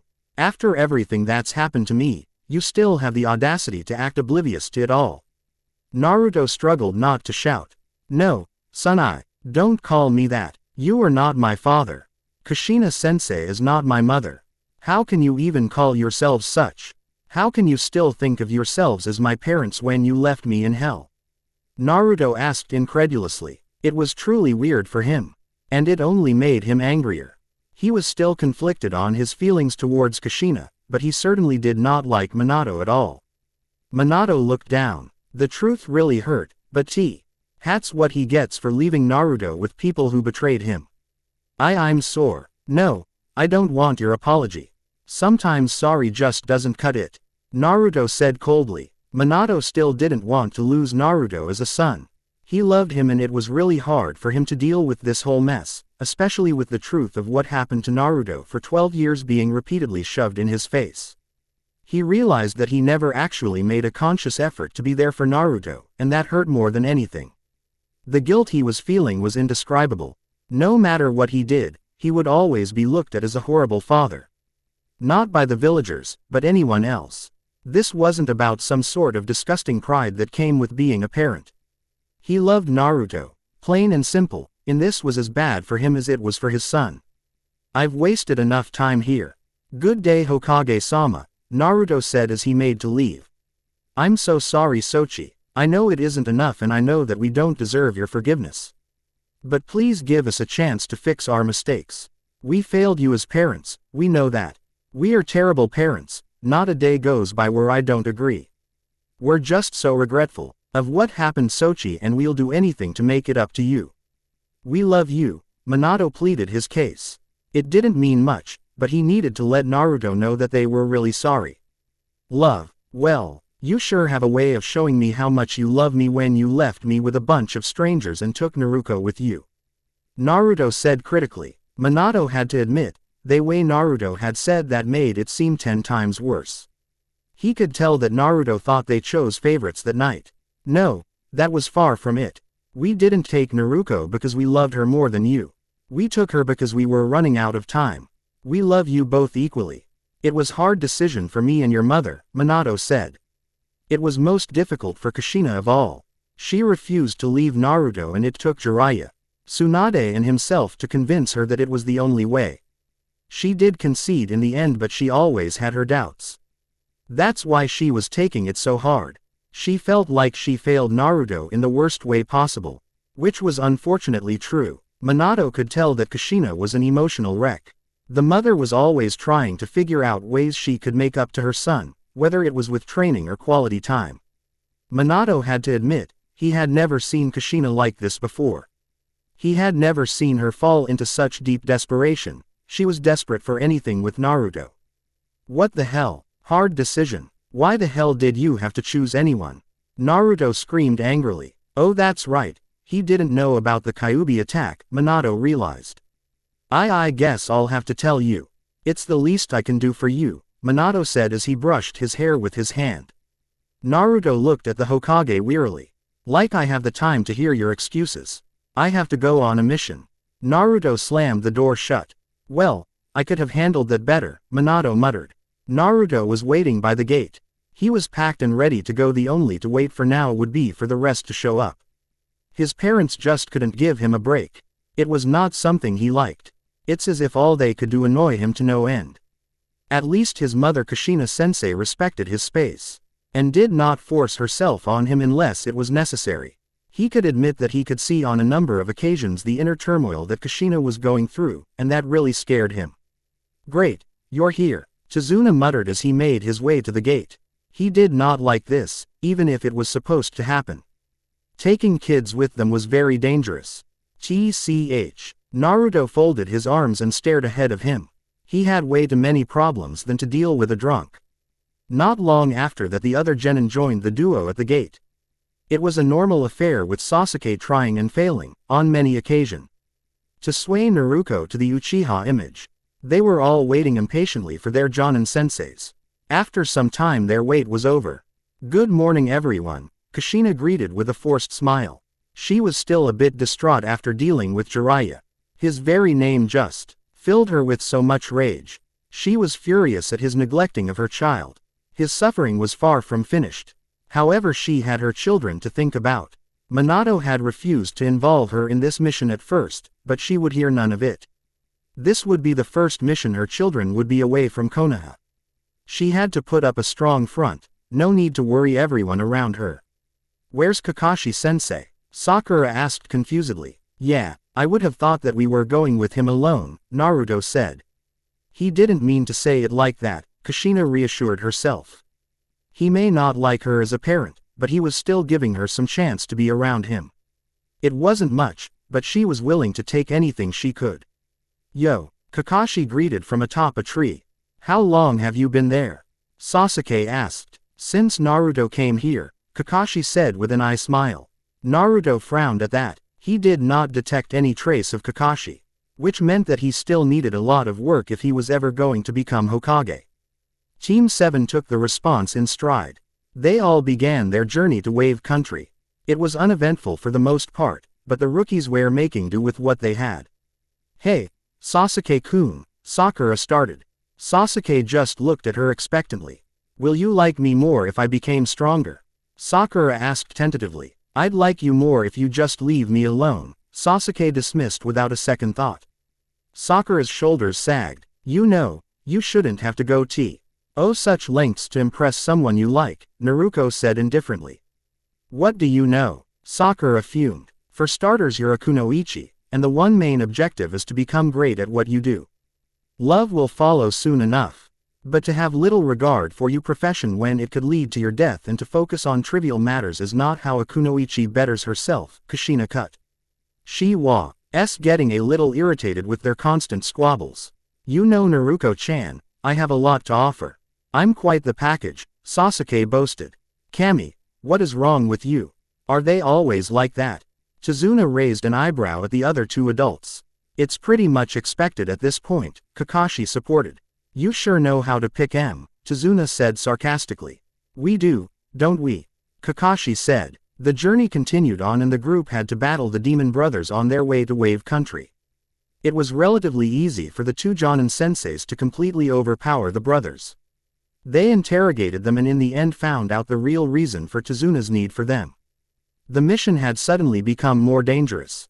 Kushina wanted to end it right there, but she was overruled by her genin. And she relented in the end. What's a mother do too? They were being a lot more careful since the discovery of the real reason behind the mission, but even that could not help against the unexpected. "Once we arrive at Wave, I want full details on what exactly is happening around there. No secrets, you hear me?" Kushina said seriously. Yeah, Chizuna could admit it now. Na was a very intimidating woman when she wanted to be. Naruto was staring ahead of him when he caught the sight of something near some bushes. He quickly threw a kunai, making the entire group alert and ready for battle. After some tense seconds, a white rabbit jumped out of the bushes and hopped like an animal possessed, away from the group. It was just a rabbit. "You really are a loser," Sasuke scoffed at Naruto. Naruko scowled and was about to defend her brother, but she was cut off with one command. "Everyone get down," Kushina screamed, and no sooner did she say that a huge sword sliced through the air, narrowly missing the group's heads. Damn it. A man with bandages covering the lower half of his face emerged from the bushes. Kakashi and Kushina regarded the man wearily, but it was Kakashi who concluded the man's identity. "Zabuza Momochi, Kakashi said seriously. Kakashi Hatake, Konoha's copy ninja. I don't know you though, Zabuza said as he eyed the red-headed woman. Then it's best that it's kept that way, Kushina said. She at least had a few advantages to this situation. Kakashi knew Zabuza, she hoped enough, and the enemy didn't know her. Zabuza shrugged and then inclined his head to his sword. Excuse me while I take my blade from that tree. I don't think so, Kushina said curtly. How else am I supposed to kill that old man? Zabuza said as he pointed at Tazuna. You won't be killing anyone on our watch, Zabuza, Kakashi said. You're mistaken, Hatake. I came here to kill the bridge builder. If I have to go through you all, then that's exactly what I'm going to do, Zabuza said seriously. Kids, get out of here, Kushina commanded. No way. This is my first mission and you want us to run away? Hell no, Naruto shouted angrily. This is no time for that. I'm ordering you to leave now, Kushina said with finality. I have to admit, that kid can make a great distraction, Zabuza said nonchalantly as he pried his sword from the tree it was lodged in. Damn it, Kushina cursed under her breath for being so careless to get distracted. Well, since you won't get out of my way, then I got no choice, lady. Zabuza summoned 2 water clones. I have to kill you all. 2 of Zabuza's clones went for Kakashi and Kushina respectively, while the real Zabuza went after Tazuna himself. Nothing personal, old man. That's just how life is, I guess, Zabuza said as he readied his finishing blow. He was stopped, however, by rock hitting the back of his head. He looked to who threw the rock and saw an irate blonde boy looking at him furiously. You're not harming him on my watch, Naruto shouted. Ni-san, we have to get out of here, Naruko said nervously. Hell no, I didn't become a shinobi to just run away from battle. I can beat him by myself, Naruto said as he charged at the missing nin. Stupid Dobi's gonna get himself killed, Sasuke said, and he surprised his teammates by rushing after Naruto. Naruko soon followed suit and all 3 were heading for Zabuza. Sakura was too scared to do any of that. All she could do was look around and try to figure out a way to help if possible. I'm warning you kids, stay out of my way and you'll live to tell the tale, Zabuza said while narrowing his eyes at the genin. Naruto went for a punch, but Zabuza just swatted his hand away and kneed the blonde in the stomach, causing him to double over in pain. Naruko tried using her speed to get a surprise attack on the missing nin, however Zabuza intercepted and threw the girl to some nearby trees, which she hit rather harshly. Sasuke tried to create a fire jutsu, but Zabuza was faster and created a water jutsu that swept the Uchiha prodigy away. Zabuza returned his gaze to the blonde knucklehead. He felt for the kid, but he had a job to do and these kids didn't heed the warning of a criminal. He took a small container and poured a little of its contents on his sword and then put the container away again. I warned you to stay out of my way. Now you had to force my hand. Maybe killing you will make a point to your comrades, Zabuza said. As he raised his sword into the air, Naruto lay on his side, clutching his stomach.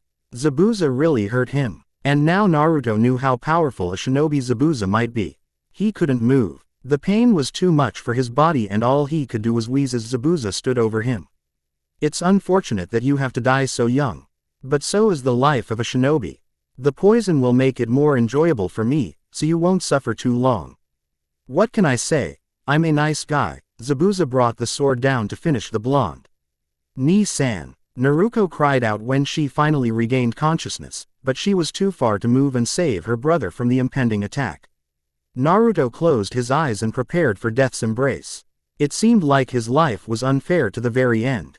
Abandoned by his parents, attacked by so many villagers, finding out that he had parents when he spent most of his life thinking had they died or left him to rot and be forgotten.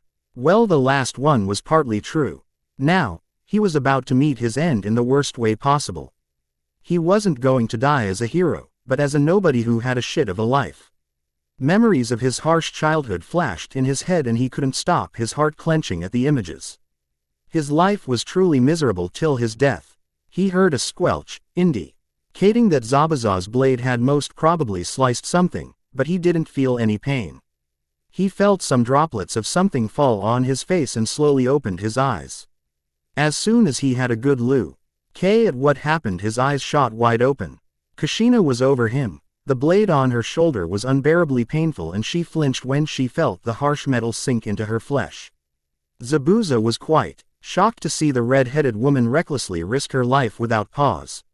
She left his clone and immediately put her body on the line for the blonde child. Kakashi used that opportunity to destroy the water clones and attack Zabuza quickly. The missing nin quickly dislodged his blade from Kushina's shoulder and focused on the copy nin. Kushina breathing was slightly haggard. She could feel the poison slowly making its way through her system and her body was starting to feel numb. The pain on her shoulder intensified and she put a hand on the wound to try and stop the blood flow. She could do little else. Her limbs were refusing to follow her commands. Even so, she did her best to put up a strong front. "Hey," she softly whispered to Naruto. Naruto was looking at her in shock. It hadn't quite registered to him what exactly happened. All he did was stare, stone-faced. "Are you okay, Naruto?" Kushina asked in concern. That snapped him out of his stupor. He looked at Kushina and analyzed her shoulder carefully. There was a nasty cut and he mentally winced. It must have been really painful. Kakashi was still dealing Zabuza. After a while he finally had the upper hand with the assistance of Naruko and Sasuke. But before they could finish Zabuza they were all interrupted by a hunter nin who claimed to be after Zabuza Mamashi. They let the nin take him and immediately turned their attention back to the kneeling woman and her son. Kushina sighed in relief when she saw Zabuza taken by the hunter nin. She doubted that she could have been of any assistance. Her body was starting to feel like lead. "Ka-san," Naruko called softly as she made her way to her mother. "I'll be fine." Kushina dropped next to her son with a dull thud. "Ka-san." That was the last thing Kushina heard before her world turned black. They were able to make it to Tezuna's home in record time. Kakashi took Kushina all the way. When they arrived Kushina was treated and put to bed. Tsunami made sure to look after the woman in her time of need, but there was little she could do for Kushina. "How is she?" Kakashi asked as he made his way into the room Kushina was using.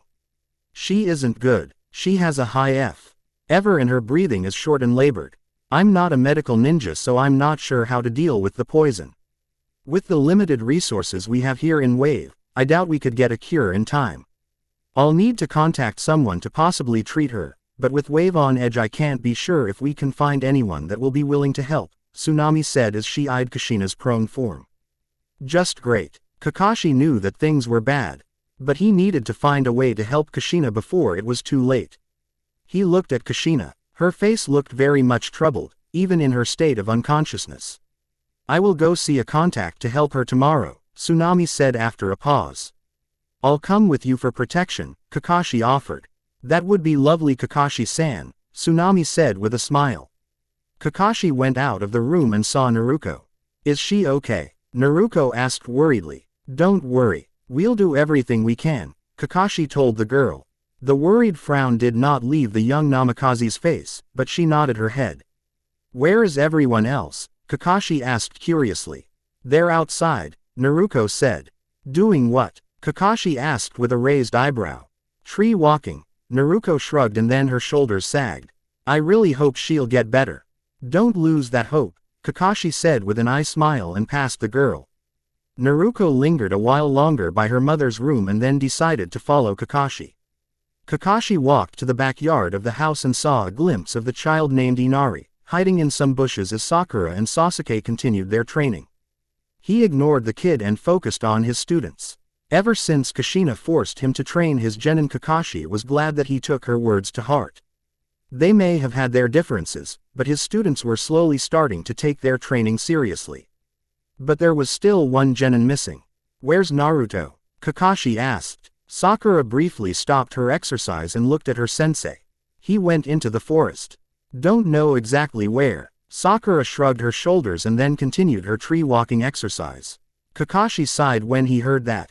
Naruto had been completely quiet after Zabuza's attack and he would briefly look at his unconscious mother before looking away in what Kakashi had to guess, complete bewilderment. "Kakashi-san," Tsunami called from the door to the backyard. Kakashi looked back at the woman and saw her worried frown. This was not good. Meanwhile Naruto was going aimlessly around the woods in deep thought.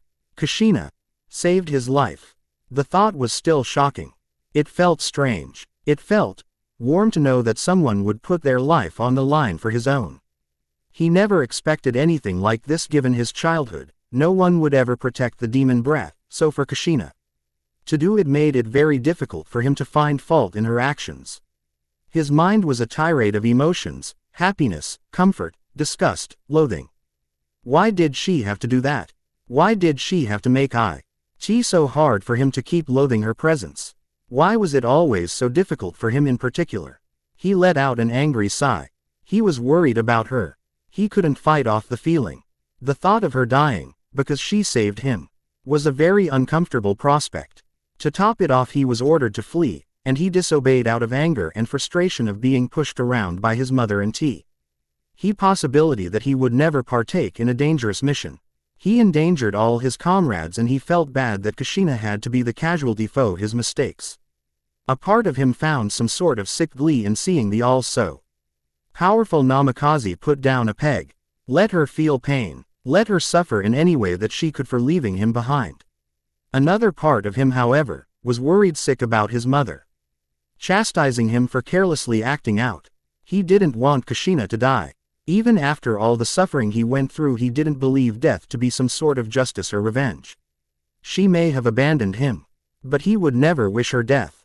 His train of thought stopped when he spotted someone picking up flowers and plants. Oh, hello. The person was a girl with long black hair, wearing a casual kimono which had no sleeves.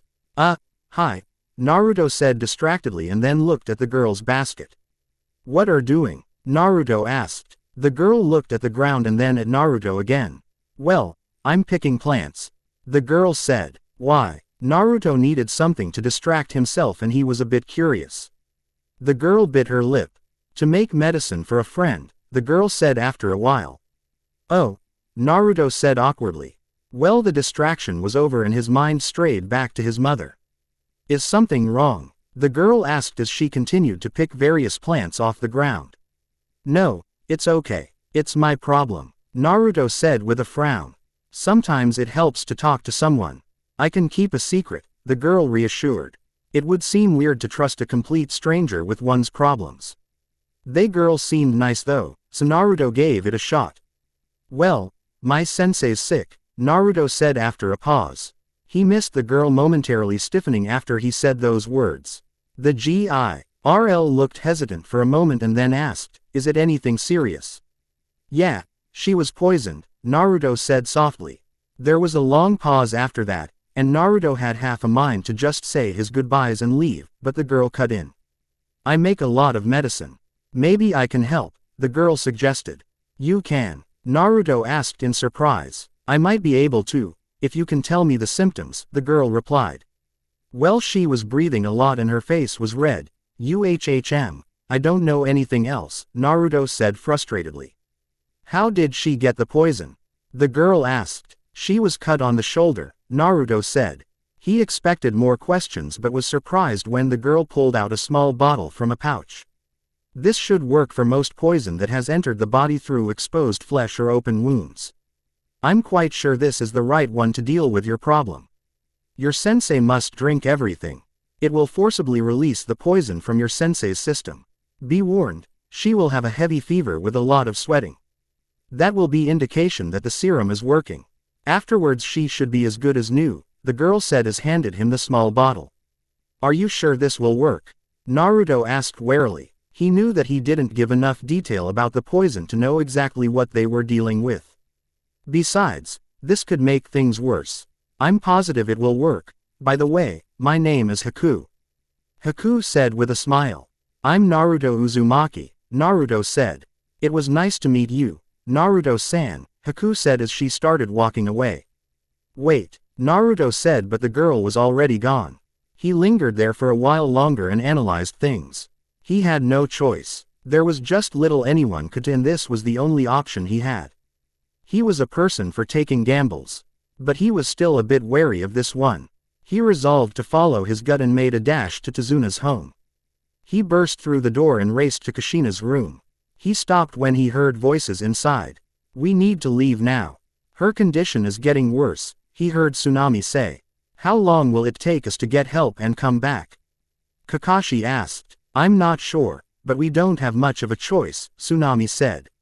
Naruto took that as his cue and barged into the room with a bottle. I can help, Naruto said hurriedly. Naruto, what are doing? Kakashi sighed. I got the cure, Naruto said. What are you talking about? Kakashi asked with a frown. Naruto didn't answer and made his way to his mother. He lifted the bottle, but before he could do anything else Kakashi grabbed his wrist. What is this? Kakashi asked suspiciously as he eyed the bottle. Let me go. This will help her, Naruto protested. Where did you get it? Kakashi continued to ignore the blonde's protests. Kakashi. Let him go, Kushina rasped out tiredly. Everyone looked at her wide-eyed. This was the first she was awake ever since the attack and it still looked like she was struggling to remain conscious. Kakashi was too shocked to move, so Naruto wrenched his arm out of the copy nin's grip. He went up to his mother. It will get rid of the poison, Naruto said quietly. Kushina nodded slowly. What do I have to do? Kushina-sama, you can't. Trust him, Kushina cut through in pain. It was getting harder to even speak. Naruto was surprised to hear that, but then decided to focus on the task at hand. He helped Kushina to sit up. She flinched a number of times from the pain and offered her the bottle carefully. Kushina started drinking the serum. After she was finished Naruto helped her lay down. You're gonna get a bad fever soon. But after that you should be fine, Naruto said.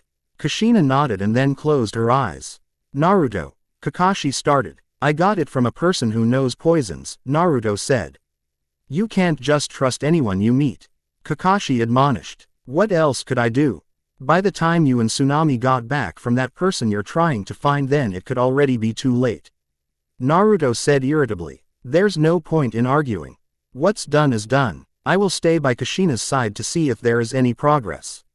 You two need to leave. Her in peace, Tsunami said. Kakashi and Naruto left the room. But Kakashi was far from finished. I'm very disappointed in you, Naruto, Kakashi said. Up yours. I should be saying the same thing to you. I know how close you are to my parents.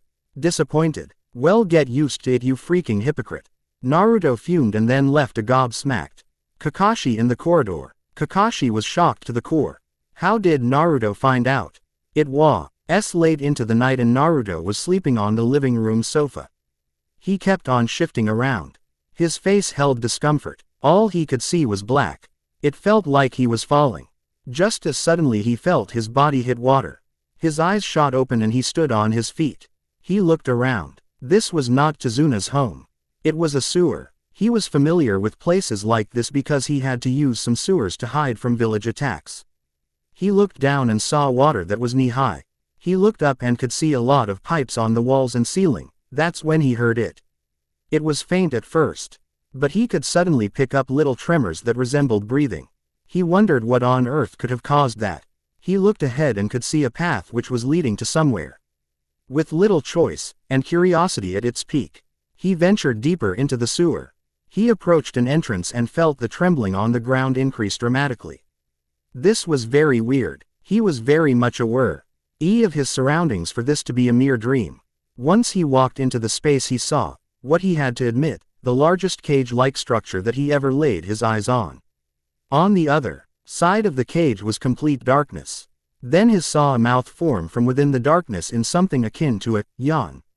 A rumbling earth tremor filled the room and Naruto was suddenly gazing into two blazing blue slitted eyes that bored into his very being. So, the voice was so deep and heavy that it shook the room.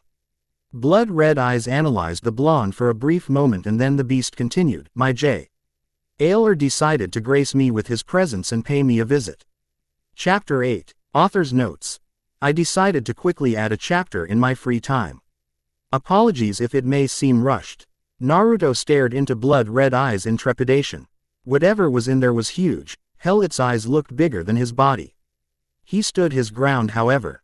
If that thing in the cage would attack him, then he'd rather die fighting than submit to being a coward. Knuckleheaded to the end. Oh, come on, the voice boomed, although it did not seem to have shouted the words. I can literally smell the fear emitting from your body. Naruto glared defiantly at the huge clouded figure. Where the hell am I? Who the hell are you? Naruto questioned. Oh, so he finally speaks. The thing sounded amused, and that made Naruto grit his teeth in anger. Hey, you stupid moron. Where the hell am I? And who are you? Huh? Naruto shouted angrily. Who am I? Take a guess. This thing was playing with him and Naruto was anything but amused. You know what? Screw you. I'm outta here. Naruto fumed as he looked back to the path he came from. But before he could move, the figure continued on. Ha ha ha, you're such a brat. Okay, how about I give you a little riddle to figure out who I am, the figure suggested. Naruto looked into Red eyes in disbelief. What the hell? What's red? Has 9 tails, and attacked Konoha 12 years ago? The figure questioned. Naruto squinted his eyes. Well, he wounded up here so he might as well participate. His sense of logic was overruled by a 12-year-old's curiosity. At first he didn't understand what the riddle meant, but it didn't take long for him to piece everything together, especially with the clue of 9 tails, and his eyes widened dramatically. Kyuubi, he whispered in horror. The 9-tailed fox was a popular subject in the academy and many were told of its malicious and destructive power. Something did not make sense, however. Got it in one go. I'm genuinely surprised. Well, that was only half true. The Kyuubi wasn't that shocked that Naruto figured out its identity. I mean, the clues were pretty much straightforward. Naruto glared at the fox. He was not stupid and he felt insulted at the Kyuubi's jab. Does this mean I'm dead? Naruto inquired with gritted teeth. It only made sense that he was met with death. The fox was killed by his father, which meant he had joined it in the afterlife. Oh, how I wish for that, but sadly you are not one of the departed. Kyuubi looked bored, as if it suddenly dawned on it who exactly it was talking to. Then where am I? Naruto asked in confusion. If he wasn't dead then, what? This is getting tedious quite quickly. I'll summarize it for you. You were in your mindscape, more vaguely your mind. I was ed into you the day you were born by your father to stop my murderous rampage, which wasn't really my doing, mind you, and I've lived in this cage for the past 12 years. You can understand that, can't you? Kyuubi inquired lazily with a scratch to its head. That revelation did very little to dwindle Naruto's questions, but it did clear quite a few others. This was the reason that he was the village pariah, scorned and hated. How could Manato do this to him, above everything else? He looked at the cage and saw the little paper with the seal on it. This was unfair. He could admit to hating his parents now. After everything he had been through, this had to be the worst revelation to date. Not only did they leave him to rot, but they left him with the full knowledge that he had a Biju within him. He tried to bite back the angry tears, but to no avail. His body was shaking with unbridled rage. Fuck this. Fuck the world. If this was how life was going to treat him, then he had enough of it. What was the point of trying to be Hokage when all the villagers saw him as the fox? What was the point of being a shinobi when he was stuck with the woman that he refused to see as a mother? What was the point of living when there was no reason to? He just could not take it anymore. For goodness sake, enough of the waterworks already. Your life sucks. Get over it. Naruto fixed his glare at the towering fox. You ruined my life. Quote, casting the blame on me won't change a thing. Like I said before, it was beyond my power what happened on that day. The fox raised an eyebrow at the hatred radiating from the child. It was obvious that the boy was not listening to reason anymore. Still angry. What are you gonna do? Fight me? I wouldn't recommend that. If I end up killing you, then we would both die. Do yourself a favor and find a nice quiet corner to drown in your sorrows. Your life is pathetic enough. Don't look for sympathy from me. Kyuubi did not even flinch in its verbal assault. So that's what it's come to.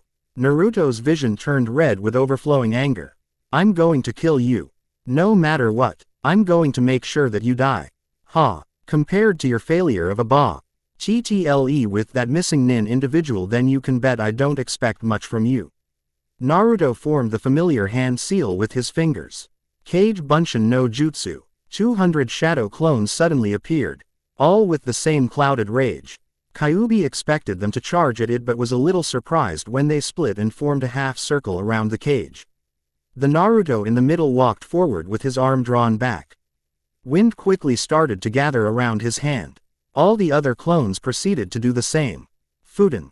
Senpuken. All Narutos shot their fists forward in a huge gust of power. Wind struck the surprised Kyuubi's face with so much force that the fox actually stumbled on its footing. Naruto quickly unsealed 2 kunai and a few shuriken. He quickly charged at the fox at a remarkably fast pace. He charged at the dazed fox and threw his weapons, striking the fox on the side of its face. Naruto grinned, but his victory tragically ended when it was made obviously clear that the Kyuubi's face had not even been scratched. The Kyuubi slowly got to its feet and looked at the tiny child in annoyance. Kyuubi had to admit, the boy caught it off guard with his attack. It also realized that Naruto was inside the cage, but ultimately made no attempt to attack him. Kushina taught you a little more than I gave her credit for. Kyuubi rolled its eyes when it saw the confusion of the blonde. Come of it, do you really think that I wouldn't be aware of everything that has been happening in your pitiful life? I would have added my own piece if it wasn't for this seal. If I can find a way out of here, then I would make sure to eat you out of your misery. Ah! Naruto screamed and charged at the beast with the intent to kill. You're still remarkably weak. Kyuubi frowned and looked down at Naruto, who was trying and failing to slash its gigantic leg. Too weak for me to even face in a human form. Human form. Like you can even do that, you bastard. Naruto screeched as he continued to attack the Kyuubi's left leg. I'm created out of pure chakra. With that comes the ability to mold myself into anything I wish. I'm a fox because I find those creatures intriguing and clever. The 9 Tails asserts my dominance as the most powerful of the 9 Biju. Kyuubi yawned as it watched the boy continue to attack in his rage-induced state. Bring it on, bastard, Naruto challenged as he created a distance from the fox, albeit a minuscule amount.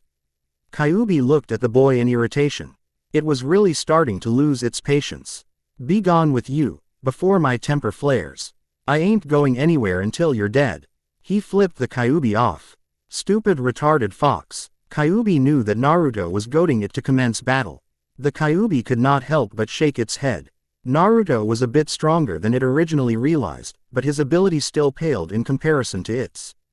Adding to the fact that Naruto was not in his right state of mind, then it would be understandable why he was spewing anything hateful that came to mind. Oh well, the Kyuubi thought. It did warn him. A large cloud of burning red chakra surrounded the fox. Naruto quickly jumped backwards to avoid the heat and watched in amazement as a huge ball of chakra formed right in front of him. After some time the ball started to shrink, slowly forming a humanoid silhouette. As soon as it reached the required size and shape, the burning chakra dissipated. In its place stood a very nude and very attractive red-headed girl, who had blood-red eyes, plump pink lips, a developing body, and looked no older than Naruto himself. Naruto did a double take when he saw what was in front of him. A huge blush formed as he proceeded to cover his eyes. You're a girl, Naruto sputtered out incredulously. His poor 12-year-old mind could not comprehend what just transpired. Your limited understanding of chakra still astonishes me to date. Kyuubi scoffed, a scowl dawning over her delicate features. I told you that I am made of pure chakra. I can turn into anything I wish. I don't have a gender, but I may choose to wield any sex I see fit. To emphasize her point, she turned herself into a very handsome male, with short red hair and an angular face, who was still nude. Put on some clothes already, Naruto shouted out as he witnessed the transformation. He had no qualms with seeing a boy naked. He was a shinobi. But the thing that was in front of him was not a boy at all. He refused to view the Kyuubi as anything other than a fox, but that didn't mean he wasn't aware of modesty. My goodness, you really have issues, boy, Kyuubi said as he clicked his fingers and a standard kimono covered his body. I got issues. What the hell? I'm not the one having sex changes, Naruto shouted, this coming from a boy who developed a jutsu that gives the wielder the illusion of a female. Kyuubi inquired non-committedly. Shut up, you damn fox. That's different, Naruto yelled in anger. Whatever you say, kid. Quote, you're a kid too, Naruto shot back and then frowned confusion. You look like my age. Kyuubi rolled his eyes again. One of the drawbacks of being here is the fact that I have only technically been alive for 12 years. Although I am able to retain my fox form at its maximum, Every other form requires me to accommodate the age with a suitable body. Naruto just stared at the other boy. Still don't get it. Well, it's not your fault that you're stupid. Or maybe it is, Kyuubi goaded cynically. Naruto's anger flared and he glared at Kyuubi with hatred. Now, I believe you said something about killing me. Kyuubi stretched his left arm and a sword quickly formed in his hand. Let's see what you got. Naruto stared at the Kyuubi seriously. He was still furious at the fox and his shit of a life. He made up his mind. His life was practically over anyway. He was going to end it here and take that damn fox with him. He put as much chakra into his feet and shot, like a bullet. To Kyuubi. Kyuubi managed to narrowly dodge the attack and quickly turned to regard the boy.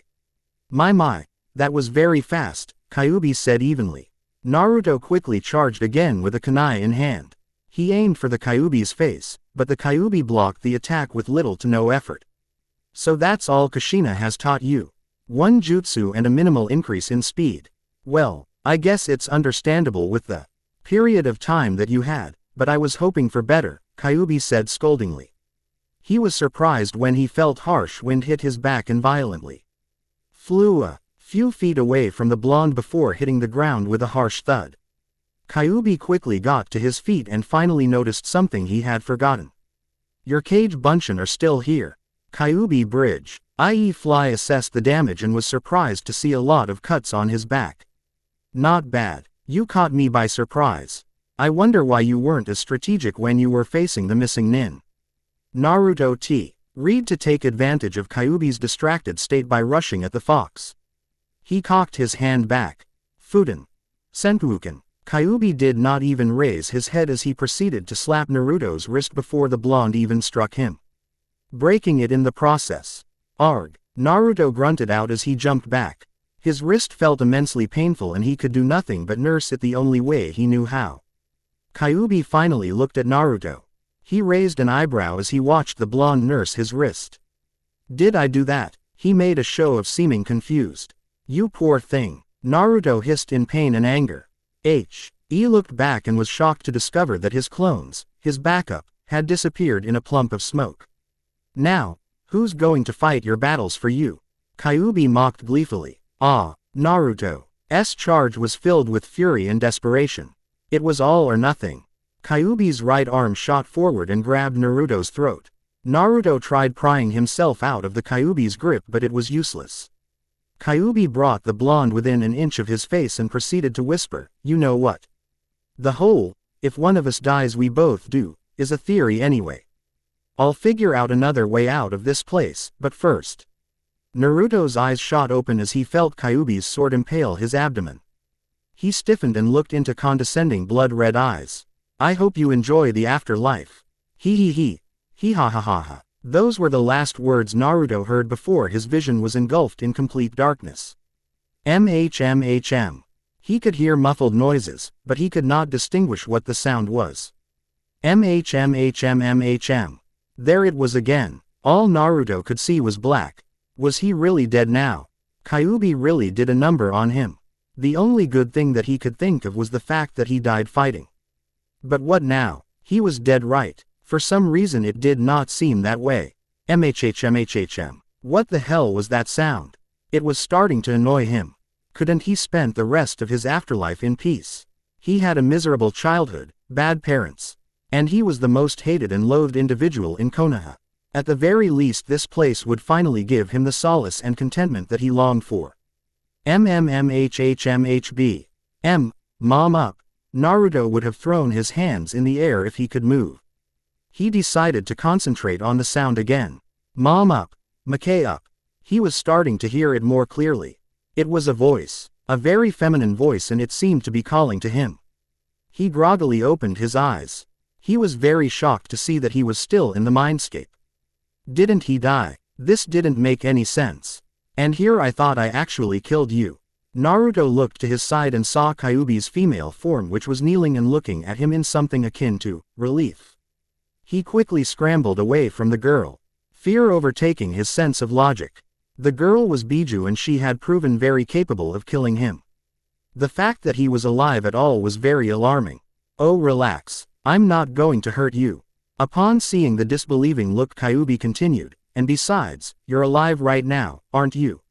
Naruto continued to stare at Kyuubi in bewilderment. Kyuubi sighed and rolled her eyes. Now that you've gotten all that anger out of your system, do you feel better? Naruto was frozen in place, but after some time he actually analyzed her inquiry. Now that he thought about it, he felt a lot more calmer than he did before. He looked down and noticed that his body didn't have a scratch and his wrist was just fine. This whole situation was too confusing, however, so all he could was offer a numb nod. Good. Kyuubi chirped and got to her feet. What the hell? Naruto finally blurted out. What's the matter now? Kyuubi asked, raising an eyebrow.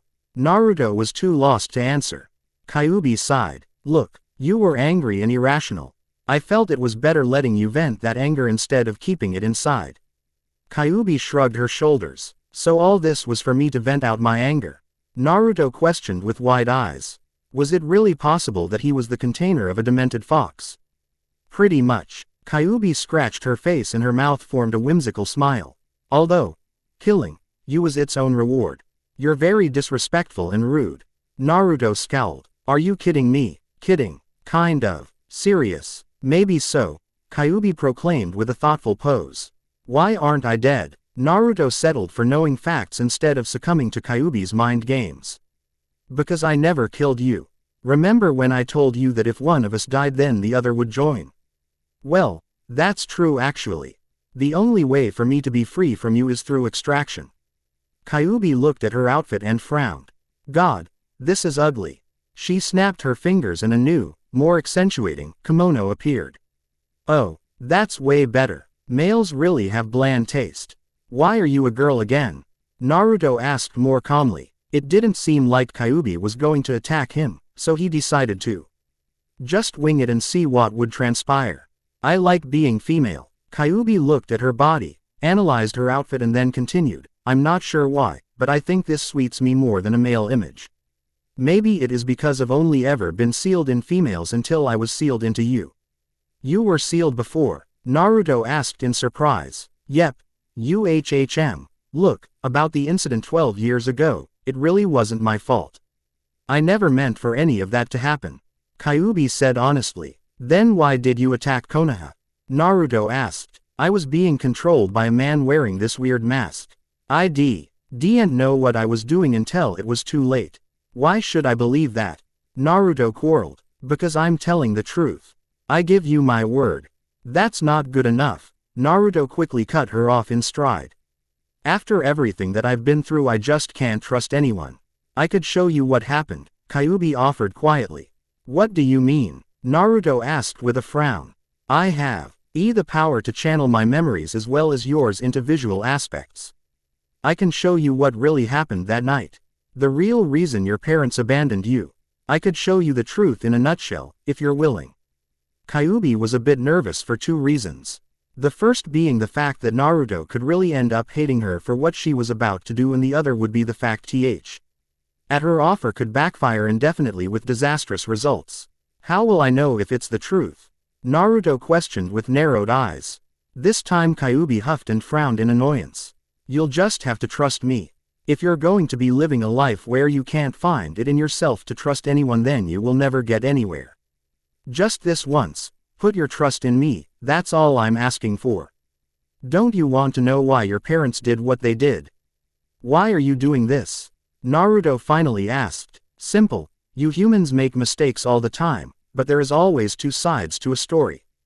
I'm just tired of this constant on and off thing with your family. It affects the mindscape and makes me feel uncomfortable. At least this way you could better choose whether you like them or hate them without pause. Kyuubi said. Naruto thought about. He had always wanted to know the reason why his parents chose to abandon one of their children, so his decision was made quite swiftly. I hope you're not lying to me. Naruto said seriously. I give you my word as a biju that everything you'll see will be the truth. Kyuubi made sure he knew how serious she was. Naruto mentally read himself and then looked at Kyuubi again. Show me, please. Alright. Kyuubi waved her left hand and a large orb appeared in front of them. I hope you're ready. Here we go, Kyuubi said as he and Naruto were both engulfed in white. Chapter 9. Author's Notes. Hey guys. Sorry for all the fuss with the updates. I'm really busy. I've also recently started watching Naruto again. I haven't watched Naruto in a long time and I felt like I had some catching up to do. Needless to say, I was so disappointed. I just don't know, but I don't like how the current Naruto anime has turned out. I don't know if anyone would agree, but I think Kishi made Naruto. I don't even have the words to describe my meaning. But it isn't good to me now. What the hell happened? Anyway, enough of the depressing stuff. I'd like to thank you guys so much for the support on this story and the reviews. You've made writing so enjoyable.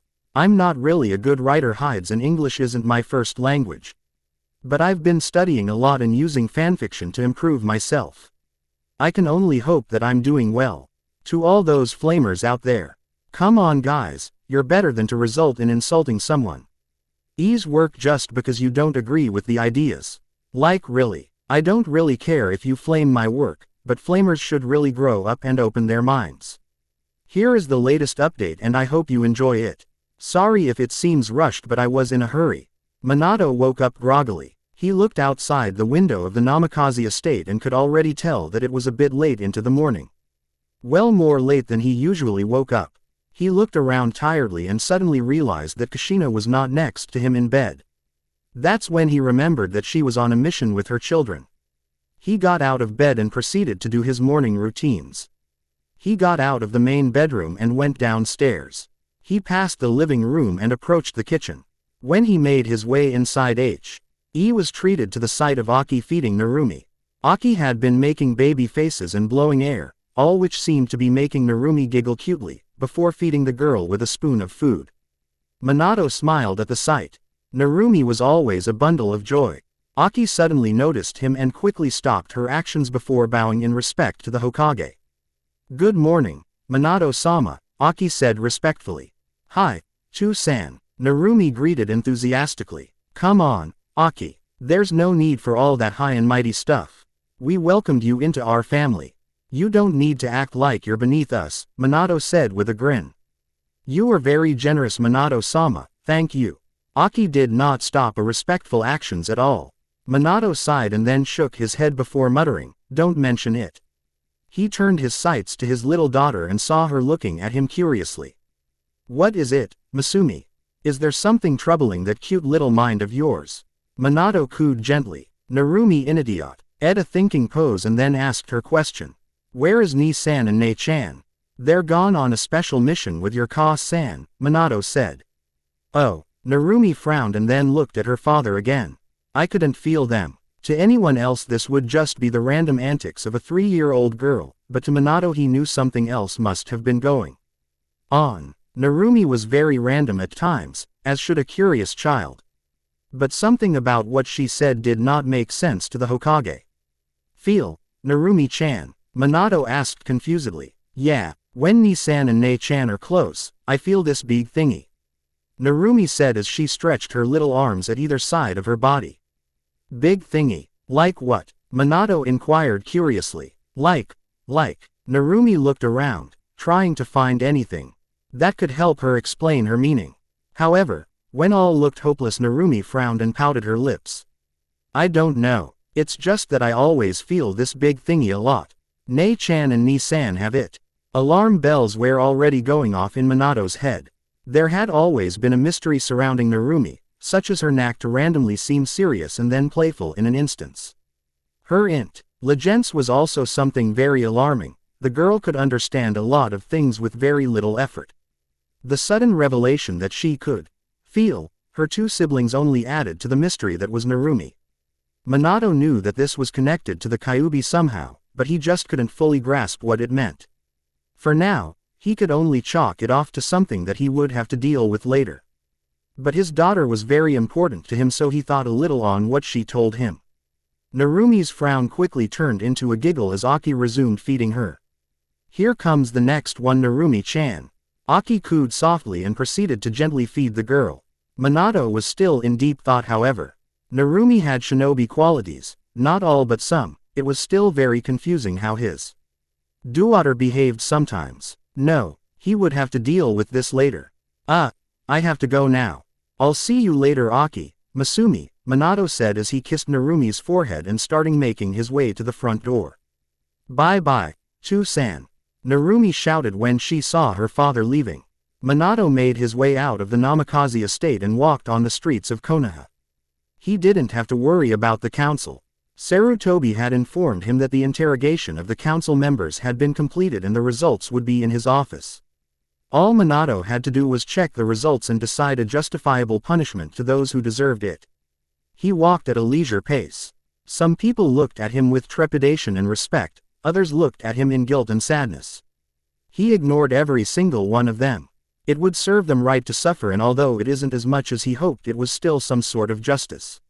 Flashback. It had been 3 hours since Kushina's departure and Manato felt like he prolonged the villagers' suffering long enough. He had ordered all villagers to come to the Hokage Tower. It did not take long for the whole village to gather around there. Many already had an inkling on what would transpire in the next few minutes. Most were dreading Manato's appearance while others could only hope that whatever the Hokage chose as their punishment would not hinder any of their financial growth. They already knew that he wouldn't kill them all. He couldn't, reason being he was selected by this very village to be their leader. He was their Hokage. He could not kill them for he was their protector.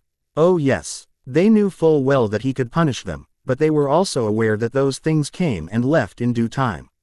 A measly punishment that would last a month or two was better than death. They waited for a while and some were starting to lose patience. No one would dare voice out their frustrations under the fear that it would possibly end very badly for them. Manato finally made his appearance at the top of the tower and looked at the villagers with cold and calculating eyes. He was too far for most villagers to see him perfectly, but those who could shuddered at the cold visage of the Hokage. Well, now that we're all here, I bet you're wondering what punishment I have for you people, Manato said seriously, deciding to get straight to the point. Please, Hokage-sama. Some of us are innocent. Some of us have not put one finger on your son, a random villager said. Manato regarded the man for a moment and then replied, I know that. I've done my research, so for those of you who didn't do anything, I cannot hold you responsible for Naruto's suffering, but it doesn't mean I find you redeemable either. You ignored my child in his time of need, Manato said. We're so sorry, Hokage-sama. We didn't know that he was your child. A woman in the crowd said. Anger flashed in Manato's eyes at that. How dare you? It should not have mattered whose child Naruto was. He still should have been treated like any other person. In fact, he should have been treated like a hero, not filth. He is the container of the Kyuubi, not the demon reborn. Your bladder, NT acts of stupidity and ignorance are unforgivable, Manato snarled. The villagers kept silent as the shock of what Manato said hit them. It was the classic kunai sealed in a scroll predicament, and Naruto was the scroll. How could they forget such a simple lesson? Things were looking even worse for them now. I have thought long and hard about this and I am ready to give my verdict, Manato said as he took out a piece of paper. The villagers waited with bated breath for their fates. Manato cleared his throat and started. Since I am Hokage of this village, I cannot make harsh decisions that could be detrimental to Konoha's progress. I can't inflict death to any villager that I have sworn to protect. So I found an alternative, Manato said as he looked down at the villagers. Before I beg ye, and I will have you know that this is just punishment for your prejudiced beliefs in what a biju is. You have committed crimes against a child for 12 years and that demands compensation. The villagers looked on confusedly. My first verdict is that all shinobi, clothing and food stores that have committed unfair conduct on Naruto will have to pay a monthly fee of half their profits to Naruto Uzumaki himself.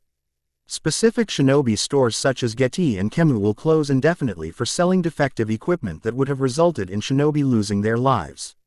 Manato said seriously. What? I have never sold any defective equipment, Geti screamed from within the crowd. Me too, Kemu pleaded her case. Manato growled. Do not mistaken me for an idiot. According to reports compiled from my Anbu and Sarutobi himself, you have each sold used or broken kunai and shuriken to Naruto Uzumaki during his training in the academy. Manato said. The two store owners kept their mouths shut. There was no use in arguing against the irate Hokage when the evidence rang true. The second verdict. All involved in riots or beatdowns of Naruto will be taken into custody. Now, I will not throw you in prison, he saw. Some villagers smile in relief at that, but he was far from finished. But you will be subjected to torture of sorts. It will only be done to one person at a time and randomly at that. So you will never actually know when it's your turn to face justice. There was an uproar of complaints at that, but Manato continued undeterred. Inoichi has agreed, more like he was for CED, to subject those who are found guilty of nearly, repeatedly, killing Naruto to a taste of their own medicine. You will view Naruto's memories, everything you put him through, in the span of a few weeks. You will see every torture method that you used on him. You will feel the pain that a child had to go through for 12 years because of pig-headed ignorance. The only possible way for T.S. to stop for you is by earning my son's forgiveness. Which Manato knew would never happen. This could only work if Naruto came back soon, however, since Inoichi needed to take the memories from the blonde. Manato could see the horror dawning on their faces at the prospect of being tortured. Tough. It was a shame he couldn't do anything to the people who ignored his son's plight. He would just ignore his former friends, however. They ignored his child, so they didn't deserve his forgiveness or time, unless it was for professional reasons. Flashback end. It was Lot due to, but it had been done. Get in. Dikemu had closed shop and all he had to do was wait until the end of the month to receive Naruto's payment from other stores. He could see that most villagers were on edge. Well, they should be. As Naruto came back, Manato was fully prepared to begin his torture, but for now he had other matters to deal with. Manato was so deep in thought that he accidentally bumped into someone. He looked down and saw a little girl on the ground. He analyzed her features carefully, and that's when it hit. Oh geez, I'm sorry. He helped the girl to her feet and continued, Hinata, right? Hinata looked up and her eyes widened when she recognized the current Hokage. It did her very little good that Manato reminded her so much of Naruto. Sorry, Hokage-sama. Hinata squeaked and hurriedly bowed. No sweat. I wasn't watching where I was going. Manato eased the girl. Naruko has told me a lot about you. She likes you very much. She's on a mission with her brother. She'll be back in a few days at most. Hinata started playing with fingers and looked down when her blush started forming. I. Hinata started to stutter incoherently. Her body started swaying from side to side. Whoa, are you okay? Manato asked in concern. It was at that moment Hinata lost consciousness. Manato looked at her in surprise and then looked around. Well, you may be Hitomi's daughter, but you're sure act differently. I hope it's nothing serious. Manato picked up Hinata and started heading towards the hospital. He arrived at the hospital and submitted the girl to a room. He knew it wasn't something serious, but he wasn't taking any chances. Hokage-sama. He looked around and noticed a short nurse looking anywhere but him. She was very nervous, Manato thought. Well, obviously, it was no secret that Manato was angry at Konoha. The villagers, however, could not hold it against him since his anger was justified.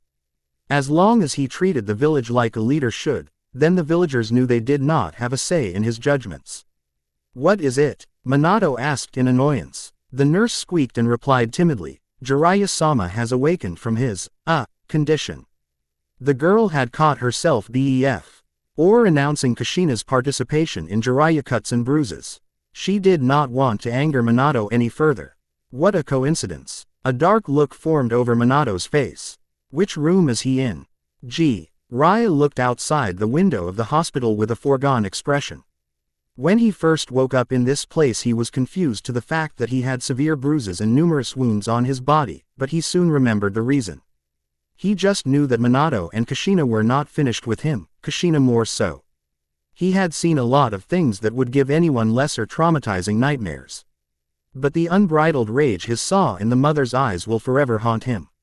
Kushina looked very crazed when she beat the living hell out of him then. He breathed out a sigh. He did not even make to move as he heard the door open. Look, I told you that I'll be fine. I've been through worse, Jiraiya said. I can't really say that's good to hear. Jiraiya turned away from the window and looked into burning azure irises.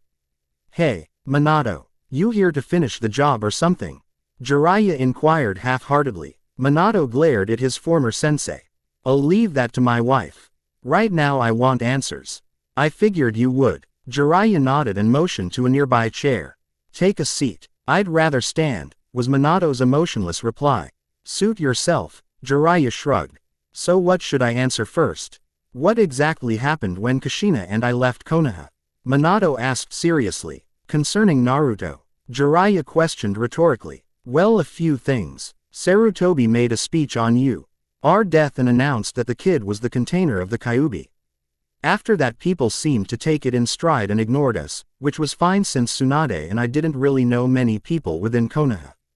Jiraiya said. Continue. Manato commanded with narrowed eyes. Okay, let's see. Sunade and I started taking care of Naruto as agreed. We took care of him for a few weeks in a secluded area that was a bit away from the village. Jiraiya suddenly tailed off with a frown, as if what he said next could very well get him killed. And, Manato demanded in anger as he slowly approached his sensei. He was slowly getting to the truth and he refused to let Jiraiya just clamp up and remain silent. One day I came home and saw no trace of Sunade. She was gone. The only person to have seen her leave the village was Sarutobi, and even he didn't know the reason to it. We never heard from her again. I tried, I really did, to look after Naruto. Jiraiya gulped and then looked at Manato. Seriously, but with the threat of the masked man coming back to Konoha and with my spy network operational at a very far distance, I had little choice. Manato came close and gripped Jiraiya by the scuff of his shirt and hauled the man up to his feet. How stupid could you be? How could just up and leave Naruto like that? All because you had a sense of obligation to Konoha. Manato screamed in fury. The protection of the Leaf Village is important, Manato. It's our home and... Jiraiya was cut off with a straight punch to his face. You chose the Leaf over Naruto. After you promised to look after my son. After you sent us monthly lies about Naruto's life. You fucking bastard. Manato snarled. Jiraiya wiped the blood off his face and glared back. I left the kid in the same orphanage that you grew up in. It would have been beneficial in his upbringing and taught him responsibility like it did you. How was I supposed to know that people hated Naruto?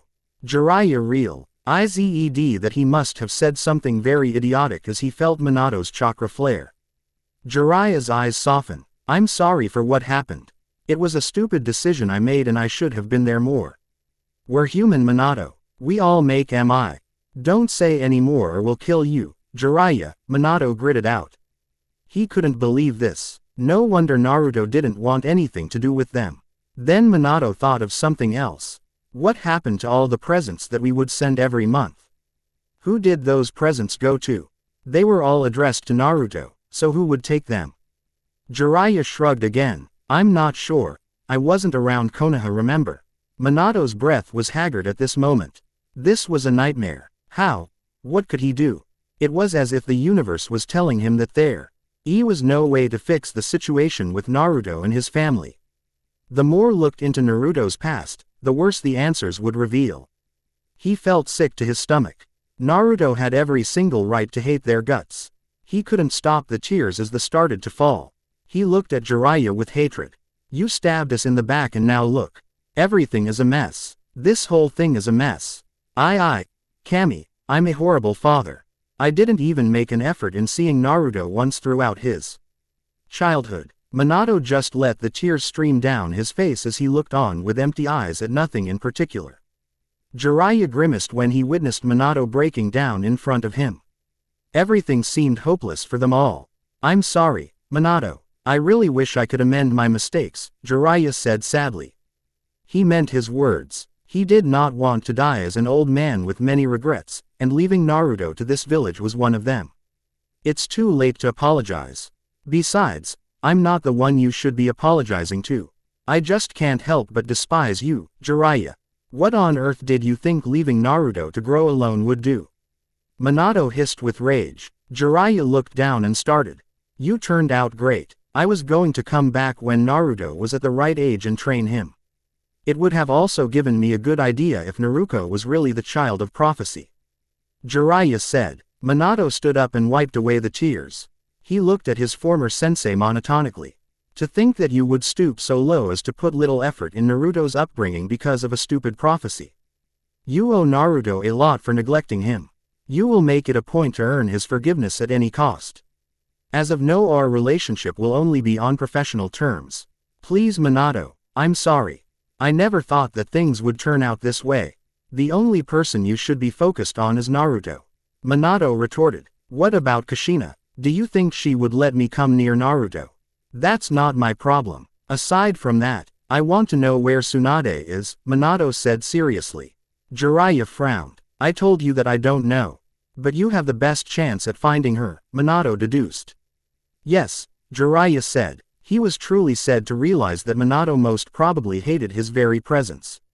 He wanted to make things right between them.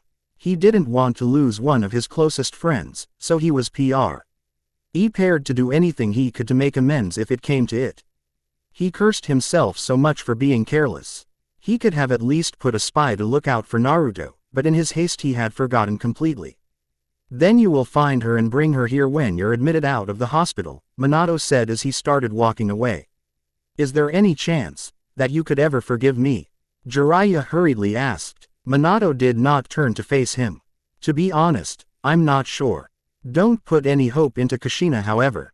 She'd rather die than even consider forgiving you. Like I said before, the only person you should be focused on in making things right with is Naruto, not us, Manato said and promptly left the troubled Sannin. Jiraiya sighed in sadness. It was not going to be easy getting involved in Naruto's life. But if he ever hoped to fix anything, then he had no choice. Kid's gonna be pissed. Jiraiya couldn't help but grin at that. Attack the demon, a shinobi yelled as he rushed into battle to help his comrades. Naruto looked around and could see a lot of shinobi running in one direction. One particular shinobi seemed as if he would bump Naruto, to which the blonde put his hands in front of himself to block the impact, but the person just phased through him and continued to rush into battle. They are not real, remember. They're just memories, Kyuubi said from next to him. She looked up as a random shinobi came flying and hit a building above them with a sickening crunch. Naruto winced, but Kyuubi laughed. That never gets old. Kyuubi laughed out. Naruto looked at her weirdly. Was she serious? He decided to focus on something else and looked at the visible vicinity. It was Konoha, that was certain. The place looked so detailed and precise, everything in place where it should be. Naruto scowled and turned his attention to his companion. What? Kyuubi asked when she noticed his glare. You said that you could show me both our memories. If that's so, then how is this possible? Shouldn't we be seeing just our memories from my view instead of like this? He gestured to their ghost-like forms. These hardly looks like memories that you and I could see from this perspective. Kyuubi thought about that then soon shrugged. I'm not sure how it's possible. Perhaps the Shinigami was involved in creating this kind of view, but I can assure you that this is what happened that night. How can you be so sure? Naruto curiously quarreled. Because I've seen these memories over and over again. They play out the same way and show the same thing. Most of which I remember happening, Kyuubi said. Most. Naruto raised an eyebrow. Yeah, I couldn't have been at every single place at once, but the areas that I have been played out the same memory as I remember happening. So I know it's true. Simple as that, Kyuubi said with a shrug. Naruto's mouth formed frown at that. How on earth was he supposed to believe what he saw was the truth then? You'll just have to trust me, Kyuubi said with a roll of her eyes. Naruto grumbled under his breath.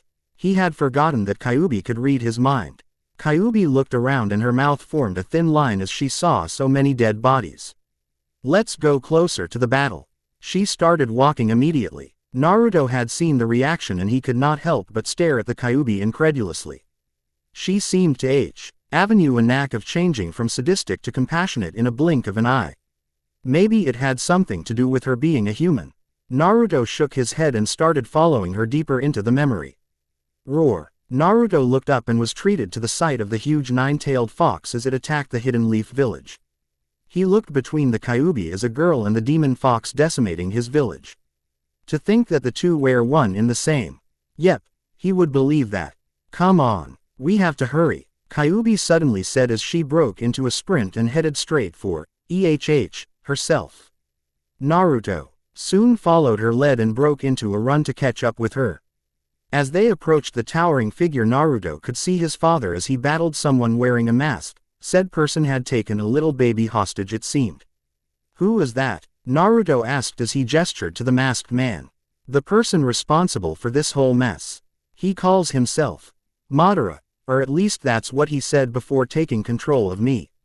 Kyuubi said with a scowl. Who's he holding? Naruto questioned further.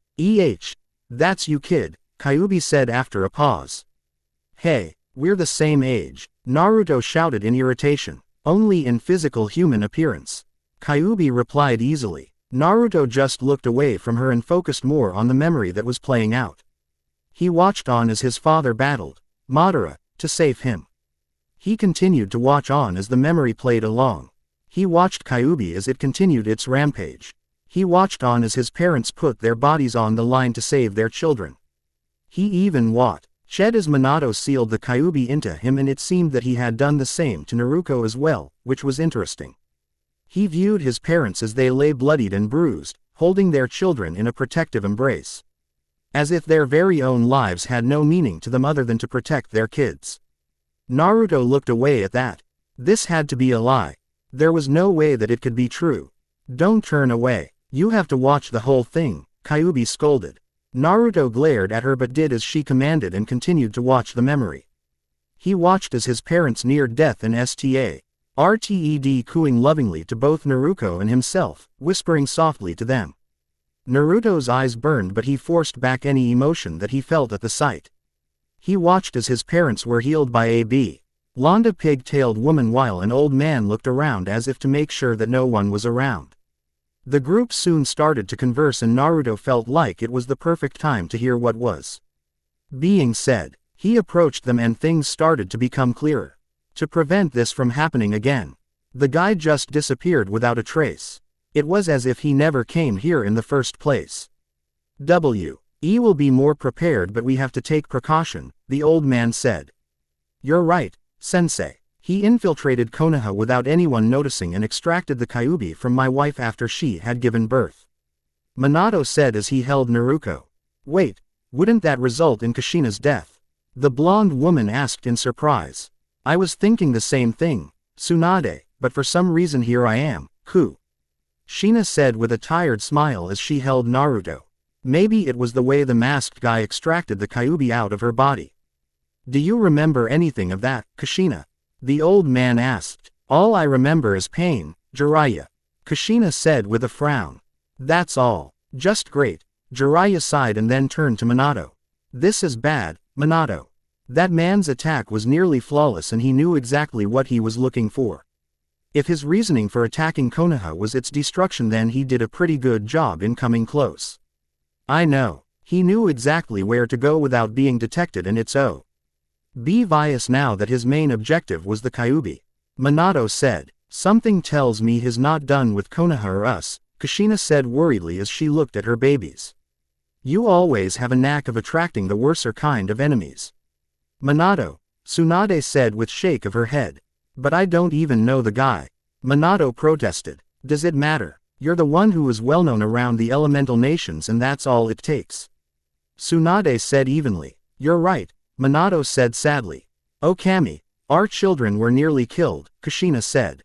That's not the only problem at this point, Manato said. What are you talking about?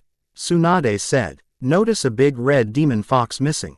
I think I found a way to alter the Shiki Fujin in separating the Biju's soul from its very own chakra. I sealed the chakra into Naruko and the soul into Naruto. Theoretically the result should have been my death, but I think since I performed a different version of Shiki Fujin my life was spared, Manato said. I knew you were a genius but this. Even I have to admit I'm impressed, Jiraiya said in shock. Are you sure that's what you did? Kushina asked in concern. I'm positive. I saw the soul and chakra separate from each other before sealing them into Naruto and Naruko. Manato said confidently. My poor babies, Kushina said sadly. Since I separated the two key aspects that make a Biju whole then I don't think the Kyuubi can be extracted without both children being present when it happens, Manato said. You mean, you need both kids together to get the Kyuubi? Sunade asked. Yes, in theory anyway. Manato looked at his wife seriously. That man might come back and try the same thing again. That could end badly for Naruto and Naruko. We can't stay here if that is the case. You want us to leave Konoha?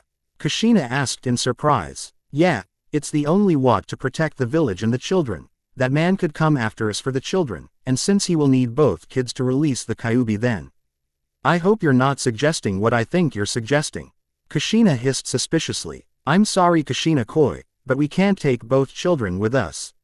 No, I am not leaving any of my babies. What the hell are you thinking, Manato-kun? Kushina shouted angrily. Hear me out. We won't be leaving anyone alone. Jiraiya and Sunade can look after and train one while we groom the other. Manato said and shrunk as Kushina fixed him with a withering glare. They are not objects to just experiment with. They're our children. Our children. Of all the ideas that you've come up with, Manato-kun. This is the worst. Manato's shoulders sagged. He began to see what she was talking about. He sighed. You're right. We'll just have to figure out something else. I support that idea, Jiraiya said. Everyone looked at the old man with wide eyes. You what? Sunade inquired warningly. It's solid. Since Naruto and Naruko can't be near each other yet, then this is the best we can do. I think Naruto should stay. Don't start with that stupid prophecy garbage again. Kushina shouted angrily. No, it's not that. I just think that it would be the right thing to do. I'm his godfather. It wouldn't hurt. To hell with that. It is absolutely ludicrous. You can't make such a huge decision based on a half-assed belief that the children must be separated or that man would not only find them but release the Kyuubi as well. Sunade fumed. We can't take any chances. If we make a mistake it could possibly result in Naruto and Naruko getting killed.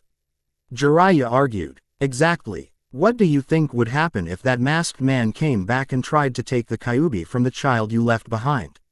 It would still lead to the same result. Sunade said. That's why we would be here. Manato and Kushina could protect Naruko and we could easily protect Naruto with the aid of Konoha. That man will not be a match for two Sannin.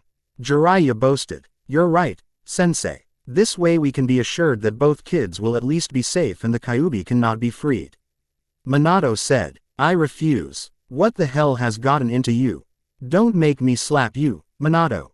Kushina warned. Kushina-koi, we don't have much time to do this before people find out.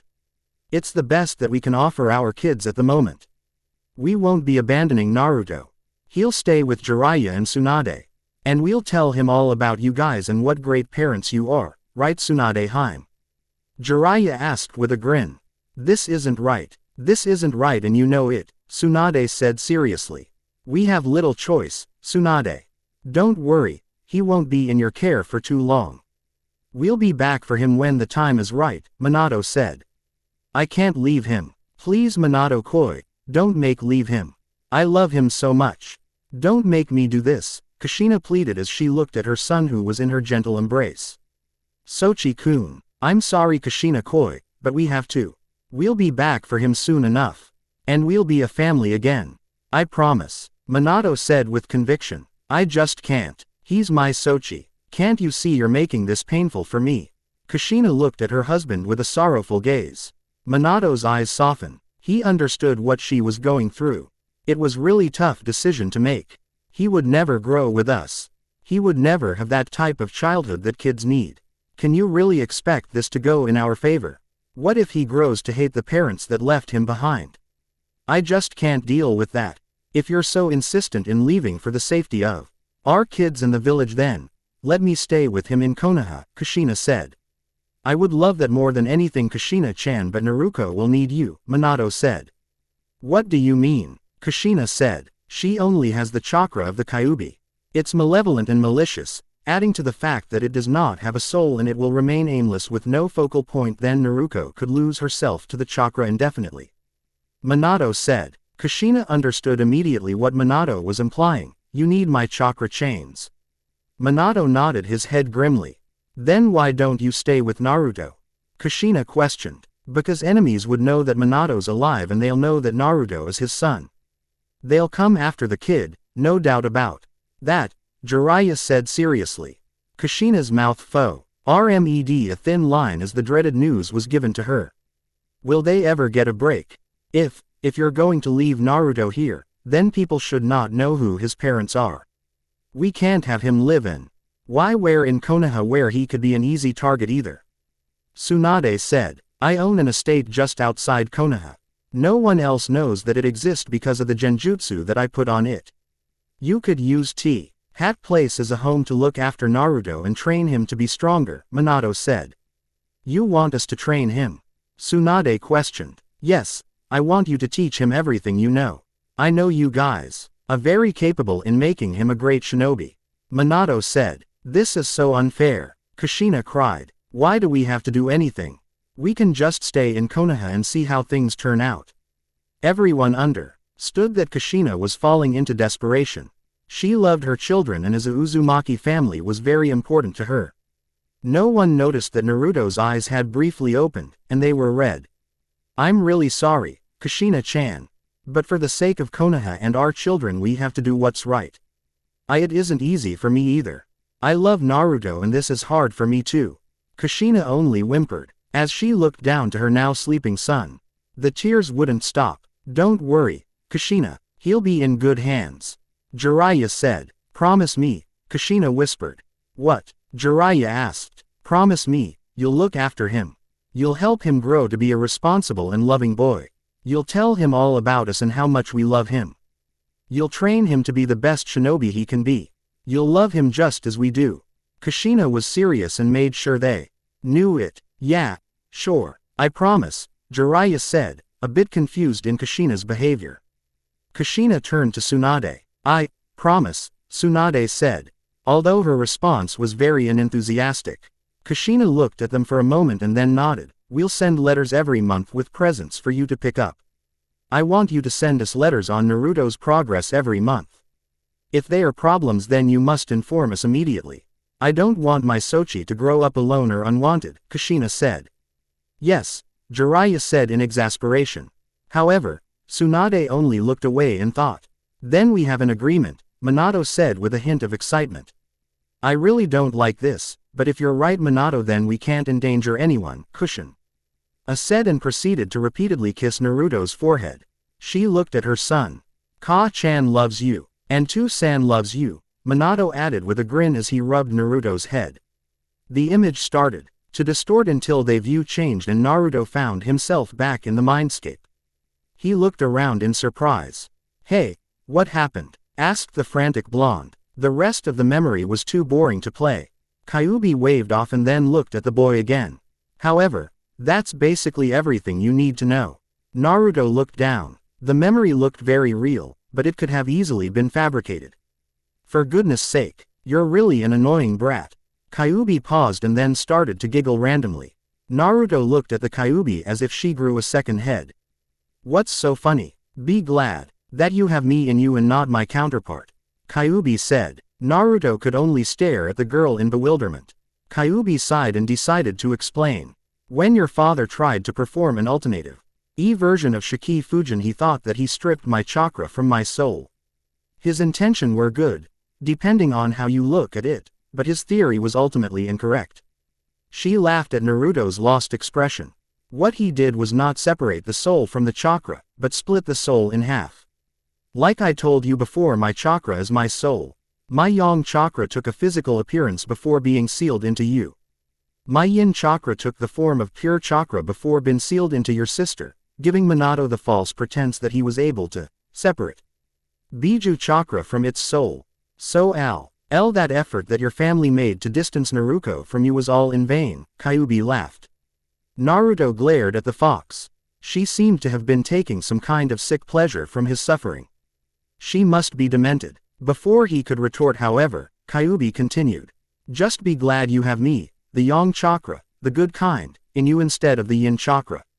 Naruto paused and processed her words. The bad kind of chakra?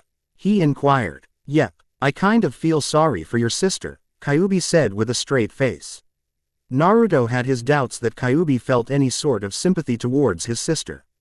But if this Kyuubi was crazy then he shuddered to think what Naruko's Kyuubi was like. He felt sorry for his sister. You know I can read your thoughts, right? Kyuubi asked as she promptly bonked the poor boy on the head. Hey, you bitch, Naruto cried out as he rubbed his head. God, you're still irritating. I need to teach you some manners, among other things, Kyuubi said thoughtfully. That caught Naruto off guard. What? I decided to take you under my wing and train you. I have centuries of jutsu and skills under my belt, and since you desperately need it, then I feel inclined to teach you. Don't ask me why, because I don't know why I'm doing this, Kyuubi regarded distractedly. Train me. Do you think that I believed that crap you showed me? Naruto said incredulously. Excuse me, Kyuubi inquired warningly. You heard me. My parents left me because they wanted me to be safe. They love me. My mother was your jailer before me. I have godparents that promised to take care of me. I was supposed to get presents and letters from them. Kyuubi really despised that mocking tone that Naruto was using. What a load of bullshit. Kyuubi didn't respond. I refuse to believe any of this crap. My parents left me for Naruko. The only reason that they're even trying to make an attempt at me is because their guilt has caught up to them, not because they love me. Naruto spat in anger. Kyuubi yawned and then looked at Naruto boredly. Are you finished? Even if that was true, they still left in the end. How can I overlook that? They didn't even check up on me once. And now why think that they can just show their faces and everything will be alright? They thought that I'll be that happy idiot that would just love them straight off the bat. What a laugh. Naruto shouted. KY. Ubi walked up straight to Naruto and slapped him hard across the face. Naruto fell on his butt. He looked up and gazed into blazing red eyes. I don't give two shits if you love or hate your parents. I don't give a shit if you hate me. Hell, I hate your attitude right now. What I do give a shit about is this disgusting place that I will be calling my home for the rest of my life. Like I said before, your emotions affects the mindscape. Just look at this place. You made it like this, Kyuubi said as she motioned to the area. Naruto looked around and his eyes widened at the dreadful environment. This was his doing. Adding to the fact that you're a coward who won't even talk with his parents and move on with his life, then you can bet that I'm not in the happiest of moods. Naruto glared at her. She didn't know anything about him. Oh no, I know everything about you, Naruto. I've seen your pitiful life for myself, remember? Little baby's upset. Little baby's life was unfair. Little baby's gonna throw a tantrum. Grow up. Life isn't fair to anyone. You're not the only sorry excuse for a boy who had his childhood stripped from him. You're not the only one who's suffered. Look at me. I'm in this dreadful place for the rest of my life, and it wasn't even my fault. I have little chance of freedom and I can't change that. Here you are, with the perfect opportunity to rectify everything and move on. You can't even do that, right? Naruto was caught off guard with Kyuubi's tirade. He could not retort to anything. You know what? Fuck off. If this is the way you're going to be acting like, then I'm just wasting my time. And with that he was forcibly removed from the mindscape. Naruto slowly opened his eyes and looked around. He was laying on a couch. Good morning, Ni-san. Naruto looked to his side and saw Naruko sitting on the opposite sofa. Morning, Naruko. What time is it? Naruto asked. It's still a bit early into the morning. Tazuna is going to leave for the Bridgela chair during the day and we'll go with him for protection, but that's probably in the afternoon or something. Naruko stopped her rambling and then looked at her brother with adoration. Ka-san is all better. She said it was thanks to you. She's in bed resting. Naruto nodded his head when he processed the words.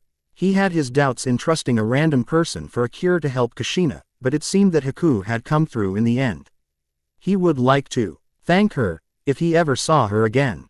He just knew they would be questions on where he acquired the cure. Those would be questions he had no intention in answering. Ka-san also said that when we get back to Konoha, Team 7 will terminate. What? Naruto got to his feet in surprise. Team 7 will be no more. This was his only chance at being a shinobi, and Kushina was going to take that away from him. So he disobeyed orders. It didn't mean that Kushina had to kick him out of the shinobi ranks. Okay, it did, but it was still unfair. Relax, Ni-san. We won't stop being shinobi. Naruko hurriedly cut in to ease her brother's fears. She knew what he was thinking. Call it a twin sense, but she knew he did not want to end his career as a shinobi. Naruto sighed in relief at that. Ka-san told me that she will be taking the both of us with a new member, while Kakashi will be taking Sasuke and Sakura, with an extra member of their own, of course. Naruko said. Naruto was shocked to hear that. Just how much did he miss in his sleep? A thought suddenly inclined to Naruto and he got to his feet. He started making his way to the stairs. "Ni-san, where are you going? Sasuke and Sakura are training outside. We could join them," Naruko suggested. Naruto thought about it and shook his head. "Sorry, but I have to talk to Kushina-sensei." "About what?" Naruko inquired tentatively. "All I can tell you is that it's important." I can't say any further," Naruto said. "Okay, I'll be outside if you need me." Like he would ever call for her help. Naruto did not like to depend on his family, so she didn't expect much of a response from her brother other than a nod, but she was surprised when Naruto said something that shocked her greatly. "Thanks, I'll let you know." He left a flabbergasted Naruko as he made his way upstairs to face his mother. Author's notes. Done. I'm really trying to make the progress a bit slow so I can add more chapters. I'm not sure how many chapters I'll create for this FIC, but I suspect a lot. The story is far from over and I have so many ideas thrown my way that I have a better picture of what the story will be like in later chapters. Thanks for reading and reviewing. You guys rock. Notice, after some thought and consideration, I've come to a decision. I'd like to thank you all for supporting my stories. Even if they were not the best around, it really made me feel special. There is no excuse I can give you for not updating any of them except writer's block, even so I try to, sorry. Make no mistake guys, this isn't a goodbye, but a hiatus. I've got a lot of problems in my life now and I can't come to fanfiction for solace anymore, so until my life is put together, I won't be writing for a while. Sorry guys, this isn't easy on me, but I feel inclined to let you know. Until next time, bye for now. Chapter 11, Author's Notes. Hello, your girl is back. Yay, yay, yay, I'm really happy right now. Well, I'm glad to find myself once again on this site, continuing with my most popular FIC. It's actually great to have this acknowledgement. I was actually surprised to find over 100,000 views to this FIC in particular. I never knew that was possible for me. Well, you've waited. I won't go into extremes with this update, but I'll consider the reviews I got to the story so far. Enjoy. Naruto was walking at his leisure to Kushina's room. A lot of troubling thoughts dominated his consciousness. This rage that was bubbling inside was definitely not helping him at all with his endeavors. The more he analyzed things, the more he realized that he was slowly becoming something he tried his best not to, a hate-driven monster. He was a kid, bound to make mistakes and stupid decisions, but this was deeper than that. Emotions were very strong to control at times, especially anger. His brash attitude almost cost his team their lives, but he hadn't been interested in their well-being at the time. In fact, he was more interested in having one-up his neglectful mother. Looking back at the moment, Naruto couldn't help but grimace. Disobedience was never tolerated in the shinobi ranks. He was actually unsure of what his future really held at that point. This was ridiculous. Not long ago he wanted to be Hokage and look after Konoha as a leader should. Now all he could do was spend his days in aimless wonder, sulking on how unfair his life was and how his family made it worse. He should be upset. He had every single right to be, but he realized that the degree he reached was uncalled for. So what? What did they know? All they've been doing is forcing themselves on him, completely disregarding how he would feel about it. He sighed to himself. Yep, the rage was turning him sour. Ayame was going to be pissed. He shouldn't have made that promise to her in the first place. Maybe then things would be easier to handle. He could get angry if he wanted, lash out if he wanted, dish tea. He much needed justice that he needed to get off his chest, letting everyone know just to what level they screwed him over. Slowly, his mind traveled back to the conversation he had with the nine-tailed fox. It wasn't much of a conversation since they were mostly at each other's throats. He really felt like paying her back for the bitch slap she gave him. He subconsciously raised a hand to the eye, initially burning cheek. Of course he felt no pain, but the apperception was still there. Shaking his head so as not to be distracted, he analyzed the conversation he had with Kyubi. Some points she made were not fair, but he conceded to the fact that he might have pissed her off a little too well by denying her views of the past, his past. Still, she didn't have the right to force her shortcomings upon him. It wasn't his fault that she was sealed, it was Manato, No, Madara, if he heard right. His life would have been much better if that man wasn't involved in the Kyuubi attack, if Kyuubi's views were true. She was right about one thing though, he was being a coward. The anger had dwindled his beliefs, changed him from a boy who wanted to create a world of peace by showing how even in the hardest of situation, a good-natured attitude could prevail, to a boy on the path of some dark endeavor that presumably involved making his parents suffer. When had he lost his way? When everything he thought he knew turned out to be a lie, or when he allowed anger to flourish in his very being? Both seemed very accountable. He was just outside the room Kushina occupied. Taking deep breaths, he calmed his mind. No more. He needed to talk with the woman, lest he lost his mind the next time they had disagreements. But what should he say? Should he just walk in there and berate her for following? Gee, such a ludicrous theory. Manato sure as hell thought up, telling her she was nothing but fangirl who abandoned her family for nothing. No, his mind was much clearer now, since the fox had allowed him to vent. And subsequently slapped some sense into him. Spewing rage was the last thing he needed. He just wanted answers. He was still understandably upset. He really needed to get a few things off his chest. However, before he could open the door, it was done for him. Oh, hey Naruto, is there something you need? Kakashi said, stopping himself mere inches before he bumped the kid. Naruto stared in surprise at Kakashi's presence. What are you doing in Kushina-sensei's room? Naruto settled for, I was just having a chat with her about a few things. Is that why you're here, to talk to her? Kakashi queried. Naruto nodded his head, yeah. Alright, I'll leave you to it. Oh, and try not to shout, Kakashi said gently. In the back of his mind, Kakashi still wanted to know how Naruto found out about his relationship with his former sensei, but put the thought away. No need to start another dispute. Naruto stood still as the foreboding room became significantly larger, or maybe that was just him. He steeled himself once again, and tentatively walked in the room, immediately spotting his mother. She was busy reading a scroll, her demeanor serious, her face firm and unwavering. Naruto wondered what would prompt such an expression. He took in her form. The bandage that covered her shoulder served as a reminder of his reckless actions. It filled him with confused anger. Why did she have to save him and make things even more complicated? Upon noticing someone's arrival, Kushina took a glance at the intruder, but when she realized who exactly was at the door, her features softened. And attention immediately focused on her son. Fixing him with a warm smile, she tried to ease his nerves. Hello, Naruto, she started as she noticed his poise.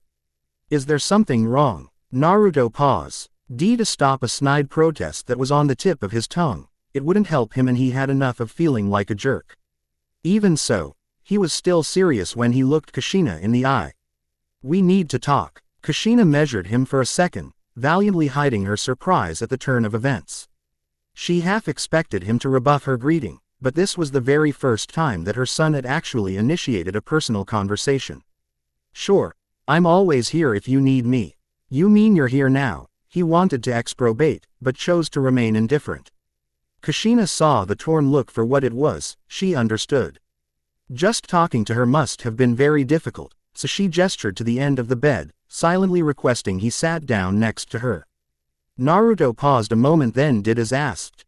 The only way this whole issue could be solved was if he just got it over with. The sooner the better. Kushina watched him approach her in silence. His movements were stiff and conjectural. She remained silent throughout, however, allowing him to habituate to her presence on his own accord. Once Naruto was seated, it was Kushina who began. So, what's on your mind? Naruto remained silent a moment longer, fastidiously choosing his words. He had an inkling of what to say, just not how to say it, his innuendo largely absent. He was not going to let anger talk anymore, however. This time, he would let his heart speak for itself. Take your time, Kushina encouraged softly, finally realizing what the conversation was really about. He came to vent, and by Kami she would let him. I don't know where to start, Naruto announced slowly, looking more astray as time ticked away. Picking up his withdrawal, Kushina felt it necessary to coax, how about from the beginning? Naruto looked at her, confused by her suggestion. But his eyes soon widened a fraction once he understood. I'm not sure I should. It's okay, Naruto, she hurriedly hardened, you need this. Just say anything and everything you want. If you want to curse me then do so. If you want to tell me what a horrible mother I am, I won't stop you. Just don't hold back. Naruto did nothing but process her words. After some thought he nodded his head, took a deep breath and started. I grew up most of my life hated, beaten, cursed, the list just goes on actually. My life was a nightmare every day and night. I think it started when I was able to walk. That's what I can remember anyway, Naruto said, struggling to keep his emotions in check. Kushina remained impassive, already knowing that showing him visible sympathy would be the incorrect notion. He didn't like pity and she understood that his life hardened him, taught him on the different schemas to take care of himself and survive. Sympathy was the last thing he needed. He would automatically perceive that as pity.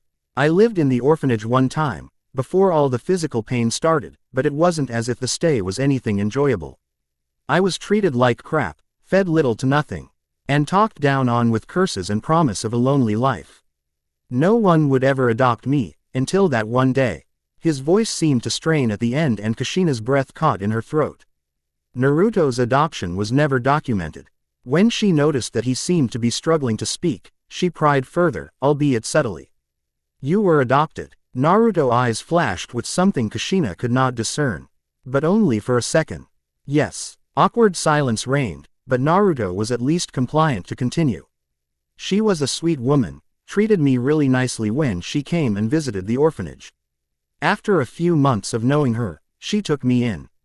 Kushina let him continue, knowing with dread that something of odious proportions was about to be revealed to her. Naruto looked at his mother with calculating eyes. You sure you want to hear the rest? There was an underlining of something there, but it was of little concern to the mother.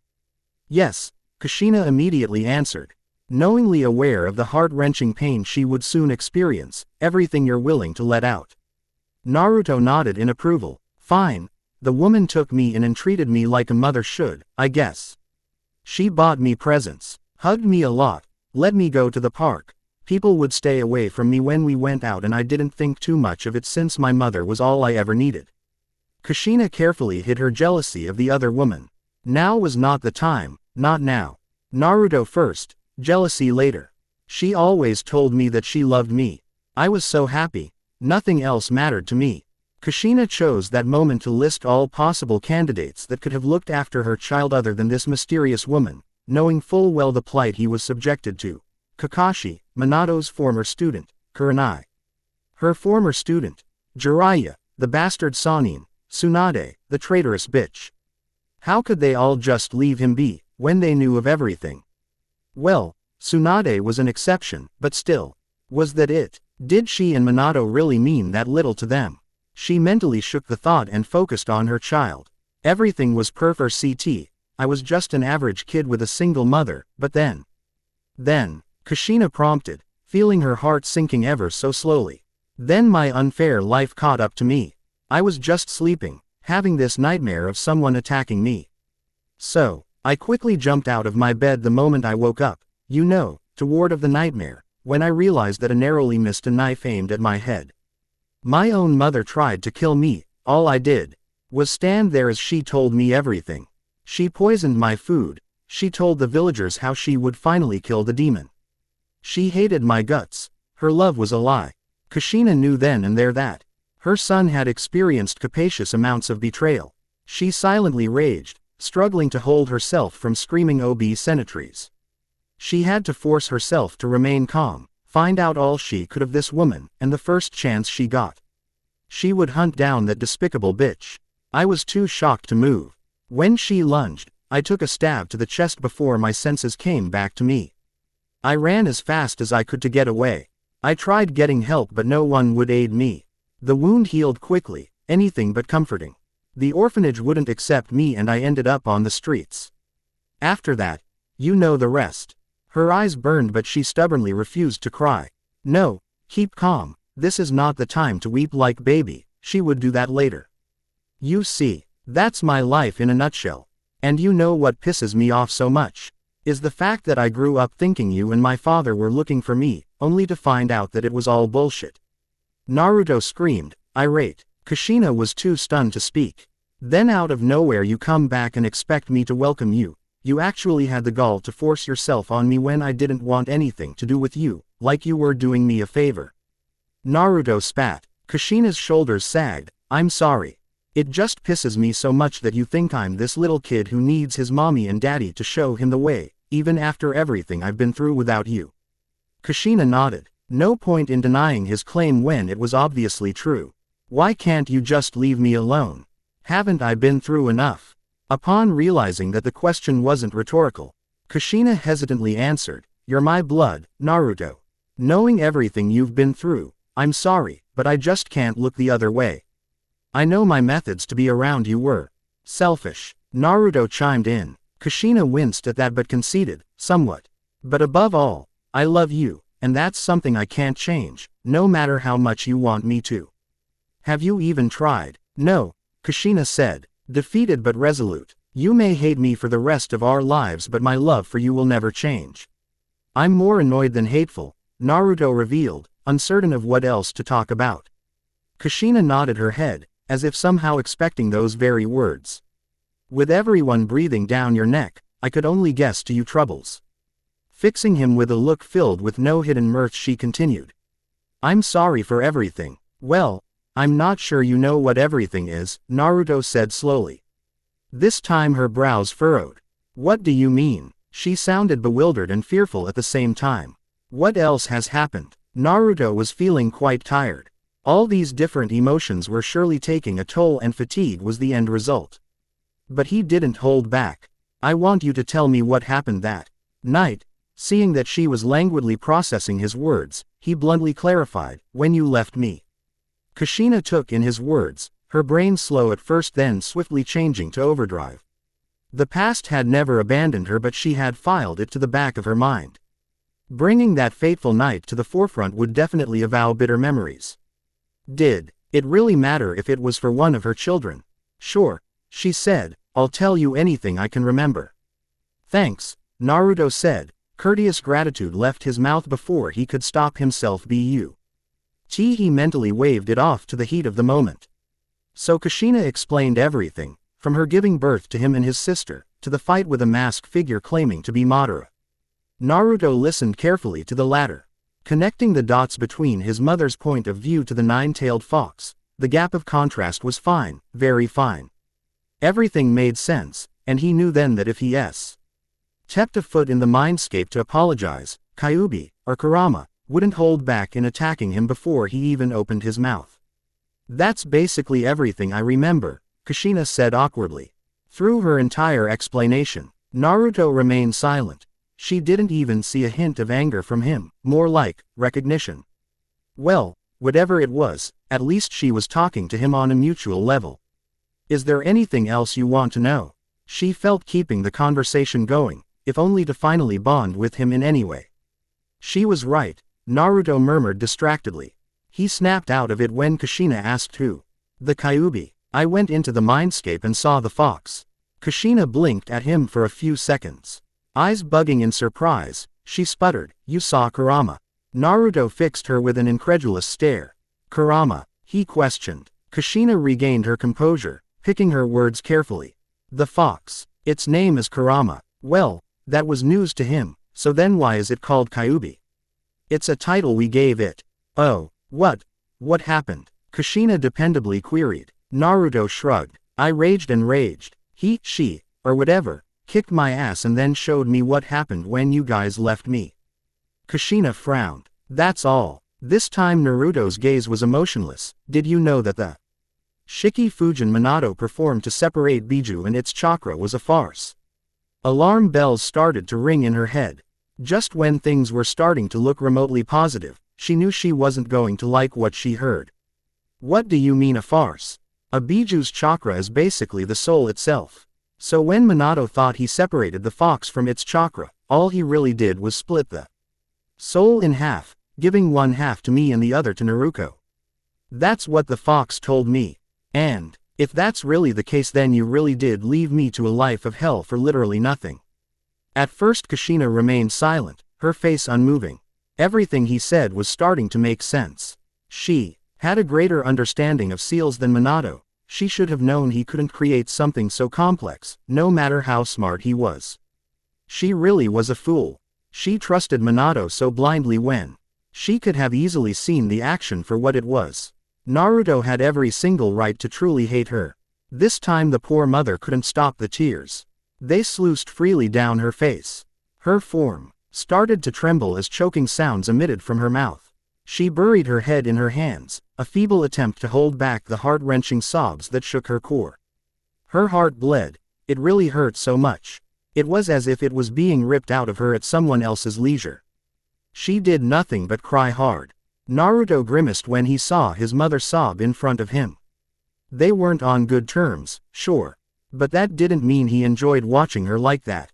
Another part of him, deeper in his subconscious, relished to see the proud Namikaze woman weeping for all it was worth.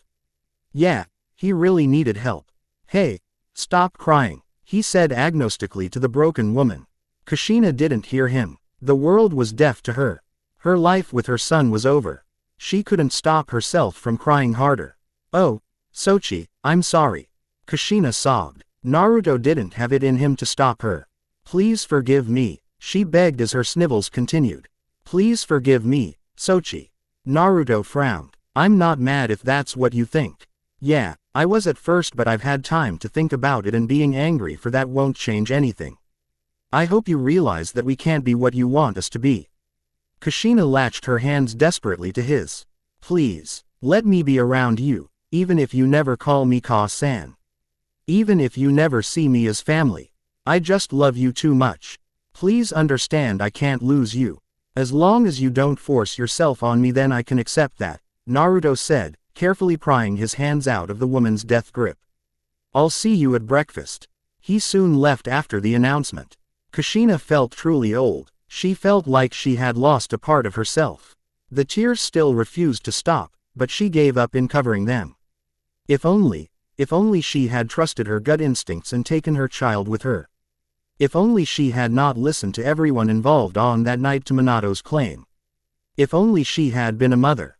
Now, it seemed that it was too late. Her son was creating a distance she could never hope to bridge. All because of one careless mistake. The mother was feeling a lot of things. Hurt, anger, betrayal. Why would Manato make such a ludicrous claim and then come up with an even more ludicrous proposal? Better yet, why would she accept it?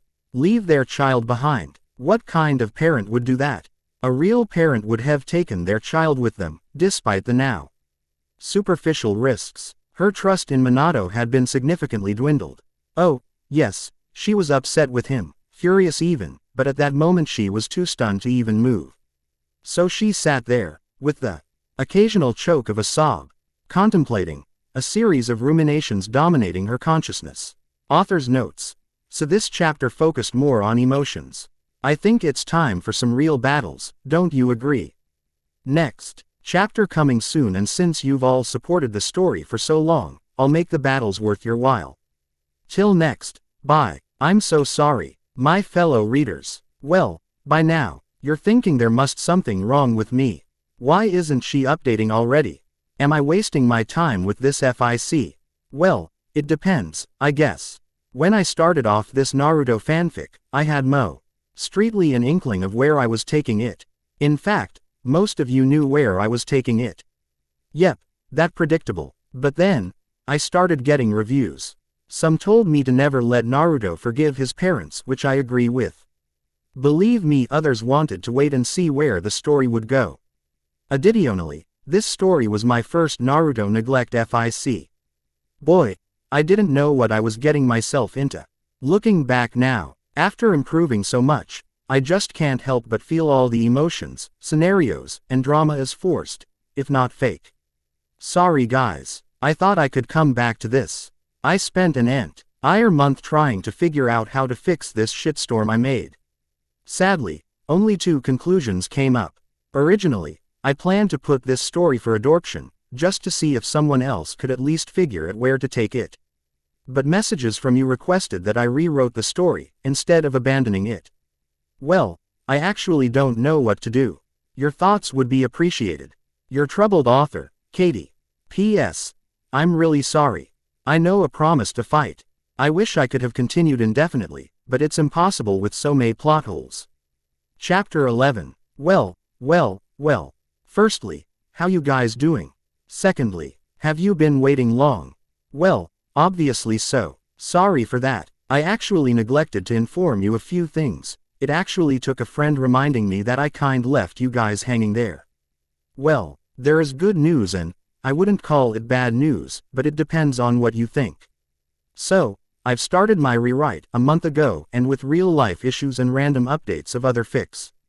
I've only managed 3 chapters. I can tell you that they are pretty long and will not be posted until the entire story is finished. That's the good news, I guess, for me anyway. The other news is that I've considered what you guys wrote. Some of you really like this story the way it's going, and it's true, my rewrite is off taking a different path from this fic. So I've decided even though I am doing a rewrite which I can admit will be different, I'll continue this story too. My writer's block is off. Actually, it left a while ago, hence my random updates and new stories. Some of you wanted this fic to continue. Well, I'm giving what you want. Please note that I'm in the process of writing my finals. So don't expect too much yet. Anywho, battles anyone. If that's what you came for, then here is the update. The conclusion to the wave arc. P.S. Oh, and for guest who keeps calling my work trash. Thank you. Your negative influence just makes me want to write more. Naruko had expected a lot of things from Naruto and Kushina's conversation. She'd expected them to talk about everything that needed to be talked about. She'd expected Naruto to yell and scream to his heart's content. She expected this moment to be the turning point between mother and son. But it shouldn't be like this, should it? They were all seated by a bench table outside Tezuna's home.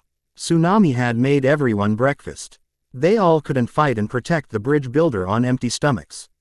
That wasn't the problem, however. The problem was her mother looked like a corpse, and Naruto had a scowl on his face. Neither one of them said anything and everyone could sense the tension. Naruko mentally sulked. Things weren't resolved at all. In fact, things seemed much worse. She wondered what they talked about. Most importantly, she wondered how bad things really were now.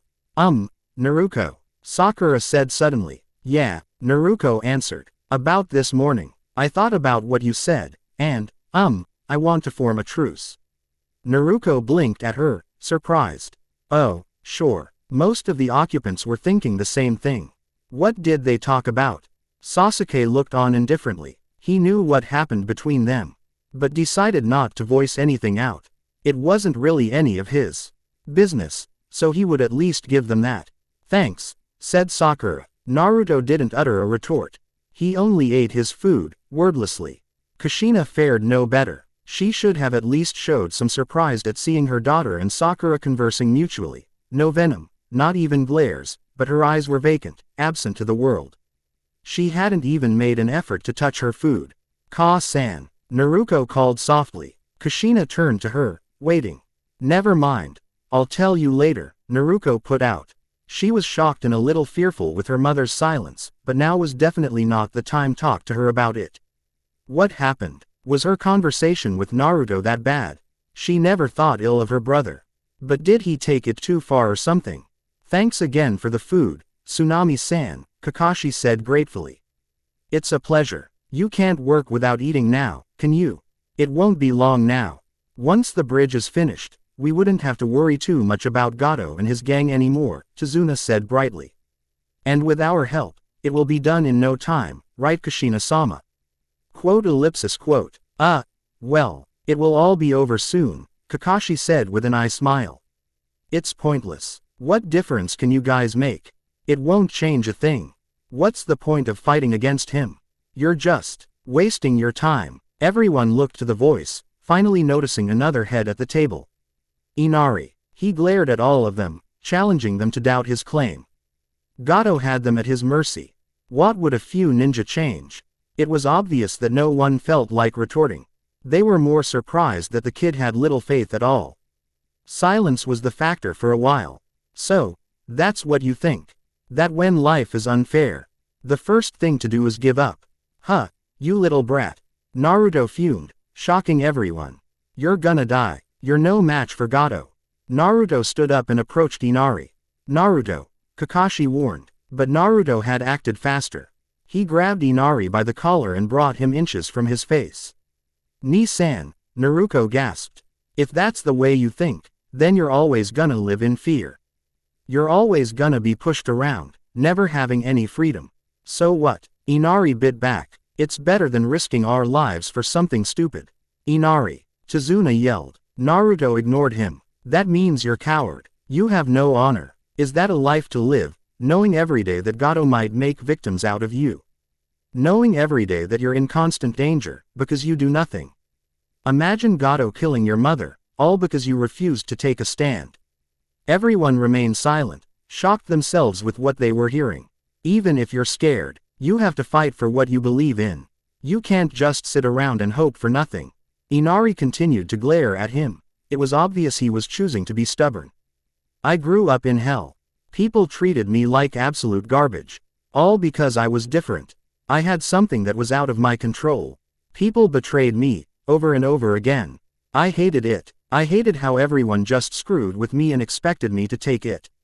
Inari's eyes widened the more he heard Naruto's rant. Every person was staring in rapt interest. Tsunami could only look at the blonde in surprise. Kushina couldn't bear to look at the scene. She turned her head, hair covering her eyes. Naruto knew he shouldn't let too much be revealed. He didn't need pity, but he did need to make a point. Do you think I gave up? Do you honestly think I allowed myself to mope around in despair? No, I couldn't. I had to do something. That's why I'm going to be Hokage, because if I can't make change for the better, then no one else will. I'll make sure that people are treated equally, especially the ones who are different. He brought Inari's face closer and snarled, I'm going to be that change. No matter what anybody says, I won't stop fighting for what's right. So you can sit there and mope around if you want, or you can stand up for yourself and take back what belongs to your village. Even if you're scared, if something precious to you is worth fighting for, then you fight for it. Naruto finally let Inari go. I'm going to be that change, Naruto repeated, more calmly, but still resolute. Kushina stood and excused herself. She promptly started walking away. Call me when it's time to go, was all she said, her emotionless voice leaving everyone in stunned silence. Naruto still had his back to them. He made no move. He just stood there. It was an awkward breakfast. It was time to head to the bridge. Kushina had been adamant in accompanying Chizuna, claiming that even if she was hurt, she could still handle herself. Kakashi had been reluctant in agreeing, but one glare from the redhead was all it took to change his tune. So Chizuna left with Kushina, Naruto, Sakura and Sasuke. They decide that Naruko and Kakashi could look after Tsunami and Inari, just in case Gato felt like attacking and taking the family hostage. Everyone walked in silence. Oh, there was tension all right, so thick it would take the sharpest knife to cut through. Chizuna had tried to keep the atmosphere upbeat, but failed miserably. Hey, Dobi, Sasuke started. What? Naruto grumbled. Heard we're going to be in other teams. I'd just like to say, as much of a loser you weren't that bad to be around, Sasuke said. Eyes closed in a thoughtful way. Thanks, Tem. Naruto uncertainly replied, not Su. If he had been complimented or insulted. That's right, you should be thanking Sasuke-kun. It's not every day he gives out compliments. Sakura swooned. Sasuke sighed. It's not a compliment. It's just something to think. Oh, Sakura said. Everyone stared at her. What? Is there something on my face? Sakura asked fearfully. Well, it's just, you're usually more persistent than that, Sasuke. Didn't even know why he pointed that out. Really? I never noticed, Sakura said, seemingly surprised herself. Chizuna, Kushina addressed. Yeah, Chizuna answered. I want more information on this Gato character. I am aware that he essentially runs your current village, but I want details. Geez, Chizuna thought, had Kushina always looked that scary? Like I told you before, the man is a menace. He's got us under his thumb with his gang. They rob from us, hurt us, and do whatever they please, whenever they please. Some of us are sick of it. Hence the bridge. That's all nice, but you didn't give me details on Gato. Oh, well, There isn't much to say. He's a short man who likes to hide behind his muscle. He would let his minions do his dirty work before even lifting a finger himself. How many gang members? Hard to say, but a lot. That doesn't give me anything to go by. I want numbers. I don't know. TCH, just great. Relax, compared to Zabuza, those guys are small fries. At least that's good to know. As they got closer to the bridge, Kushina addressed her wards. Our objective is to watch over Tazuna and his workers until this bridge is finished. Today should mark the near end of our duties. If enemy nin arrive, follow my orders to the letter, understood? Kushina queried, completely in her sensei persona. They nodded at her, the seriousness of the situation not lost. Good. As soon as they arrived at the bridge, Tazuna immediately set to work, ordering his workers on what to do and where to do it. The Konoha shinobi looked on carefully, prepared for anything that might happen. After about an hour, however, the kids were quickly getting bored. Naruto was getting agitated. It wasn't enough that there was awkward tension with his mother, but he was getting frustrated on waiting for a fight. Last time, he had been too angry to think straight, but now, it was fair game. He didn't have to wait long. A mist started to cover the unfinished bridge. At first, Kushina had been confused, but her senses as a jonin warned her of imminent danger. She acted quickly, running to Tazuna, grappling the man, and shoving him to softly. Needles were in the place. Ace of the bridge builder's original position. Tazuna was lucky to be alive. Gah, damn it, why at a time like this? We're so close. Tazuna yelled, and was promptly shoved out of the way of more needles by Kushina. Get as far away from the middle of the bridge as possible, Kushina commanded. Tazuna followed, running as fast as he could to the edge. Kushina was lucky the mist wasn't thick. Old make things more difficult if that was the case. Well, look what we have here, said a silhouette, barely visible through the fog. He walked forward, revealing his bandaged face and gigantic sword. Zabuza Momochi, Kushina said. Kushina, it's an honor to see you again. Frankly, I thought my poison killed you. Miracles can happen, Kushina replied. I bet, Zabuza sarcastically retorted. Kushina was ready for him this time. Even if she had a bad shoulder, she had plenty of jutsu in her arsenal to take on Zabuza of all people. Her senses kicked in again and she jumped out of the way, barely missing needles that were aimed at her head. How was it possible? Zabuza was in front of her. Unless, she quickly looked to her side, noticing a woman in a hunter nin's mask. Hey, it's the hunter nin that took Zabuza, Naruto pointed out. Kushina mentally cursed. It seemed Zabuza had more help.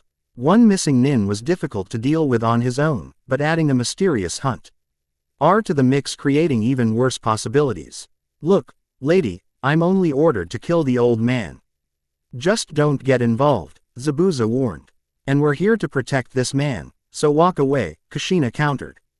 Her mind was racing with tactics of action. This was really bad. She didn't want the kids involved. Zabuza shook his head. Forget it then. I've warned you before and there is just no changing your mind. This time, I'm going to make sure I finish you off. Kushina made sure she was at a perfect angle to watch both Zabuza and the masked nin. Kids, protect Tazuna. That's an order. The Konoha squad had been expecting refusal from Naruto, once again, but were surprised when the blonde nodded and ran to the bridge builder. Sasuke and Sakura soon followed. Sorry, Kushina, but it isn't going to be that easy. Haku, deal with the bridge builder. I'll handle her. The masked nin did nothing but what was told, swiftly dashing towards Tazuna. Kushina cursed. She had been hoping he would focus everything on her. But she was mistaken. Zabuza charged at her, sword ready to strike. He swung it at her. Kushina dodged, losing a couple of hairs. Zabuza was still on her, swinging and slicing with the intent to kill. He followed her movements, trying to mimic her in order to get the kill. Kushina was looking for an opening. She ignored the dull pain that shot through her injured shoulder. She would be fine. She could handle it. You think you would have learned your lesson from the last time we fought, but no, you're still back for more. You disappoint me, Zabuza taunted as he swung. Kushina ducked, saw an opening and stuck, bringing her fist mere inches from the missing nin's chin, but he dodged at the last second. And it seems like I'm not the only one who's got it in it for you, take that blonde kid for example. Quote, Kushina froze mid-step, but Zabuza didn't press his advantage. Oh, so I am right. You must have done something pretty bad for him to resent you the way I've seen. Kushina glared at him, but said nothing. And now look at you, constantly putting their lives in danger. What kind of a sensei does that, Kushina seemed more and more indecisive. It appeared that Zabuza hit a sore spot. Maybe you want them to die. Kushina's eyes widened before she fixed a hateful glare at the missing nin. Bastard. She took out her own blade, hidden by the side of her hip. She took her standard fighting stance. She couldn't see through Zabuza's mask, but he was grinning. She prayed that the kids could hold on for as long as they could. She needed to finish this as quickly as possible. Damn it, here she comes, Naruto said. He turned around and faced the oncoming Haku head-on. Naruto, we have to protect Tazuna. Sakura yelled. I am protecting him. Cover him, Sakura. I'll hold her off. But, go, Sakura, we'll handle this. Sakura stared at Sasuke, incredulous. Go, Sasuke commanded. Sakura squeaked and hurried to the bridge builder. Naruto stared at Sasuke in bewilderment. Sasu, you really didn't think I'd let you take all the glory, did you? Besides, you're too pathetic to handle her on your own. TCH, freaking tem. Sasuke smirked at him and then turned his attention to the fast-approaching nin. Get ready, I should be saying that to you, Naruto retorted, but complied. When the masked nin was close enough, it was Sasuke who started. Kaden. Karyu Enden. He took in a breath and blew a stream of fire, aimed straight at the nin. She jumped into the air, but Sasuke continued to trail after her. He almost hit her but she used substitution. What the, substitution? Naruto said in shock. Behind you, Sasuke shouted. Naruto looked behind him. The nin looked to be attempting to puncture him with needles, but he dodged, with speeds that he never knew he had. Sasuke gaped, albeit subtly, what the hell, you weren't that fast before. Naruto looked at his feet in awe. Even he didn't know where that had come from. He looked up and noticed that the masked nin was staring at him quite intently. Sasuke took the distraction as the perfect opportunity to strike. Kaden Ninpo. Hibashiri. Fireballs shot out of his mouth and raced straight to the masked nin. She outmaneuvered them easily, carefully changing her position so that each fireball missed its mark. Sasuke was starting to get frustrated. This woman was pissing him off. If he couldn't get her with jutsu, then he would stick to the old hand-to-hand combat. Naruto had the same idea. He didn't even have many jutsu to begin with, and it was obvious shuriken and kunai would be wasted, so he charged at her. Dobi, stop, Sasuke warned. What the hell was that idiot thinking? The masked nin focused on him again, raising her hands in a defensive stance. Naruto shot fist after fist, each being easily handled by the nin. The nin shot a fist of her own when she saw an opening, but realized too late that she had been duped. Naruto ducked to avoid the fist. He his hands on the floor and did a backflip, kicking the nin square in the face, hard. The masked nin backpedaled, staggering just a little. Her face showed a minuscule crack. Sasuke was definitely surprised. Naruto, the dobi, landed a blow. In fact, he actually outsmarted someone. Hey, come on, you want some more? I'm ready. Naruto hollered, his face serious. You have skills, I'll give you that. Both of you, however, are no match for me. The nin slowly removed her mask. Naruto could do nothing but stare in shock as the identity of the nin was revealed. Haku. Kushina dodged another slash aimed at her side.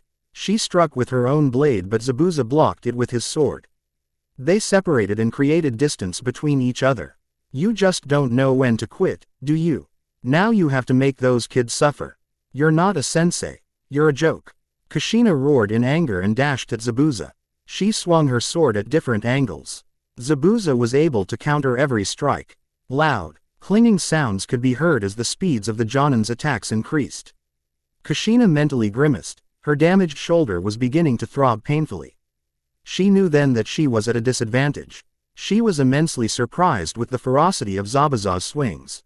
He struck so hard that she staggered backwards. This wasn't good. She was losing. What's going on? Naruto asked, confusedly staring at an unmasked Haku. Hello, Naruto. I see you're doing well, Haku said. Hey, Dobi, what's going on? You know her. She helped me. She gave the medicine to treat Kushina sensei. So that's who it came from. Sasuke couldn't suppress a snort. Trust Naruto to get help from an enemy. That was then, but now, things are different. Stop trying to stop me. But why? Naruto cried. Why are you doing this? I don't expect you to understand. Don't get in my way. No, Naruto said firmly. I won't let you hurt Tazuna. As unfortunate as that sounds, you have given me no choice, Haku said seriously, widening her hands to show 10 Senbon needles. Sasuke, we've got to stop her. You're telling me. Together, Naruto charged with Sasuke in tow. Naruto threw a few kunai, missing Haku completely. He cursed himself. He still had a lot to learn. Sasuke mimicked his past actions, almost hitting their mark, but not good enough. They attacked Haku with a barrage of punches, but Haku looked like she was handling them with practiced ease. Sasuke took a Senbon needle to create an opening. Naruto, now, ha! Naruto yelled, driving his fist into Haku's face, sending her flying away from them. Haku hit the ground harshly. She struggled to get to her feet. Hey, Sasuke, you okay? Naruto asked. Sasuke grit his teeth. The Senbon needle hurt like a bitch, but it would be a cold day in hell before he let the loser know that. Of course I'm okay, I'm an Uchiha. Naruto rolled his eyes, whatever. They turned their attention back to their enemy. Haku was standing again. Her face looked bruised, but the scowl plastered on her face spoke volumes of her anger.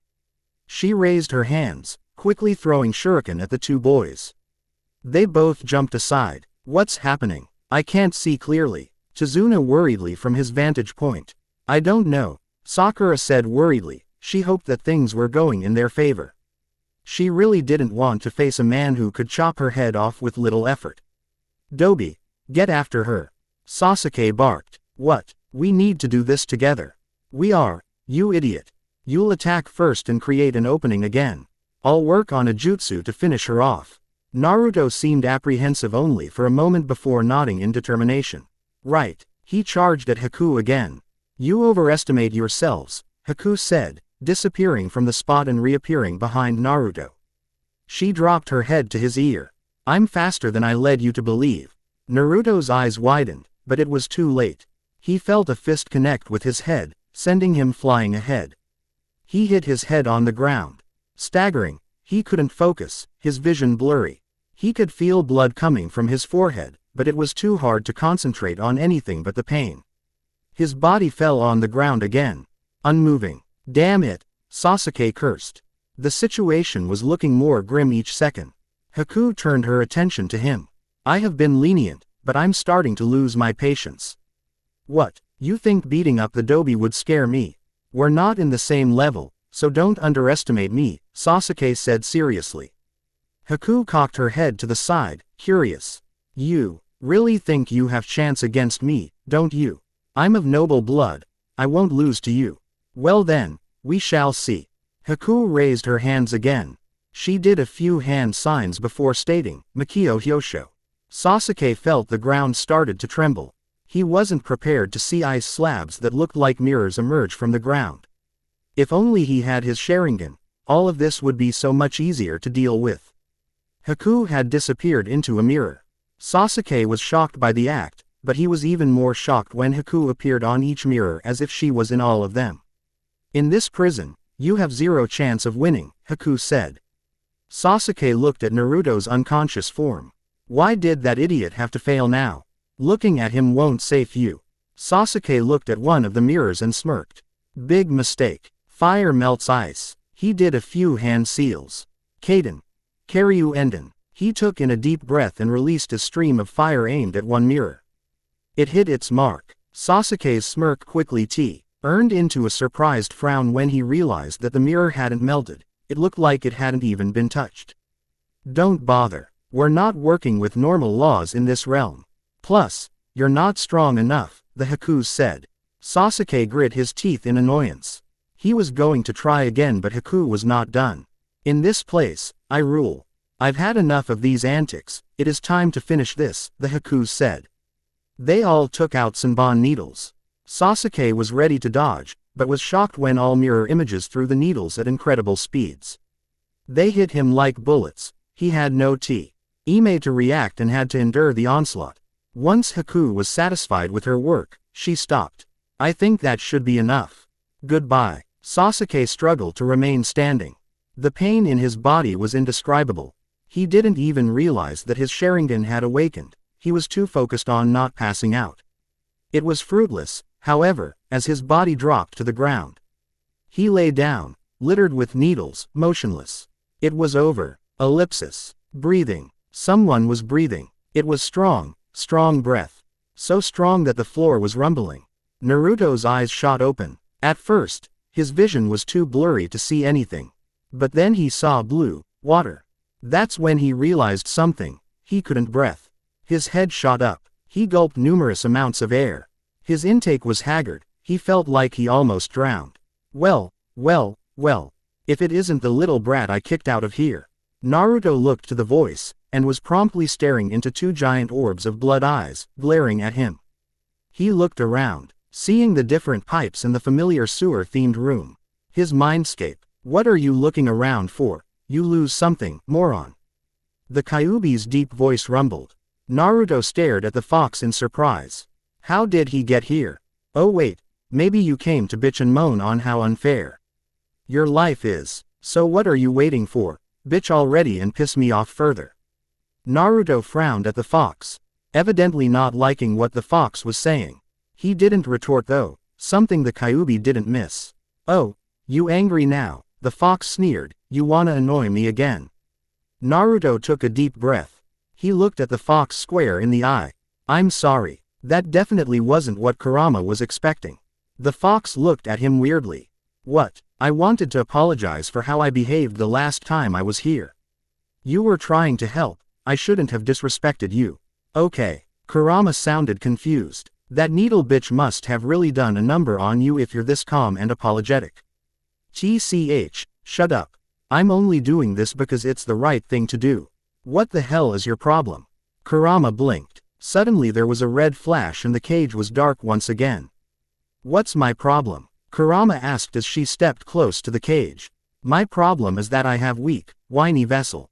Hey, Naruto protested, but stopped himself. He almost forgot, his comrades were in danger. Oh, you finally realize it. I'm surprised you lasted as long as you did with someone like Senbon girl. Naruto gave her a look. Really, Senbon girl? Hey, I'll name her however I want, kid. What's wrong with you? How many times must I tell you we're the same age? There you go, bitching again. Arg. Okay, I'm sorry. Could you tell me how to get out of here? I need to help my team. Let me be honest with you, Naruto. There is no possible way you can win. I'll find a way. Now, let me out. Listen to me, Kurama snarled, shocking Naruto. Your abilities are weak. Right now, you're only a few seconds from being killed. What am I supposed to do? Just sit here and wait for something to happen? No, I'll help you. Quote. What do you mean, help me? In order for this to work, you'll need to give me temporary control over your body. Hell no, you're not listening. I know what you're after. You just wanna get free. Freaking bastard. After everything I've done, do you really think that's my motive? I can't trust you, I'm sorry. For the love of God, your friends will die if you don't take my help and you're running out of time. Quote. I don't want to die either, you know. If you die then I die. I don't want that. She really sounded desperate. Quote. Fine, if you let me help, I promise to train you in all I know. But you sigh, you stupid brat, she screamed, livid. Just accept my offer, under one condition. What? This happens only once and I get control back anytime. That's one condition. Take it or, okay. Give me your word. Arg. Freaking. I swear on my life as a Biju that I will honor your conditions, Kyuubi grumbled. Naruto finally allowed a smile, thanking her for her training offer, and Kurama realized that she had just been played. You little she. There was a bright flash. Haku stared at the two bodies crumbled on the ground. They weren't dead yet, but the kunais she took out would change things. I'm sorry, she started. This isn't how I wanted things to go, but I have no choice. I am Zabuza-sama's weapon and I cannot fail him. Forgive me for killing you. Haku raised her kunai, taking aim at both boys. She froze, sensing something. It was huge. What kind of chakra was that? It was malicious, evil. No time to ponder, Haku said, face stiff with determination. I must kill them then help Zabuza-sama. Ah, you shouldn't have to worry your pretty little head about that. They're not dying today. Haku was shocked in seeing Naruto stand up. However, that did not sound like Naruto. It did to some extent. But it was like there was a second voice. When the blonde stood fully, Haku was shocked to see red eyes staring at him instead of cerulean. Naruto looked at the fallen Uchiha and tisked. My goodness, needles all over. You did a good job, Senbon girl. That was definitely not Naruto. His voice was more feminine than usual, but Haku was not deterred. You're very resilient, Naruto-san, but this ends now. Haku fired the kunai, concentrating on a point that would produce fast death, the neck. Naruto, casual cocked, his head to the side, the kunai easily whooshing past him. Oops, was that supposed to hit me? Haku gaped. That was her fastest throw. No one had ever dodged it before. This was bad. Whatever was in front of her wasn't human. Look at all these mirrors, Kurama said gleefully. I really wish I could see what I look like instead this blonde moron. Yes, I said it, you got a problem with da. Oh shut up. Naruto seemed to be talking to himself, Haku observed. This just kept getting weirder and weirder. She had enough. She wanted answers. Who are you? She quarreled. Kurama turned her gaze on her. Oh, me, why, I'm the lovable, gullible idiot who loves to yell, believe it. All the time. You won't escape my attacks a second time. Haku fired all her Senbon needles at once, from all directions. It looked like they hit Naruto at first, but Haku suddenly noticed that Naruto seemed to be relaxed, too relaxed, as if he wasn't being attacked. She stopped attacking to assess her work. None of her attacks even touched Naruto, they just floated around him. Naruto observed one of the needles. Pretty sharp, he sniffed, and poison, no, paralysis. I commend you for an adequate effort. Haku scowled. I told you not to underestimate me. Naruto yawned. I've grown tired of these mirrors. Time to take them down. I'd get out of there if I were you. Haku continued to scowl. Naruto shrugged. He stretched out a hand and fire instantly lit up. He had a little fire ball in his hand. All the Senbon needles completely burned away. Haku stared at the child in worry. Firstly, he didn't use any hand seals to summon that fire, which wasn't unheard of, but was a skill reserved for shinobi of legendary status. Secondly, she could actually feel the heat of the flame from inside the mirrors. That shouldn't even be possible. Let's see, Naruto started, childishly bouncing the fireball on his hand. His gaze fixed on a mirror. That looks like a good place to start. Naruto threw the small ball. Haku expected it to hit the mirror and dissipate, but was shocked to the core when that small fireball incinerated the mirror in one go. One down, Naruto said, turning to look at another mirror, more to go. Haku could only watch in S. Hawk as her most powerful jutsu was destroyed right in front of her eyes. It didn't take long for her to run out of mirror to use.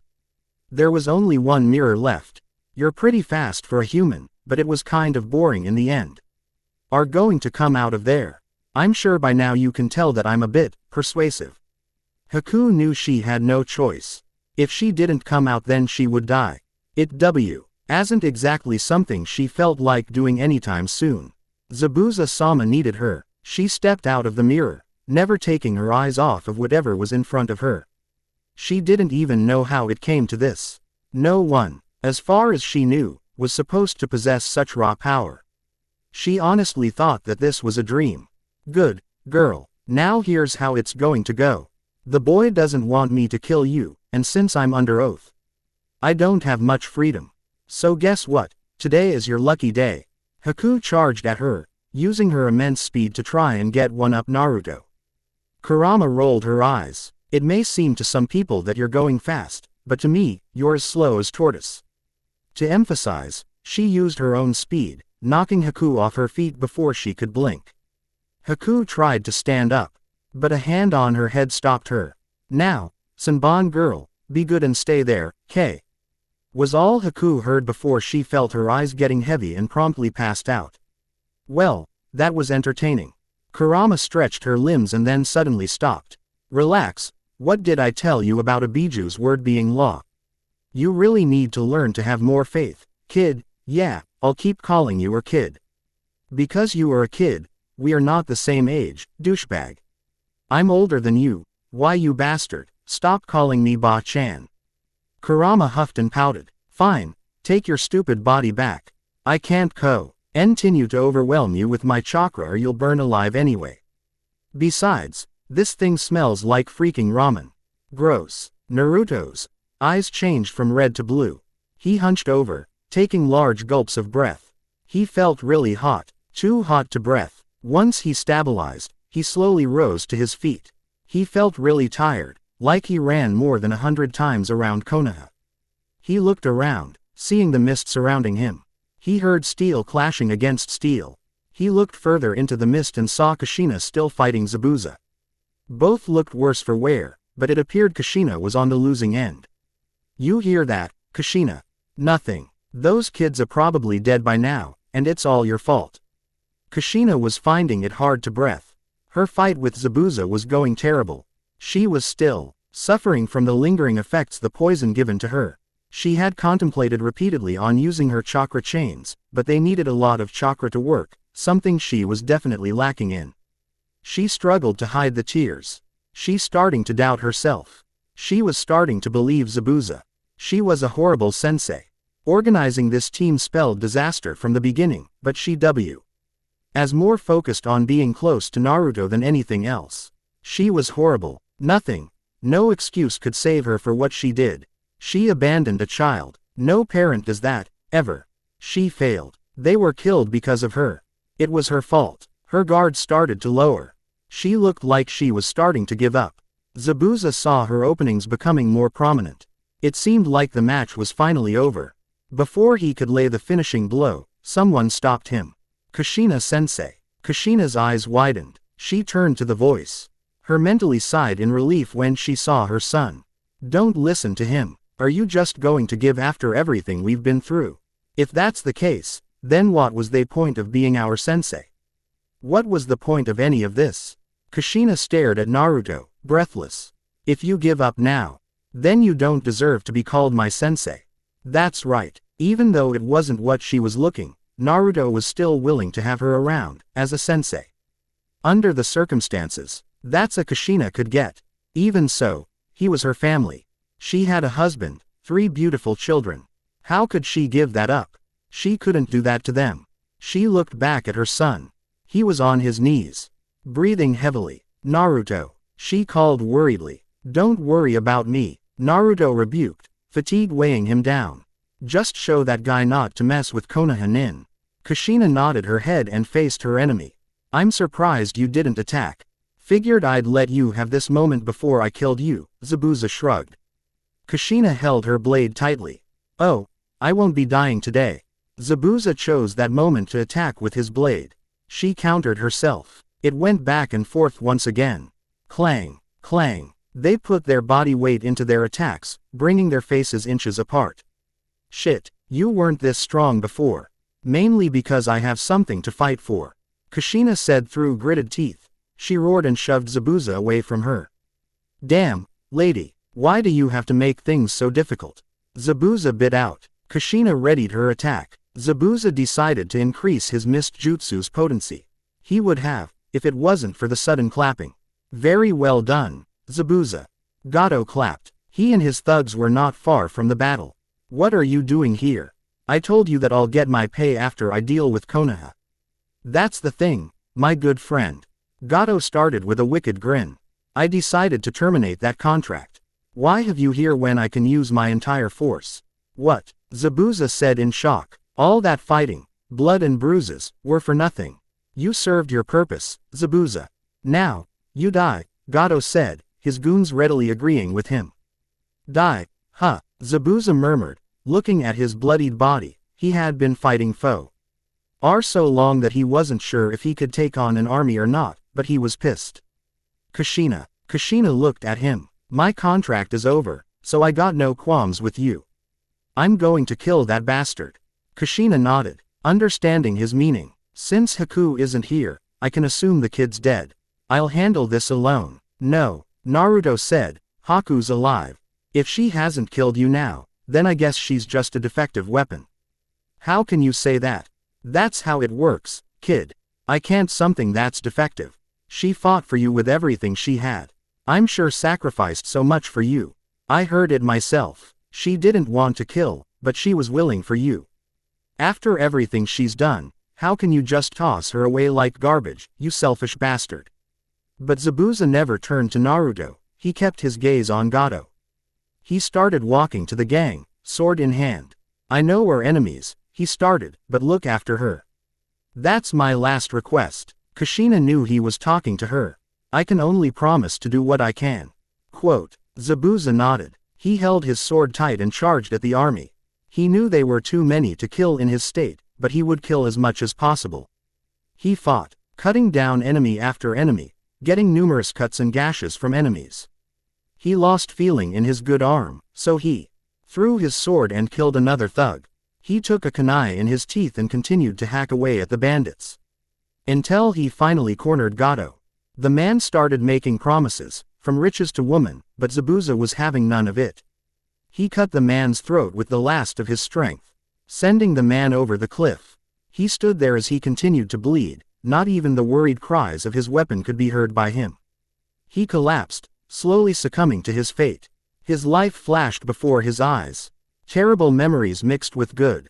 The last thing he saw was Haku and his eyes seemed a little happier. Haku, live, was the last words he uttered. Fortunately, the now co-Enskias girl had been close enough to hear, and couldn't stop weeping. The only things heard were the cries of sorrow. Naruto. Naruto looked tiredly to the voice. He saw a blurry image of Inari with people. Inari. He called weakly. We came to help. Inari trailed. He and his fellow villagers stared at the carnage in awe. A few ninja could kill so many people. You're brave after all, Naruto smiled. Then his eyes closed and he passed out. Ellipsis. Thank you again for all you did for our land, Tazuna said gratefully. It's our pleasure. I just hope next time we come here, they won't be any more fighting. Kakashi said with an eye smile. Me too, Kakashi-san. I'd like to thank your genin as well. I know I called you brats before, but you really came through for us, and you have my respect. Damn straight. And you better not forget it, old man. Naruto said, failing to stifle his grin. A tick mark formed on Tazuna's head. You little brat. Everyone laughed at their antics. Naruko was very happy. Whatever happened at the Battle of the Bridge seemed to have turned Naruto. He seemed a lot more nicer, friendlier, and louder. She didn't know what to make of it, but she hoped he stayed that way. Kushina seemed to be better too.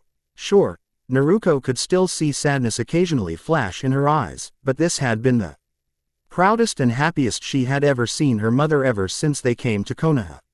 Well, guys, Kushina started, I hope you realize that once we get back home, some of you will be in different teams. So is there anyone you'd like? TCH. It doesn't matter, as long as I get training, and Naruko is there. Sasuke literally threw the last statement out there, earning a glare from said girl. I won't be with Sasuke, because I know I'll learn more. Sakura said. Everyone rolled their eyes. I choose you. Ka-san, Naruko said. Kushina smiled at her daughter, but was soon thrown for a loop with what her son said. I choose Kushina-sensei. Everyone just stared at him. What? I know she'll be fair. Unlike some other people. Naruto shrugged his shoulders. Kushina struggled to keep her composure. She complimented her. It wasn't much to go by, but it felt like a victory to her. She looked at the silent Haku. This isn't going to be easy, I know. Don't worry though, I'm sure Konoha will take you with open arms. Haku nodded, but said nothing. I've been there, okay. I know what it's like. Let's get to know each other, that way, we won't be strangers. I'm sorry, but I can't just yet. I've lost someone dear to me. Don't worry, Haku, Naruko said brightly. I'll be here for you if you need a friend. I don't understand why you would be so accepting of me. Well, Kushina started, if it wasn't for you, then I wouldn't be alive. I think it's fair that I repay the favor. Goodbye everyone. Come back anytime, Tsunami said. Naruto walked up to Inari. He patted the boy's head. I'm sorry about what I said before. You're not a coward, you're a hero. Inari shook his head. No, you're the hero. If it wasn't for you, then wouldn't have had the courage to protect my mom when those bandits tried to take her hostage. Thanks. No prob, kid. Naruto, we're leaving now. Okay, I'll see you guys next time. Come by sometime, okay. We'll be sure to. The Konoha nin started walking in the direction of home, with the addition of a new member. Haku suddenly remembered something. Oh, before I forget, just so we don't have any confusion in the future, I'm a boy. Quote ellipsis quote, quote ellipsis quote, quote ellipsis quote, quote ellipsis quote, quote ellipsis quote, quote ellipsis quote, what? As they continued walking, bickering like idiots. Kushina too the opportunity to look back. She couldn't be any more prouder even if she wanted to. She smiled in content, grateful she had the chance to see to the bridge completion and its name, the Great Naruto Bridge. Author's notes. Will be edited and continued soon. After my final exams. P.S. Sorry about how some characters acted. I wrote this chapter half asleep and didn't focus on characterization. I was rushing just to complete the chapter before I fell asleep. Thanks for pointing it out. I will aim to fix it, especially Naruto. Also, I know there are issues that I didn't deal with in this story. Actually, I wanted to use the next chapter for that. Guys, I know this FIC has problems, a lot of problems. I made it clear last update. I know characters are inconsistent, especially on T. He extremes the story has dealt with problems, but honestly, the story is running itself now. Some stuff, I can't change anymore. That's why I'm doing the rewrite to tackle the issue of abandonment more realistically. If you hadn't noticed, I love to focus on fics that tackle pressing issues like neglect, betrayal, adultery, suicide, rape, and shows how characters overcome these challenges and find peace in themselves. No matter how hard it is. The reason I write fics focusing on the mentioned subjects is because in more ways than one, I've experienced them, and I want people to read these things. Because even though it's fanfiction, these stories are focused on real matters that I and others can relate to. This is not an excuse for how this story turned out. What I said now should not affect how you see this story. I do not want pity. I'm only telling this so you know my motives.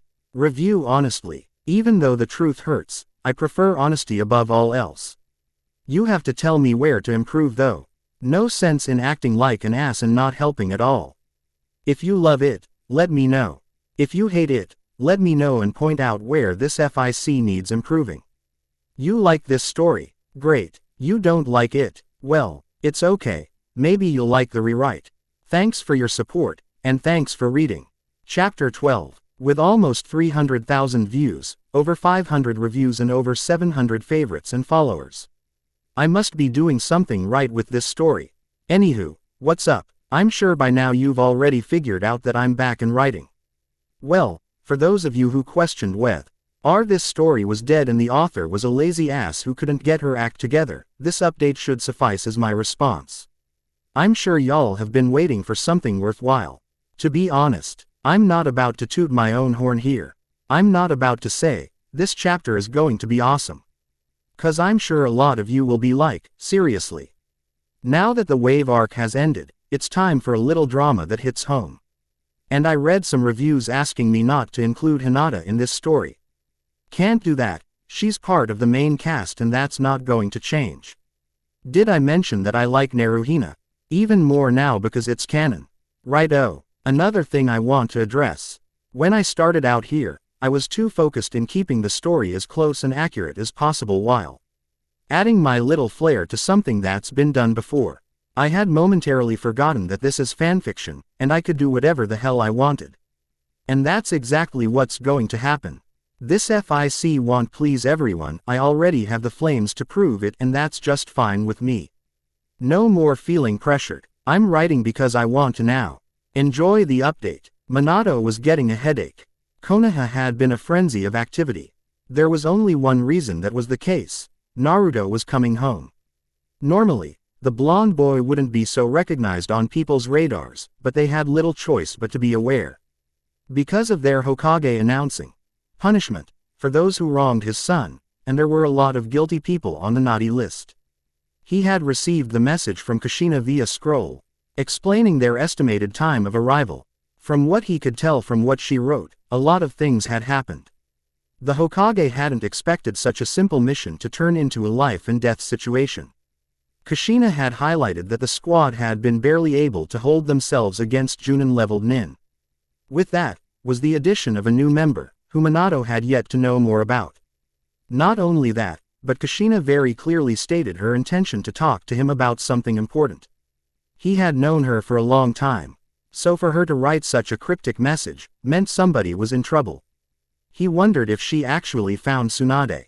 It would be a miracle and a much-needed distraction from begging villagers. If not, then he had no clue what was going on. Well, today was the day. So he was about to find out anyway. Are you sure I should be in the same room as you? Kushina will be back any minute, and as soon as she sees me, there's no doubt I'll be in the hospital again. Manato peered at the person in front of him.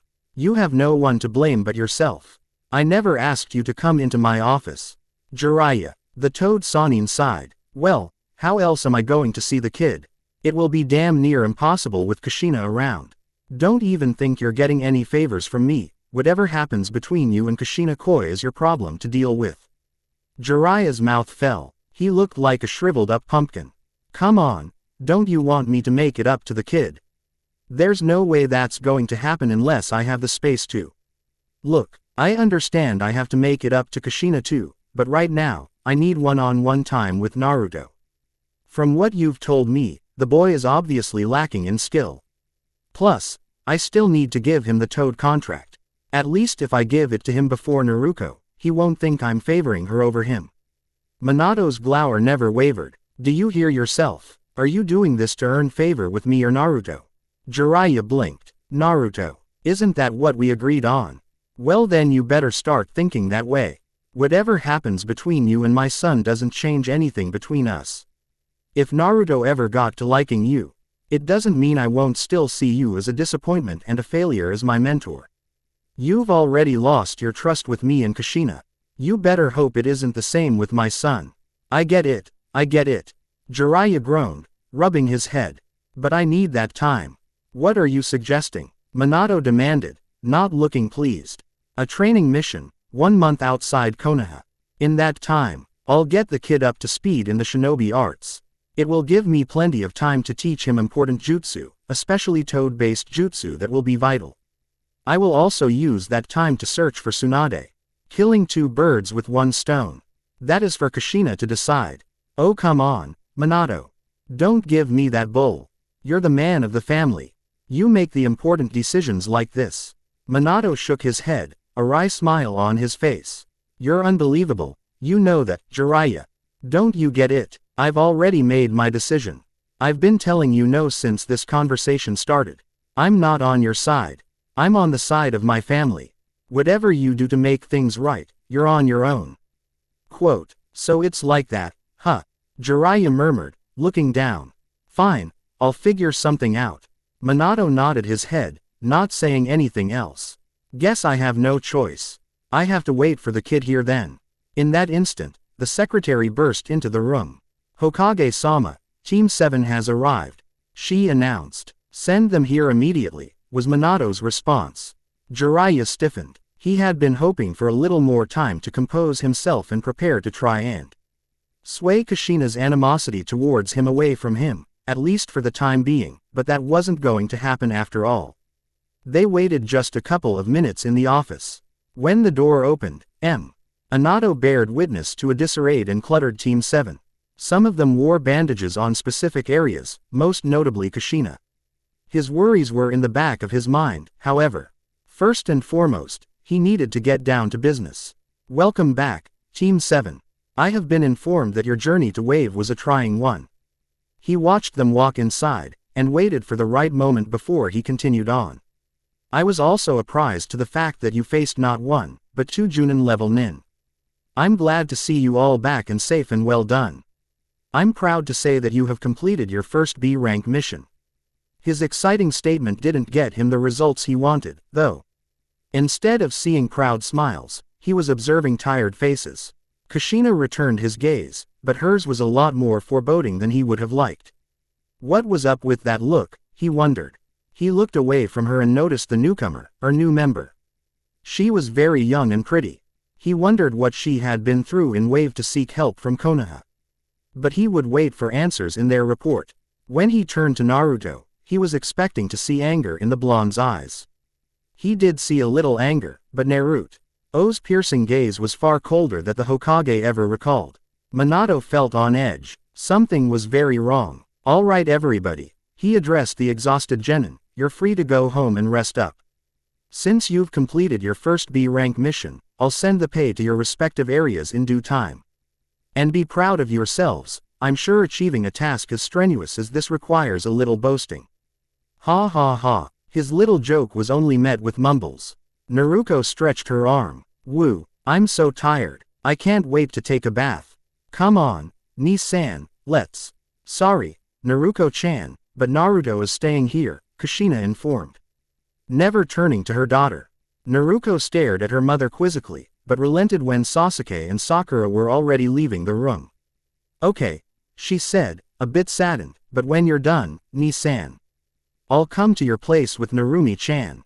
Naruto didn't answer her outright, still keeping his eyes firmly on his father, but Naruko noticed the subtle nod of his head. He had actually agreed. She smiled softly, deciding that it was time to leave. She hardly paid the big old man in the room any mind, convincing herself that he must have been one of her father's clients. Bye, Tu-san, Ka-chan. Ni-san. Bye, Naruko-chan, I'll see you at home, Manato said with a grin. Once Naruko left the office, it was as if the temperature froze in an instant. Jeer. Aiya wondered if being in the same room as Kushina really was a good idea. The Namikaze woman didn't seem like she was in the mood for small talk. And considering that the talk he envisioned concerned Naruto, he had suspicion that he would be signing his own death certificate. Kakashi was mildly aware of what was going on, but he had no clue of the real story. It was obvious that Naruto was in the room because the matter concerned him. But voicing out those thoughts could get him into more deep trouble than he was already in. So he waited, preparing to give his report on the matter. Jiraiya, Kushina hissed, not bothering to spare him a glance. What are you doing here? The Toad Sannin was caught off guard. Usually, he loved being the center of attention, but these weren't good times. I need to speak with you. You and I have nothing to talk about. There are more pressing issues than me beating the crap out of you. Leave. Haku had no idea what to do. He was a bundle of nerves already. Being in unfamiliar territory only served to increase his uncertainty, so he wisely watched on and said nothing. Look, Jiraiya tried to explain, it's about the kid here. Naruto briefly looked at the Sannin, and instantly remembered him from Kurama's memories. So, the other one who abandoned me is back, huh? Guess it's only really convenient when you realize you screwed up so badly that you have no other choice but to try and make things right. Jiraiya's mouth clamped shut. Actually, he had been hoping to tell Naruto himself about that. But since the blonde already knew it himself, the Sannin's hopes of fixing his mistakes were dwindling fast. He wondered if Manato or Kushina told him, but it didn't really matter how he found out. What mattered was the fact he did in the first place. He felt like cursing. Now what was he supposed to do? Manato decided to cut the tension before it turned ugly. He needed to get a report before any significant changes could take place, but he was starting to fear that there was more to Kushina's attitude than just Jiraiya's presence. Kushina, just relax for now. I need the report for the mission to document it. After that, you can do whatever you want to this bastard. Jariah felt like huffing in indignation. Kids these days. Kakashi will handle that. I have something else I want to discuss with you in private. Can it wait then? Manato asked. Kushina considered it, and it would seem much more acceptable to talk to Manato without the presence of others. She looked at Naruto. Will that be okay with you? Me, sure, it's not going to change anything anyway. Naruto answered. Although Manato was happy that Kushina seemed to have made significant progress with their son, he was still very wary of what they wanted to discuss with him. Kakashi made the report. It wasn't too accurate, and Kushina had to aggravatingly correct him on a number of occasions. But most in the room understood why that was the case. She was impatient. Once the report was finished, Manato addressed the issue of Haku. Ultimately, he decided to allow Haku in Konoha's ranks as a chunin. He would be given a place to live and his slate as a hunter nin would be wiped clean. Of course, he would need to explain his actions to other shinobi and kunoichi, but he wasn't worried about anyone questioning his judgment now. As of the moment, he had Konoha completely under his mercy. So once everything was sorted out, and he informed Kakashi to show Haku around, the only people left in the office were the individuals who were involved in that terrible night where a boy was left behind. Manato wanted Kushina to head to the hospital, so someone could see to her injuries, but he couldn't voice it out. He wasn't given the chance. Kushina didn't wait, she got straight to the point. Manato, the Shiki Fujin you performed that night, are you sure it did what it was intended for? Now that was a question even Jiraiya didn't see coming. That was not a random enquiry. There was a reason why she asked him, but what could that reason be? Manato was a bit confused at the quiz, but he answered anyway. Of course, I saw the Kyuubi's chakra and soul only. Ashton sealed into Naruko and Naruto respectively. Have you ever tested this out before, Hokage-sama? Naruto gritted out. Manato frowned at his disrespectful tone, but decided to play it cool and keep his composure. Not the alternative I used that night and neither the original. The Shiki Fujin is a death sentence, you can't possibly test it. Even you know that, Kushina. Kushina nodded her head. A hopeless smile was plastered on her face. I really was a fool. Well, there's your answer, Naruto. Naruto glanced at her and glared right back at the Hokage. That's all I needed to know. All of this was because of you. What? Let me finish. Naruto roared, pointing a shaky finger at Manato. I have the Kyuubi within me. She's this soul you're speaking of. But guess what? That's not all. She the chakra too. You didn't separate the Biju from its chakra. You didn't do anything significantly different.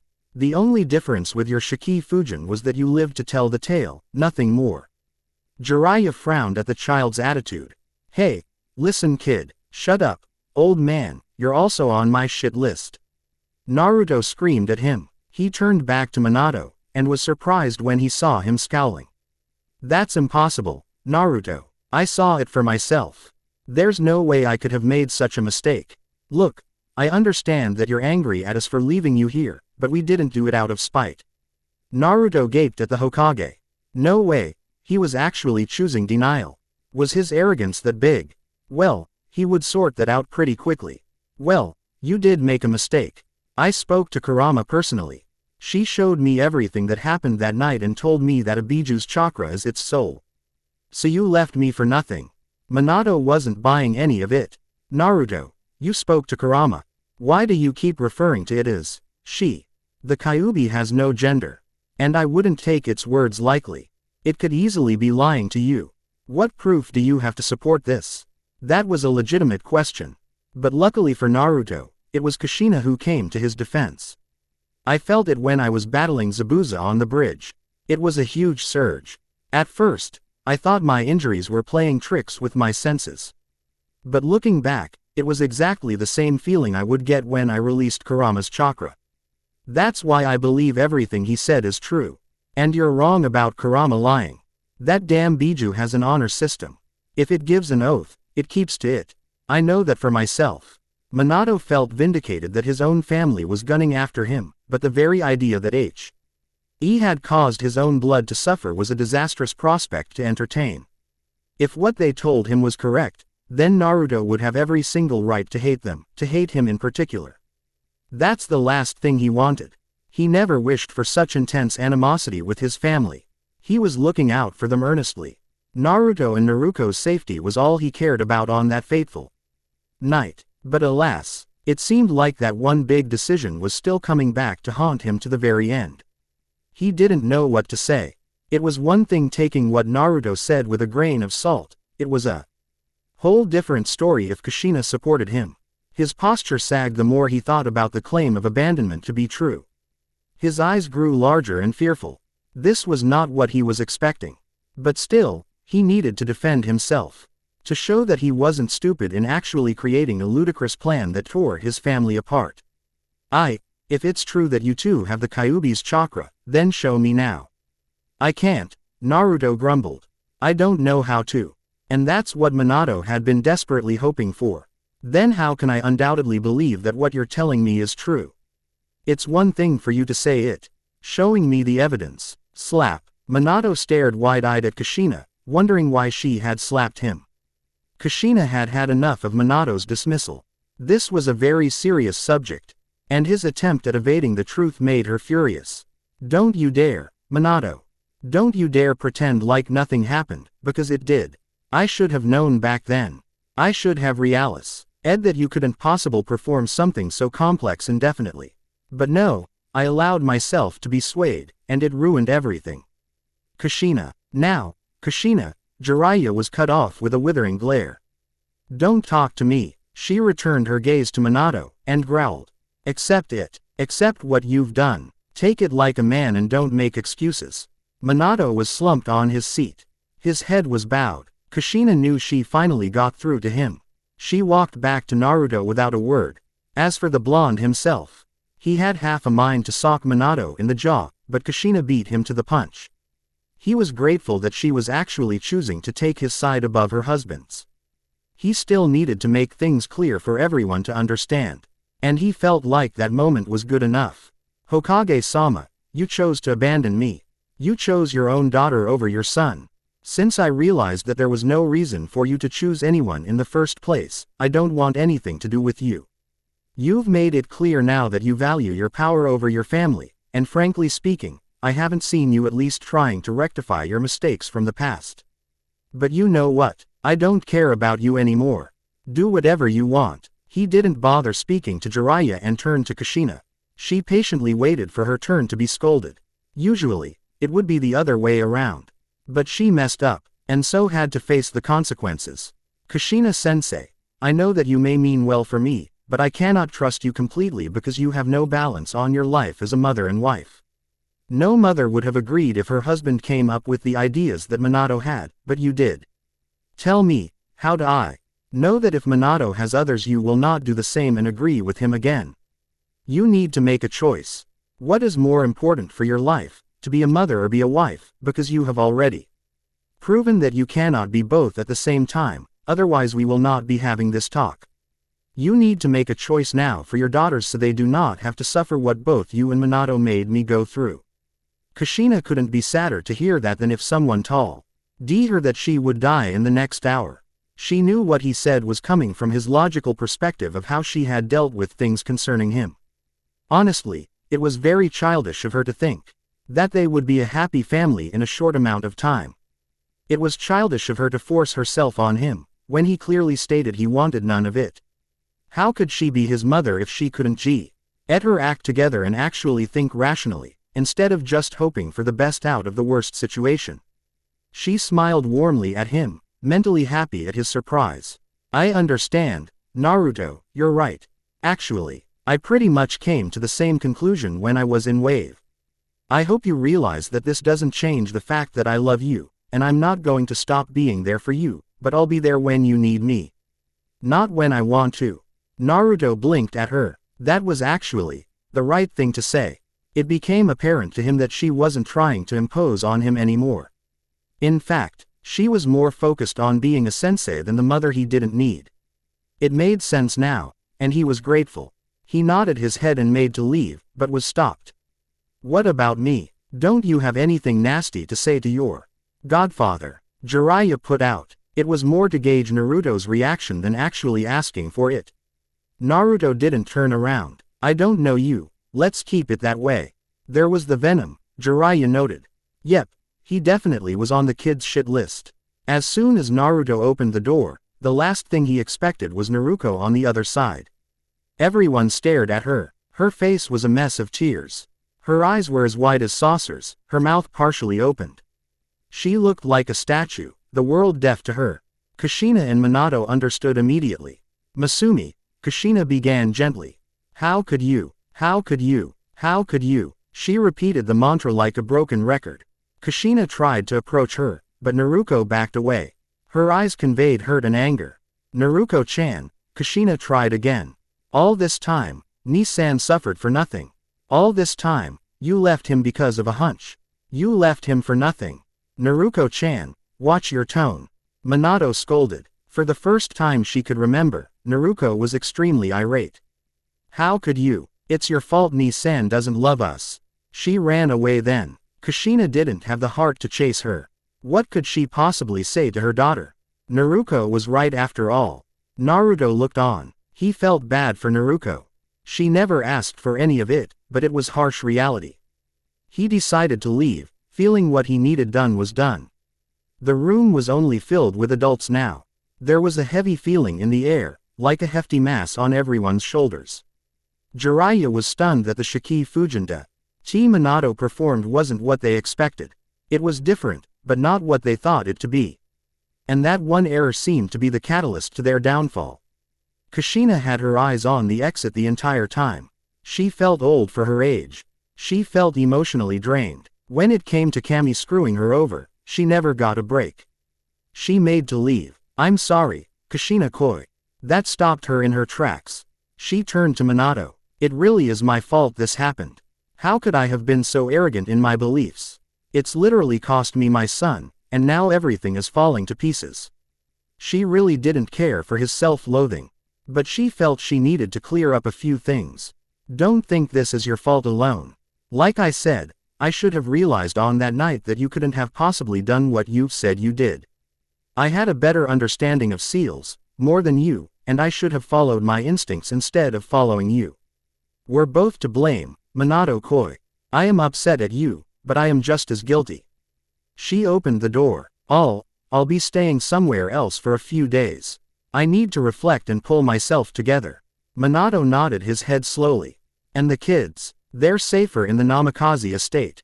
It doesn't mean I won't be stopping by to see them. I just need some time to myself. I get it. I'm sorry. I'm sorry too. Kushina stopped a second and remembered something. Could you locate Naruto's adoption papers for me? I need to know who took him in. Naruto was adopted. Manato yelled. Yes, and I'll explain everything soon. Just please get me those papers. All right, but you owe me that explanation. Kushina nodded, then noticed something important depending on who you are. Where's Jiraiya? You know, you could give me a heads up when you actually pull me into the mindscape, Naruto deadpanned. Kurama stared blankly at him, her tail usually swaying from one place to another. In human form, she looked rather cute for a terrifying monster. Naruto wondered why he hadn't noticed something as fluffy as that the few times he had been dragged here. It made her look exotic, human with fox features, which was strange. Why should I do that? Kurama asked. Her big, red eyes seemed genuinely curious. Well, it would help if I didn't fall flat on my face every time I came here. Naruto complained. Kurama continued to scrutinize. Naruto had half a mind to think she was messing with him on purpose. And he was right. She laughed out loud, pointing a finger at his pouting face. I had you going, didn't I? What is wrong with you? Oh, relax. Kurama waved him off. I was just playing innocent. Geez, you really are naive. And you're a nutcase. Maybe, Kurama drawled, a teasing smile forming. But the reason why I won, give you a heads up, is simple. I can't communicate with you outside of the mindscape. I think that should have been obvious to you by now. Naruto stared at her stupidly. In hindsight, he should have suspected something along those lines when he noticed she never openly communicated with him outside his mind. But then, wait a minute, when you took control of my body, I was able to talk to you while I was here. So explain that, he challenged. Kurama tilted her head. Well, that's actually simple. I had a connection to the mindscape even when I had control over your body. So I wouldn't saw why every part of me was gone from this place, otherwise the seal would force me back, harshly. Naruto was surprised that he understood what she said and meant. He could only nod his head numbly. So why am I here this time? Who knows? Maybe I just wanted to hear you bitch and moan some more. Arg. I'm done with that. I already told you so. Finally, someone grew a little, just a little. Quote ellipsis dot. You don't seem like you grew at all. Naruto meekly backed away when the fox glared at him. Oh, so you're making fun of me, is it? I'll have you know that when I do grow to my full height, I have a great figure and great boobs. Naruto gave her a look. I never said anything about your. Never mind. Why am I here, Kurama? Upon noticing his seriousness, Kurama sighed. Ruin the fun, why don't you? Anyway, I told you I was going to train you before, didn't I? Actually, you pretty much tricked me into it, which was very commendable, you little shit. You're the one who offered, not me. So how is this going to work exactly? We need to establish a communication channel inside and outside the mindscape. For that to happen, I need you to sign this. A scroll appeared in her open hand. She handed it to Naruto. He looked at it in wonder and bewilderment. From what he could tell, which was vaguely, it looked like a contract, he asked, receiving an affirmative nod from his partner. Yep, it isn't anything complicated, it just connects our consciousness together. The only drawback would be it would allow me to always read your mind, and since I already do that, it's nothing different for you. Naruto was still frowning when he looked at the content. I can't read this, and it seems like it's a lot more than just connecting our consciousness together. Kurama smiled at him. Wow kid, you're actually pretty bright for an idiot. She ignored his glare and decided to explain. You're right, it isn't just for our minds. We will also be sharing chakra, more like mixing chakra. In order for that to happen without me escaping my cage, we need to be bonded. What do you mean by bonded? I don't know how to expressively explain it. But in simple words, our minds and chakra will be connected to the both of us. So if you ever feel like drawing out my power, it wouldn't be damaging to your body to do so. And if you ever want to talk to me, I will always be there, in mind of course. Additionally, in order for your body to compensate for my evil chakra, it will combine our chakra together to create something new. That's it in a nutshell. Naruto nodded slowly. I get it, but how is this training? Kurama looked at him like he was stupid. This isn't training. Training hasn't started. We need to distinguish key issues so we won't have problems later on. Well, since I can't read this thing, I have no idea if I should even consider your offer. Do you want me to make an oath about it? I think you've already figured out that I can't lie if I do that. Naruto blinked at her a few times. He decided to ask instead, why are you doing this, though? I thought you hated me or something. Kurama huffed. You make me sound one-dimensional. Besides, I don't hate you. I just hated your attitude before. The reason why I'm training you is so I don't have a weak vessel. I mean compared to your sister, you're practically nothing. Naruto grimaced and looked away from her. Gee, thanks. Anytime, but look at it this way, with my help, you'll surpass your sister in no time. He returned his gaze on her. How is that possible, especially considering she has your other half? Kurama shook her head. Listening is a skill, Naruto, one you'll need to learn pretty quickly. Remember when I told you that I was the yang chakra, the good kind? He nodded his head. Hen, do you honestly think that the yin part of me wants anything to do with teaching someone, especially the daughter of its jailer? Naruto thought it over. Maybe it wouldn't now, but what if that changes? I'll be right behind her again. Quote, don't make it sound that easy, because it isn't. Right now, all my yin half cares about is escaping its cage. Your sister's life is forfeit. Naruto's eyes widened. You mean she's in danger? Not yet, but it's very likely her life will be in peril soon. He had never thought of it that way. He just assumed that since Yang Kurama was crazy, then Yin Kurama was double the crazy. Bonk. Ow. Naruto whined, rubbing his sore head. Why do you keep forgetting that I can read your mind? Kurama nonchalantly queried. Naruto grumbled under his breath. You don't need to worry about her yet. You are the sorry excuse of a shinobi that can't do anything right, not her. Do you really wanna fight me, bitch? Naruto yelled. Please, I'd kill you in a second, now calm down. Naruto pouted but complied. Right, although I have centuries of techniques under my belt, I think teaching you is going to be tricky the way you are now. What's that supposed to mean? He demanded. Kurama didn't look perturbed by his scowl. Simple, Kid, you're too impulsive. You say something before you even think it over, you rush into battle before even making a strategy. Things like that will get you killed. We need to work on your attitude and way of thinking before we advance to anything else. Naruto didn't like hearing anyone insult his skills bluntly, but he had little choice but to acknowledge she knew more than him, a lot more. He begrudgingly nodded his head, confirming he understood what she meant, but didn't have to like it. Kurama hummed in triumph. Good boy, we're the same age. She rolled her eyes. He was never going to let that one down, but she was slowly starting to get used to it. He wasn't a bad individual. He just made stupid choices, and it wasn't as if it was all his fault that he grew up to be that way. Before we start that, you need to sign this.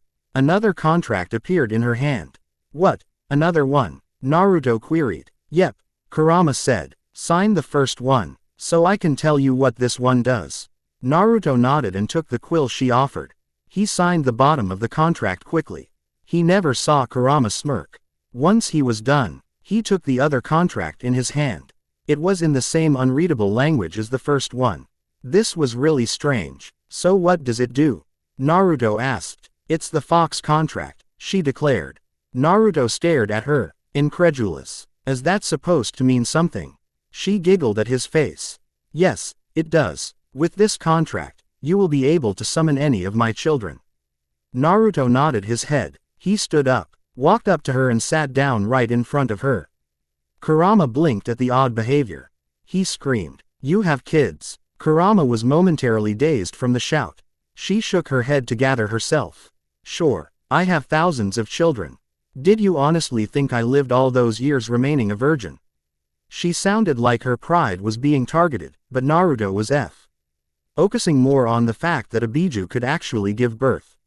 How is that possible? You're pure chakra, he screeched. She shrugged. I can't honestly answer that. I didn't really question the laws of nature. I just went with it. Naruto's head was spinning. His initial understanding of Kurama was turned upside down with her statement. Nothing made sense to him anymore. She donned a wicked grin. Wanna know how I have so many children? Simple. It was either I got fucked, or did the fucking. Naruto shut his eyes and covered his ears. What the hell? Don't tell me about it. And I only did it with humans. She continued like she was talking about her favorite television show.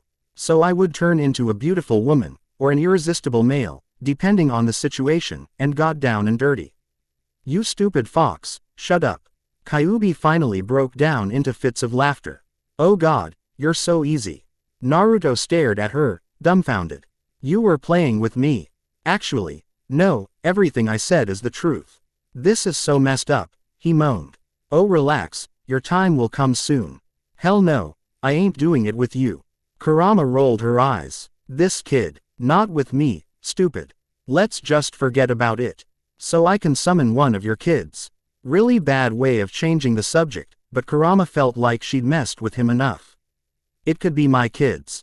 It could be my grandkids, or great-grandkids or... Wow, you really are old, Naruto noted. A tick mark appeared on Kurama's head. Say that again and I'll kill you. She snarled, her fangs visible. Naruto snarled right back. It's the truth, isn't it, Ba-chan? Know that the tables were turned. She didn't feel like teasing him anymore. She huffed and decided to get back to the task at hand. Whatever, Shrimp, are you going to sign the thing or not? Why should I sign it? Did you think I would be your sparring partner? No, you'll need someone to train with physically and I'm way too important for that. The contract will allow you the ability to summon just that entity. Naruto glowered at her proud visage. Humble much? I don't need to be humble. I'm the strongest of all the Biju. Well, that explained it. He looked at the scroll again. Does this thing mean I'll have control over what I summon? That's pretty much what any summoning contract means. Won't you have a problem with that? She was impressed that he had the foresight to ask her opinion on the matter. He was slowly improving in perception. Nope, because even if anyone is summoned by you, it is their right to see if you are worthy of their presence. So even now, I'm still going to be tested. He deadpanned. It seemed like too much work for an ally. That's how it works. If you don't live up to what they expect, then they will reject the contract. You won't lose anything. Just your dignity and self-worth. He wondered how she could treat the matter like a joke. This was very serious for him. He needed all the help he could get, and if Kurama was right, then this was exactly what the medic nin ordered. He had one more question. Will I be able to summon outside of the mindscape? Sorry, kid, that can't happen. Just like you can't summon anything that you would from the outside to the mindscape, you can't summon anything from the mindscape in the real world. That's not how any contract summoning works. Damn, and he had been hoping for a powerful ally too. Enough explanations. Sign the stupid thing so we can get started. Naruto's mouth thinned. For some strange reason, there was a nagging feeling in the back of his mind. He didn't know exactly what it meant, but something didn't feel right. However, becoming strong won out in the end. This way, he could get training from two teachers, Kushina sensei and Kurama. Kurama coughed. That's Kurama sensei to you. Buddy, would you stop reading my thoughts? He decided to just sign the thing. Kurama had never given him an actual reason not to trust her, so he figured why not. As soon as he finished signing, the contract burned in flames. Naruto yelped and jumped back. Kurama had a frown on her face. It was both confused and worried.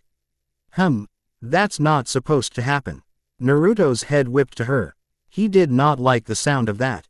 What happened? Kurama looked like she was deep in thought. I'm not sure, but I don't remember the contract burning before. She cupped her chin and eyed Naruto. Given a summoning contract has never been performed in the mindscape and with someone I'm bonded to, it is plausible that our combined chakra had an adverse effect on the contract. Can you speak English? She ignored his comment. Try summoning something. I can do that now. Yeah, go ahead. Naruto nodded his head. He scrunched his face in concentration.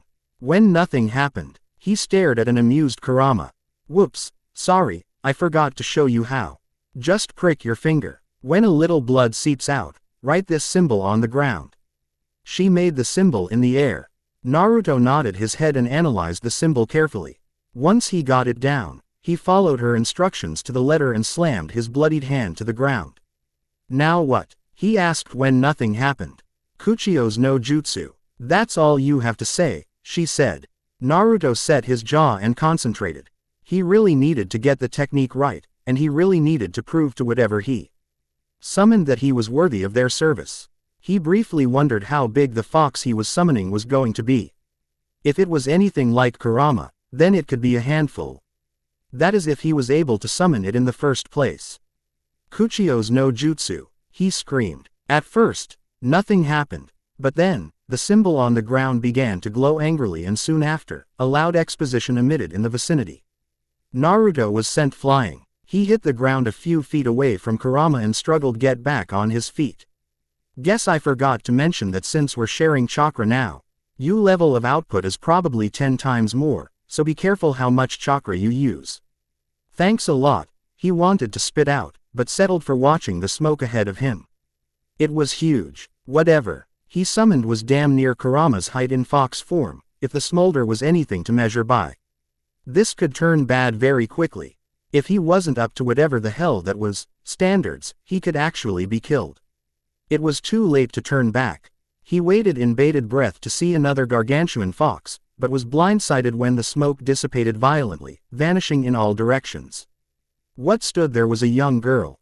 She looked a tad older than Kurama in appearance. Her fox ears and tail were more notable. They were as murky as her hair. She wore a pristine indigo kimono that highlighted her well-developed curves. Her delicate hands were outstretched, indicating that she was the reason the smoke disappeared so suddenly. When her bright green eyes fixed on his azure, Naruto gulped in trepidation.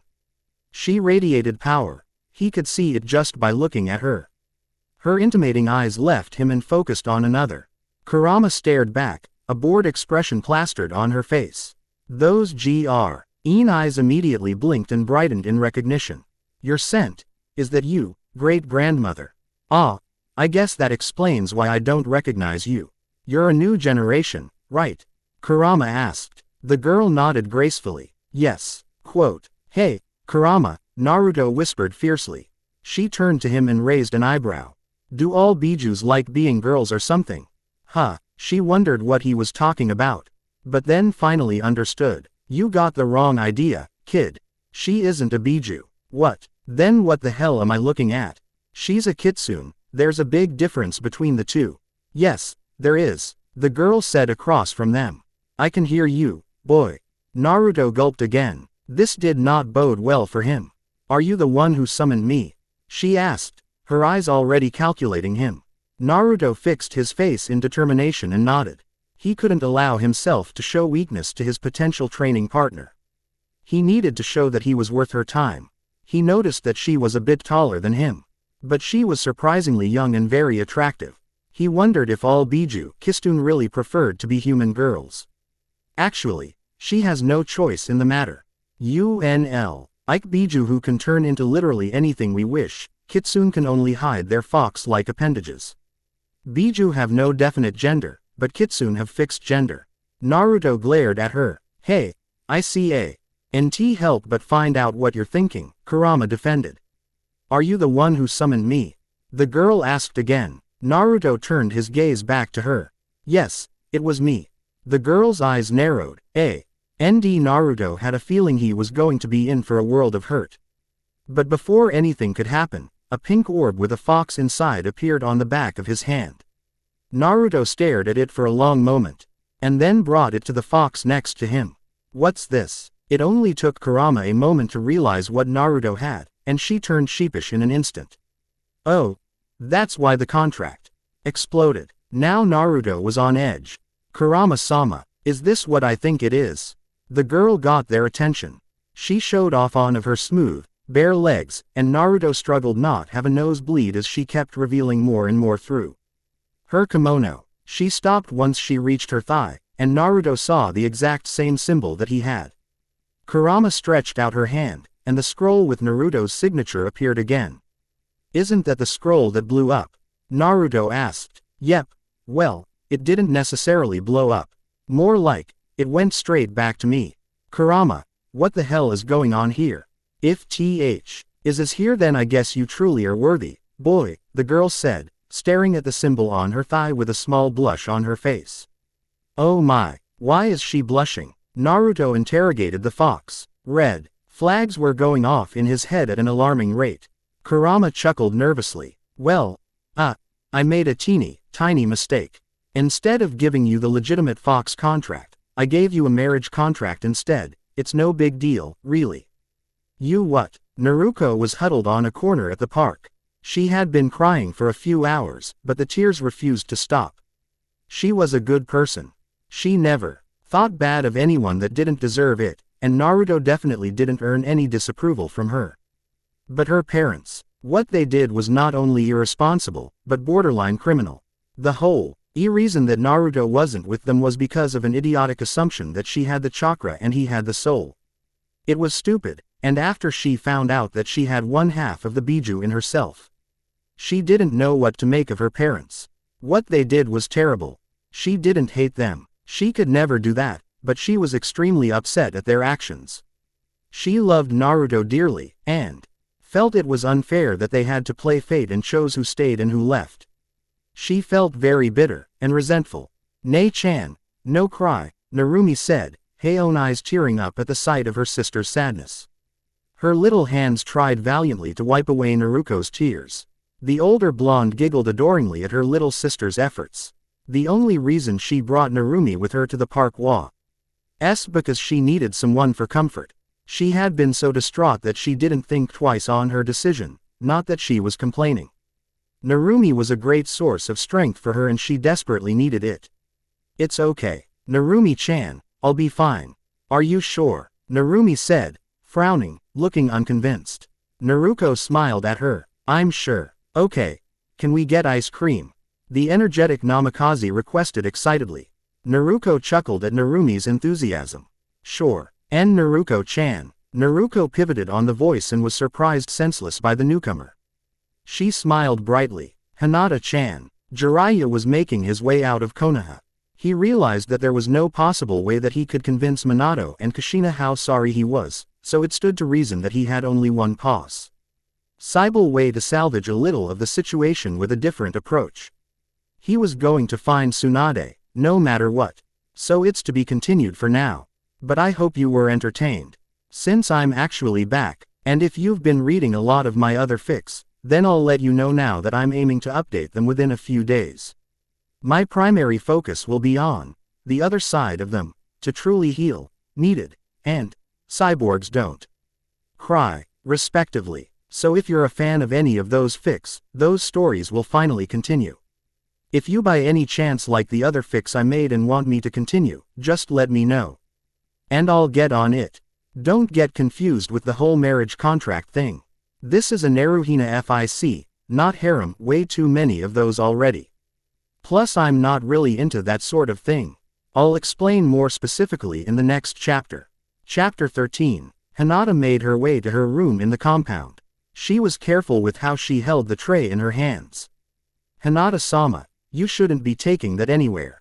Please, allow me, a branch member said. Hinata was very shy, but valiantly shook her head. It's okay. It's not too heavy. The branch member stared at her in confusion. Are you sure? I can easily take it wherever you need it. The Hyuga heiress shook her head again. It was enough to ward off the member, who shrugged and told Hinata that if she ever changed her mind, all she had to do was call. Hinata increased her strut to her room. She didn't want other people asking to assist her. She wasn't sure she had the strength to deny anyone that kept passing her way. She finally made it. Although she had difficulty opening the door and holding the tray of food, she was able to achieve the task, and was greeted by the sight of Naruko holding Narumi close. The little Namikaze brightened at her arrival. Hi, is that ice cream? Hinata smiled at Narumi's adorable visage. The little girl had some power of cuteness to her, and Hinata felt like she was falling for it. Why yes, Narumi-chan. I got your favorite, vanilla. Yeah, yay, thank you, Hinata-ne-chan. Hinata graciously handed the cup of ice cream to Narumi. Naruko was smiling gratefully at her. Thanks, Hinata-chan. Hinata blushed and looked down slightly. No problem, Naruko-chan. Naruko eyed the tray Hinata set aside. I'm surprised that you didn't have any servants handle that tray for you. Naruko had experienced a lot growing up. She had met many royalty members who turned out to be snobby and full of themselves. Usually they mistreated their servants and punished them harshly for minuscule mistakes. It made the blonde hate the very notion of being royalty. It made her think that anyone who had high status turned out to be a horrible individual. But Hinata, in her opinion, was different. She didn't badmouth anyone, nor treat anyone terribly. Sure, she was a little too shy in instances, but Naruko was glad to have her as a friend. I don't want the servants worrying about this. They do so much already. I see. Hinata noticed that Naruko's usual excitement was absent. She remembered earlier when she saw Naruko crying in the park. It honestly made her worry. But she didn't know if she could breach the subject. She didn't want to offend her only close friend. So, with nothing to talk about, she awkwardly kept her head down. Noticing her discomfort, Naruko knew exactly what was on Hinata's mind. Hey, she said softly, gaining Hinata's interest. I promise I'll tell you what's up later. Can we just enjoy ourselves now? It's been a while since we hanged out and I missed you. Hinata nodded slowly, processing her words. I missed you, too. Naruko beamed at her. Then can I stay here for a while? It was more to collect herself away from her parents. But she did genuinely want to bond with the young Hyuga. Hinata tried to mimic her grin, but came up a little short. I'd like that. Me too. Me too. Narumi yelled, putting her hand up. Naruko laughed at Narumi's enthusiasm. While Hinata merely giggled, the young kitsune continued to stand a few meters away from the duo. She had been instructed by Kurama to cover her ears while her and a very upset Naruto had a discussion. Currently, Kurama was being glared at heatedly by the blonde knucklehead. I can't believe you just married me off like that.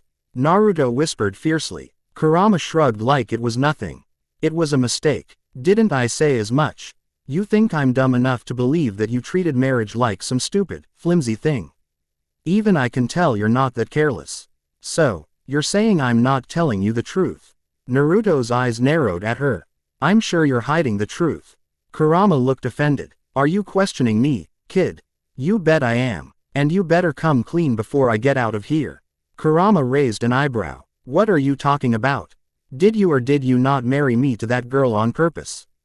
Kurama glared at him for some time, but soon enough. A grin split her face.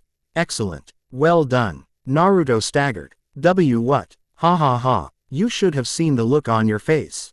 Absolutely hilarious. Naruto snarled. What the hell is so funny? I'm not laughing. Kurama waved her hands up in the air, partially in submission. Relax. Let me explain. What I was doing was administering a test. What? Summoning that girl was a test? No, I knew you could do that. I'm talking about testing to see if you could tell I wasn't being explicitly truthful. Don't get it. I wanted to see how far I can go telling you things. That didn't make much sense until you caught on. You mean, you lied to me? Don't be offended by it. It was necessary. I needed to gauge how perceptive you were. It wasn't done for the sole purpose of hurting you. I'm your sensei now, after all. Naruto took his time processing what she said and then, so what did you lie to me about, anyway? You're not mad. I guess I can see why you would test me. So, no, I'm not mad yet. She deadpanned. Yet, I need to know the entire situation, then I'll see. Kurama gave him a long look. She resigned herself and shrugged. Fine, whatever. Just know from now on. You should be aware that I can be training you anytime, anywhere on anything. Naruto nodded. Are you going to tell me what you lied to me about now? Lie is such a strong word, kid. You still did it. Yep, she chirped. And I guess you could say I lied about not knowing anything about the marriage contract. I figured. You're maybe crazy, but I don't think you'd be crazy enough to marry you own blood to some stranger.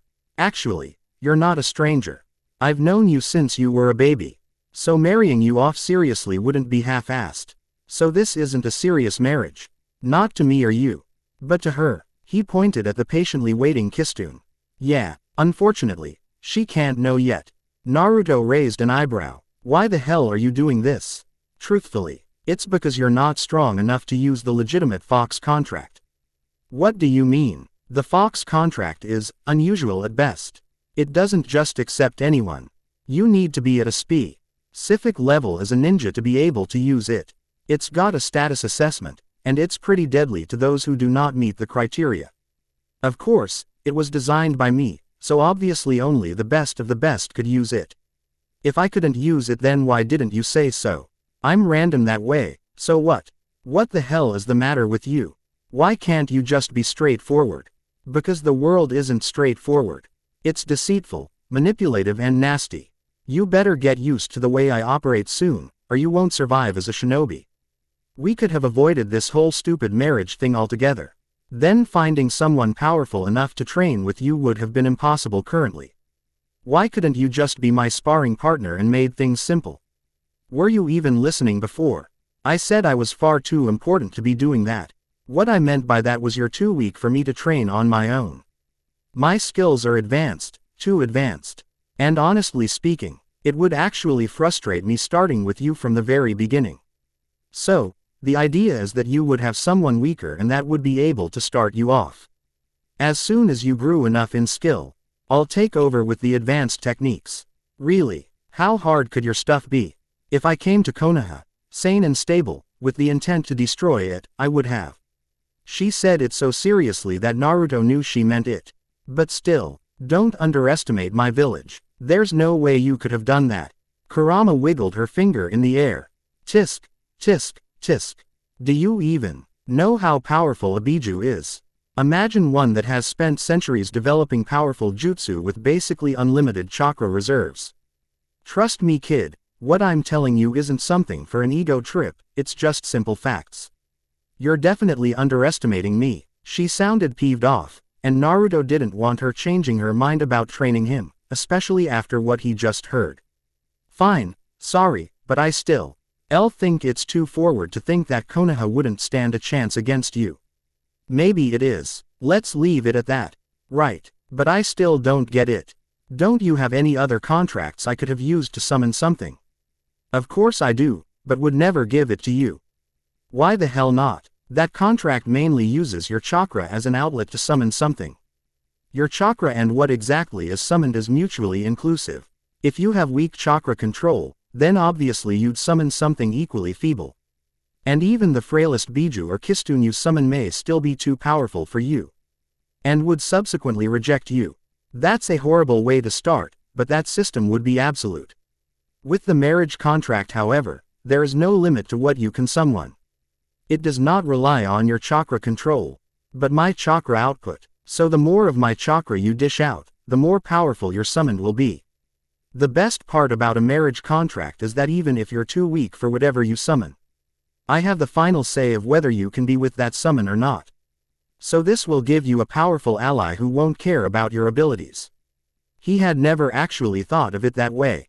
He just ran to conclusions that Kurama tricked him to being a lifelong partner to someone he never knew. Seriously, I worry about you sometimes, kid. She took out the contract and showed it to him. Why are you showing me something I can't read, again? Kurama pointed to the top. The words mysteriously scrambled until the title was readable. Temporary marriage certificate. Naruto read aloud. Yep, Kurama said, burning the scroll again. See, relax, you'll only be with her until I deem it worthy to cancel the contract. Why didn't you change it to readable text before? It takes a lot of power to do so. Naruto didn't bother pry further, feeling like Kurama's explanation would make him feel like an idiot. You could have told me the whole thing from the beginning, the blonde deadpanned. Kurama blinked at him. Then what fun would that be? You know what? Never mind. I just can't figure you out, Naruto concluded. Better start learning, quick, Kurama responded with a cheeky grin.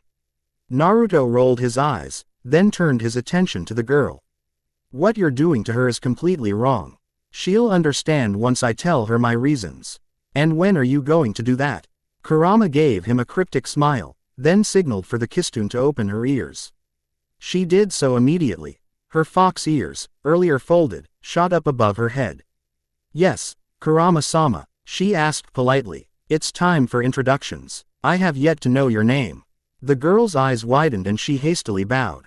Forgive me. It was a complete oversight and I'm truly sorry. It's all right. So who are you? My name is Ru. I come from the Kurama clan of the North. Kurama raised an eyebrow. Kurama clan of the North. Since when was my clan divided? Ru's ears dropped a little. The current heads had a falling out and split the clan to the 4 far regions about 4 years ago. Kurama grit her teeth. It was only resent. Oh, when I get out of here, I'm going to teach those ungrateful brats a lesson. Ru did not comment. Kurama huffed. Spoil your kids and they turn out so sour. Geez, should I know what's going on? Naruto asked carefully. Kurama shook her head. It's okay. It's not something you should get involved in. Ru, from this day forward you shall be Naruto's training partner. Oh, Naruto is the kid next to me. He's a bit out there but he's alright. Naruto had no idea what to say about that, but he did glower in her direction. I fail to understand, Kurama-sama. Training in what do you mean? She blushed and Kurama picked up on it. No, not that. In sparring, Kurama clarified. Oh, well, as his wife, I will do my utmost to assist him. That's good and all that you feel like filling your role as his betrothed, but I advise that you don't focus on any intimate endeavors other than getting him stronger. I mean it. Ru gave her a confused look. Trust me. I'll explain later why I'm telling you this. Although still confused, Ru nodded in acceptance. You are still the leader of our clan. So, I do not find it fit to question you. Good. Kurama had to admit, Ru was a little bit on the dense side. Naruto was struggling to hold down his excitement. He was finally going to train with someone worthy. Ru, although not the same level as Kurama, still seemed a lot powerful. Kurama turned to him. Ready to get started. I was born ready. What should we do first? Naruto asked hurriedly. Kurama smirked at him. Glad you're pumped. So let's get this going. She waved her hand in the air. In the next moment, a bright light engulfed them all. Naruto had to shield his eyes. He knew that Kurama was creating some sort of training ground to get him up to speed. This was going to be so awesome. Finally, he could catch up to Naruko without the help from his father. Of course his mother was an exception for him. She proved herself, although not fully, but enough. The light dissipated and Naruto struggled to adjust to the change in brightness. But when he did, he rapidly tried to focus on his surroundings. It was go time. Huh. Naruto-kun, are you okay? Naruto's eyes were wide as he stared in front of him.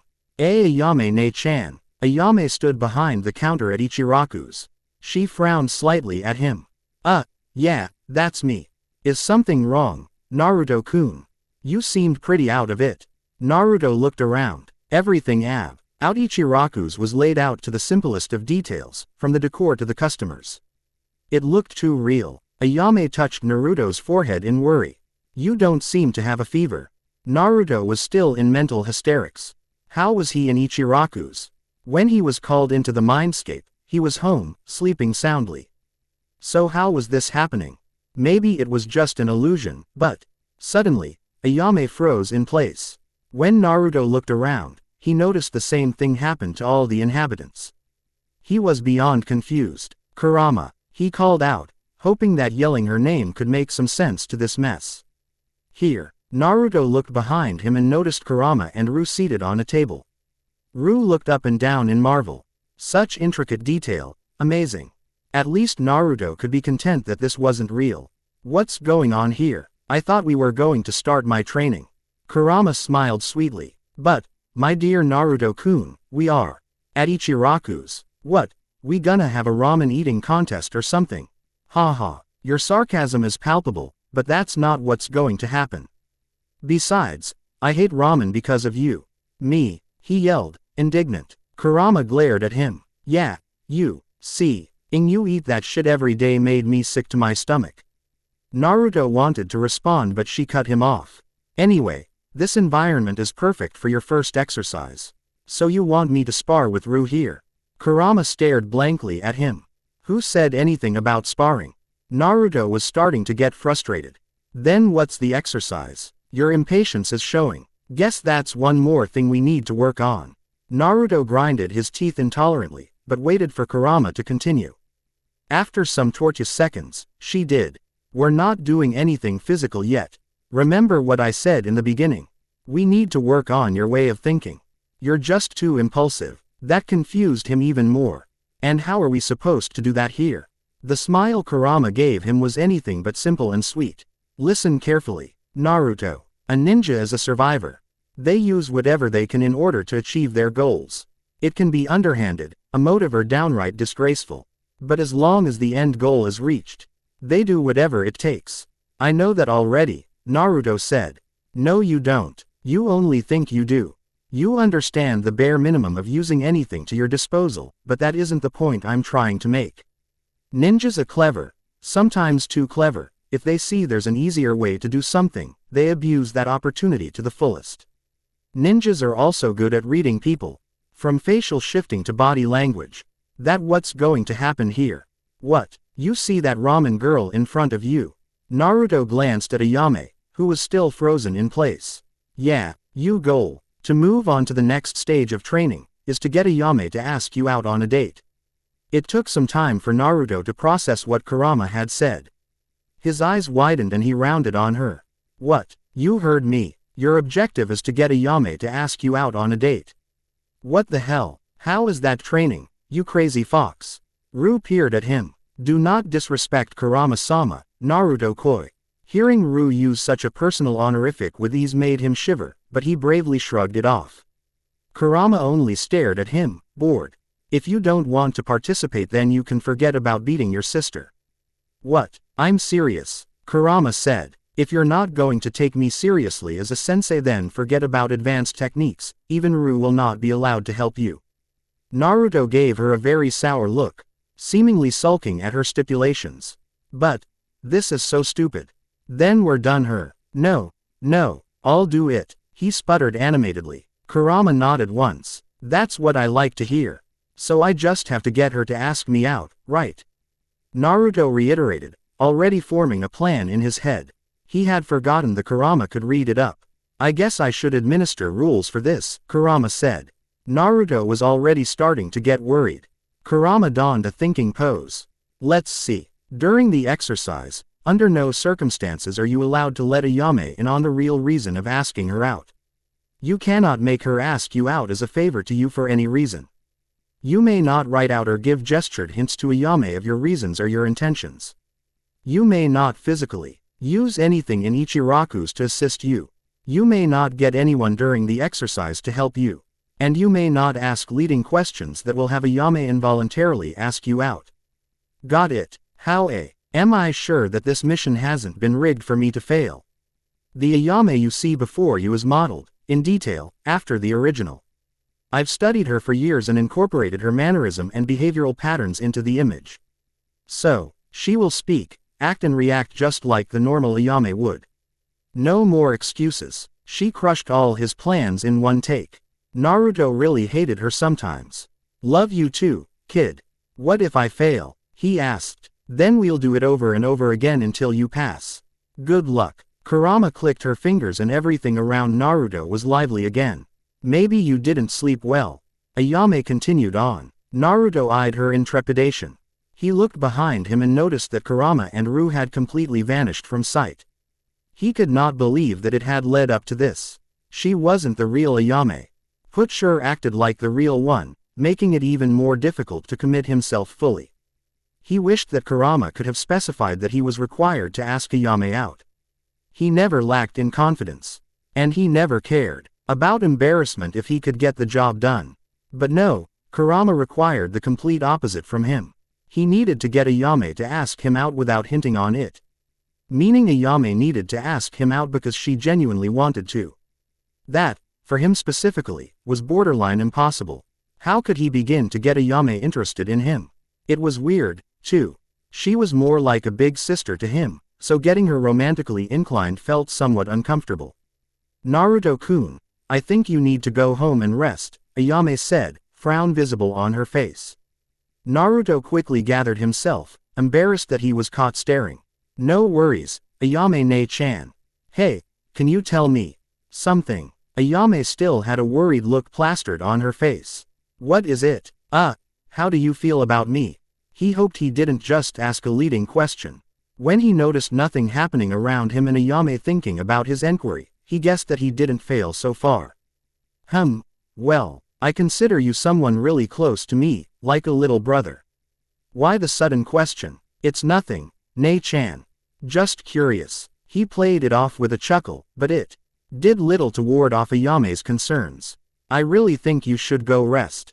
No, I'm cool, really, if you say so. Excuse me while deal with the other customers. Naruto wondered what else he could voice. It was just so difficult to think of the right thing to say to her. Even as he watched her get busy tending to other customers, he was still at a loss for words. What do I do? I'm not used to the whole roundabout thing. I'm always direct about everything I execute. Damn you, Kurama. He decided to go for it. Do what he's always done before. It's gotten him this far in life, hasn't it? Hey, Ayame-ne-chan, do you love me? Quote. He yelled. Ayame was startled by the shout. She almost dropped a few plates, but steadied herself in time. She turned to the blonde, looking borderline troubled. Of course I do, Naruto-kun. Great. Then you know what to do. I promise I'll say yes and I'll even set up the perfect spot. What are you talking about? Come on. Naruto wiggled his eyebrows suggestively. Everything around him instantaneously froze. Fail. Kurama shouted from the table she suddenly sat on. Naruto fearfully looked behind him, surprised by her shout. Geez. Warn me next time, will ya? Kurama nonchalantly stared at him. Shouldn't you be focused more on the fact that you failed miserably? How? He asked. You gave Ayame gestures for her to make her own inference. That was against the rules. But I thought gestures only involved hand movement. I didn't move my hands, he defended. No, it's body movement with the purpose of implication. Your eyebrows are part of your body. Fail. Naruto got angry. But this is ridiculous. How will getting Ayame to ask me out improve my chances as a ninja, and where's Ru? She didn't like the whole notion of you asking someone out in front of her. So I sent her home. Home, as in, the place she was summoned from. You can summon her back anytime you're in the mindscape. I explained to her the reason why I was doing this. So she isn't too upset at you. Anyway, you're a terrible conversationalist. Not like it will help me in the long run anyway, he muttered. Well, too bad for you, you can't move on to the next step until you get her to ask you out. You're free to ask me to initiate the environment for the test anytime from now. But I won't be teaching you anything without you giving me results. Why Ayame-ne-chan? Because she's close to you, making it even harder for you to think of strategies to woo her. Naruto grumbled under his breath, trying to dissuade his retort. They returned to the original mindscape. You're free to go. Come by anytime you wanna try again. Can I get help outside the mindscape about this? Remember the rules. That's all I'm going to say. With that, Kurama pushed Naruto outside of the mindscape. She tisked when he was gone. This is definitely going to take some time. Kushina was packing up the last remnants of her luggage. It wasn't particularly too much, as her time away from the Namikaze estate was intended to be temporary. She needed to collect herself, not abandon her family. Naruko had come home about an hour ago with Narumi. The blonde was still understandably upset with them. But Kushina felt like she should mend strained bonds before she left. The last thing she wanted was for her own daughters to turn their backs on her. Manato wasn't at home. He was in a meeting in preparation for the up-and-coming Chunin exams. So Kushina saw this as an opportune time to have a face-to-face talk with her child. She was nervous as she approached the girl's room, but she willed it on. If Naruko started acting like Naruto now, then the mother had no idea how she would feel about it. She knocked carefully and waited patiently until Naruko told her to come in. She walked in, not even bothering to pretend that everything was okay. Hi, Masumi, can I talk to you? Naruko had a back towards her mother, playing with Narumi. Narumi turned to her mother. Smile on her face and an energetic wave. Hi, Ka-chan. Kushina smiled. Hi, Masumi. Naruko-chan, can we talk in my room, please? It took some time, but Naruko wordlessly stood up and walked out of her room. Can I come? Narumi asked innocently. Not now, Narumi-chan. Just wait here a bit, okay? Ka-chan. That's a good girl. I'll be right back. She closed the door and noted that Naruko was waiting for her. Her arms were folded and her eyes were still fresh with anger. Kushina mentally sighed. She led them to her room and had Naruko sit on her bed. She joined her and started. I'm not going to make excuses. You have every reason to be angry. I'm really sorry for everything you've been through because of me and your father. Naruko stared at her, hurt and anger clearly visible. How could you do that to him? My own brother, your own son. Kushina struggled to maintain eye contact. The shame was never going to leave her, was it? Her mouth formed a thin line and she struggled with the lump in her throat. However reluctant she was on the subject of Naruto, her daughter's expectant stare held no ground for her to hide. She decided to just come out and say what was on her mind. It was terrible mistake. Sweetie, one that I wish I could take back every day. There's nothing I can say to justify it. I was stupid. We all were that night. The night you left him, she spat, her accusatory tone grating. Kushina took in a shaky breath. Yeah, Naruko shook her head. I love you and San, Ka-chan, but I can't help but resent you right now. I love Ni-san so that hurts me when he doesn't return it, and you took him away from me and Narumi-chan. I know, I've got nothing to say that could get you to forgive me. I'm honestly trying to do right by him. You know I could never hold a grudge against you, Ka-chan. But right now, I just can't look at you without getting angry. Kushina smiled. You and me both. Naruko had a few tears in her eyes, trying valiantly to hold them back.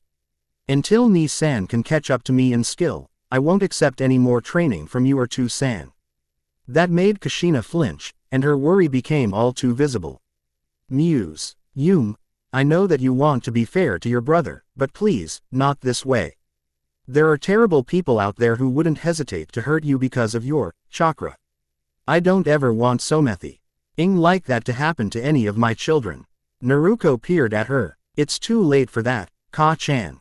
Naruto has been hurt by this horrible place for years. You can't say that to me, not now. I will train, but not by you. I'm sorry, Ka-chan, but I feel like there's too much injustice. I'm not going to change my mind until Ni-san is at my level. Kushina felt like it would be impossible to sway Naruko's thinking. The girl looked pretty resolute about it. She guessed that Naruko was at a certain level where even Chunin would have a hard time fighting her. But she was still her mother, and the safety of her kids was still a priority. She decided to settle for monitoring them more closely. I see. I'll support your decision then. Naruko's eyes widened. She honestly never expected that from her mother. Kushina brought her forehead and touched her daughter's. I love you. Naruko leaned in, closing her eyes. I love you, too, Ka-chan. Kushina stood up, followed by Naruko. I'm leaving for a few days. Your father will take care of you while I'm away. Although surprised, Naruko tried to play it cool. Why? There's a lot of things I need to fix. I'm sorry if I don't tell you more, sweetie. But I promise I'll be back soon. Are you on a mission? Kushina smiled at her. You could say that, and it's something I feel like I have to do. Naruko nodded slowly. I don't understand, but okay. Be safe, Ka-chan. I would never risk leaving you behind. I think I lost the right to act leisurely a long time ago. She grabbed her suitcase. I'll walk you out then, Naruko said. Kushina could admit that Naruko was an absolute angel. She was definitely a part of her life that she thanked Kami every day for. Thanks, sweetie. I'll just say a quick goodbye to Narumi-chan. Naruko escorted Kushina to the entrance of the Namikaze estate, and it looked like Manato was just arriving home. Kushina, he said. Kushina walked up to him. Hi, Manato. Manato shifted his gaze to her bag and back again. So, it's time, huh? Yes. Naruko only looked on in vague curiosity. She realized that she would need to tell Manato that she wasn't going to be training with him either. Manato didn't look happy about it all, but felt like he couldn't do anything about. I'll miss you. She grinned weakly. I won't be gone forever. Manato nodded, barely looking her in the eye. It hurt to realize that things led up to this. But he couldn't blame her. She was the most involved with the kids, anyway. He was mostly invested in Hokage duty. He had never hated that position more than now. His lack of involvement was causing his family to divide even further apart, and it felt like a knife twisting in his heart. He sighed. It sounded tired. Where will you go? Remember our first home, the one just outside Konoha. But we haven't used it in years, it's probably in ruin. I checked it out earlier. It's not that bad. It will need a little fixing up, though. Do you need any help? He offered, hopeful. She shook her head. I need this, Manato. Please understand. I do. He took out a scroll and handed it to her. Here. It's Naruto's adoption papers. Kushina was shocked. It took a pause for her to take the letter. Thank you. I've already read through it. Naruto was adopted by a woman named Yui Kusei. After a few months, she canceled the adoption altogether. I take it you're going to see her. Kushina barely heard him. Her mind went to what Naruto had told her of the woman that he trusted and was betrayed by. Her eyes turned colder. Yes, I am. Manato sighed again, already knowing that she wasn't going to accept his company. Did she do something bad to our son? Kushina was jolted out of her stupor by the question.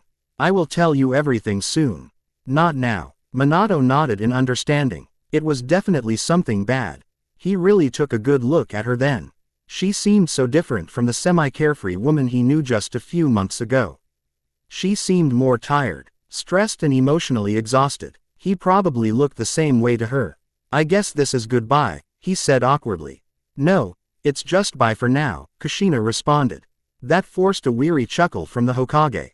Kushina leaned in and kissed Manato's cheek. I love you, Manato. I wish things could have been different. Sounds like you're breaking up with me, he smirked. She mirrored it. Till death do us part. Remember, I never back down from a commitment. His smile withered. I know. She gave him a sad look. Bye, Manato. Bye, Kushina. I'll do my best for the kids. I know you will. With one more wave at Manato and Naruko, Kushina walked away from the Namikaze estate. Her face was all serious, promising great pain in the future. Manato sighed again. What a day. He guessed news of finding out who was responsible for withholding Naruto's gifts and presents would have to be put on hold. Manato felt like Kushina wouldn't be able to hold it together with so many things to deal with. Chu-san, I need to talk to you, Naruko said, staring seriously at her father. Manato knew his day was far from over. In a secluded dark room, 5 figures sat in a circle surrounded by other bodies. The 5 figures each held cards close to their chests. It looked like a very high-stakes game. People eyed each other in suspicion. One person stood above them all, and directed everyone's attention to the left.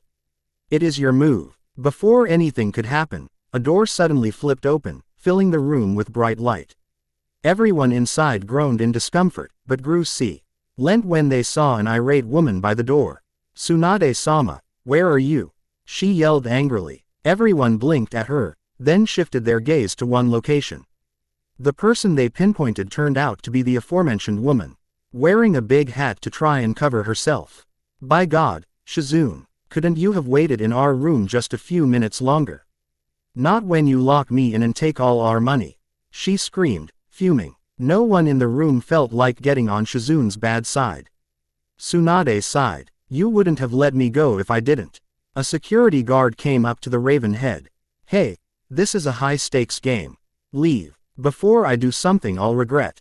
Shizune blared at him, forcing the man to shrink into himself. Let yourself in. I've got no problem with that. Shizune returned her irate gaze to her mentor. She stalked into the room before hauling Sunade on her feet and dragging her out of the room. Shizune, let go of me this instant. Shizune made sure to drop Sunade by a bar table, loudly joining her. Sunade straightened herself. You really have to work on your manners. Shizune continued to glare at her, even more so when Sunade ordered sake. How much did we lose? She all but gritted out. Sunade huffed. You really have little faith in me, don't you? How much? 10,000. Shizune shrieked. Well, yes, but it couldn't have been less than 5 minutes. TCH. If you didn't interfere, I could have gotten it back. Sunade took a healthy sip of her freshly served sake. Shizune's brow twitched. When are you going to stop doing this to us? Before Sunade could respond, another bowl of sake was served at her table. She never asked for more, so she looked up at the culprit, and couldn't help but scowl. Room for one more? Jariah asked, stupid grin plastered firmly on his face. It's been more than a year since I posted here. I know, I'm sorry. I was just pretty busy, and honestly speaking, I had no real motivatio. And to come back to fanfiction with so much going on in my life. But I recently came around, was surprised with the amount of reviews and favorites, and I just had to update it. Thank you for taking time to get invested in my story, and thanks so much for the positive reviews. You guys make it worthwhile for me to keep writing these fics. Once again, I'm sorry it took so long, but I'm glad I at least gave you something for now. It's more me getting back into writing. Have to admit, though, I am a bit rusty. Until next time, goodbye and thanks for reading.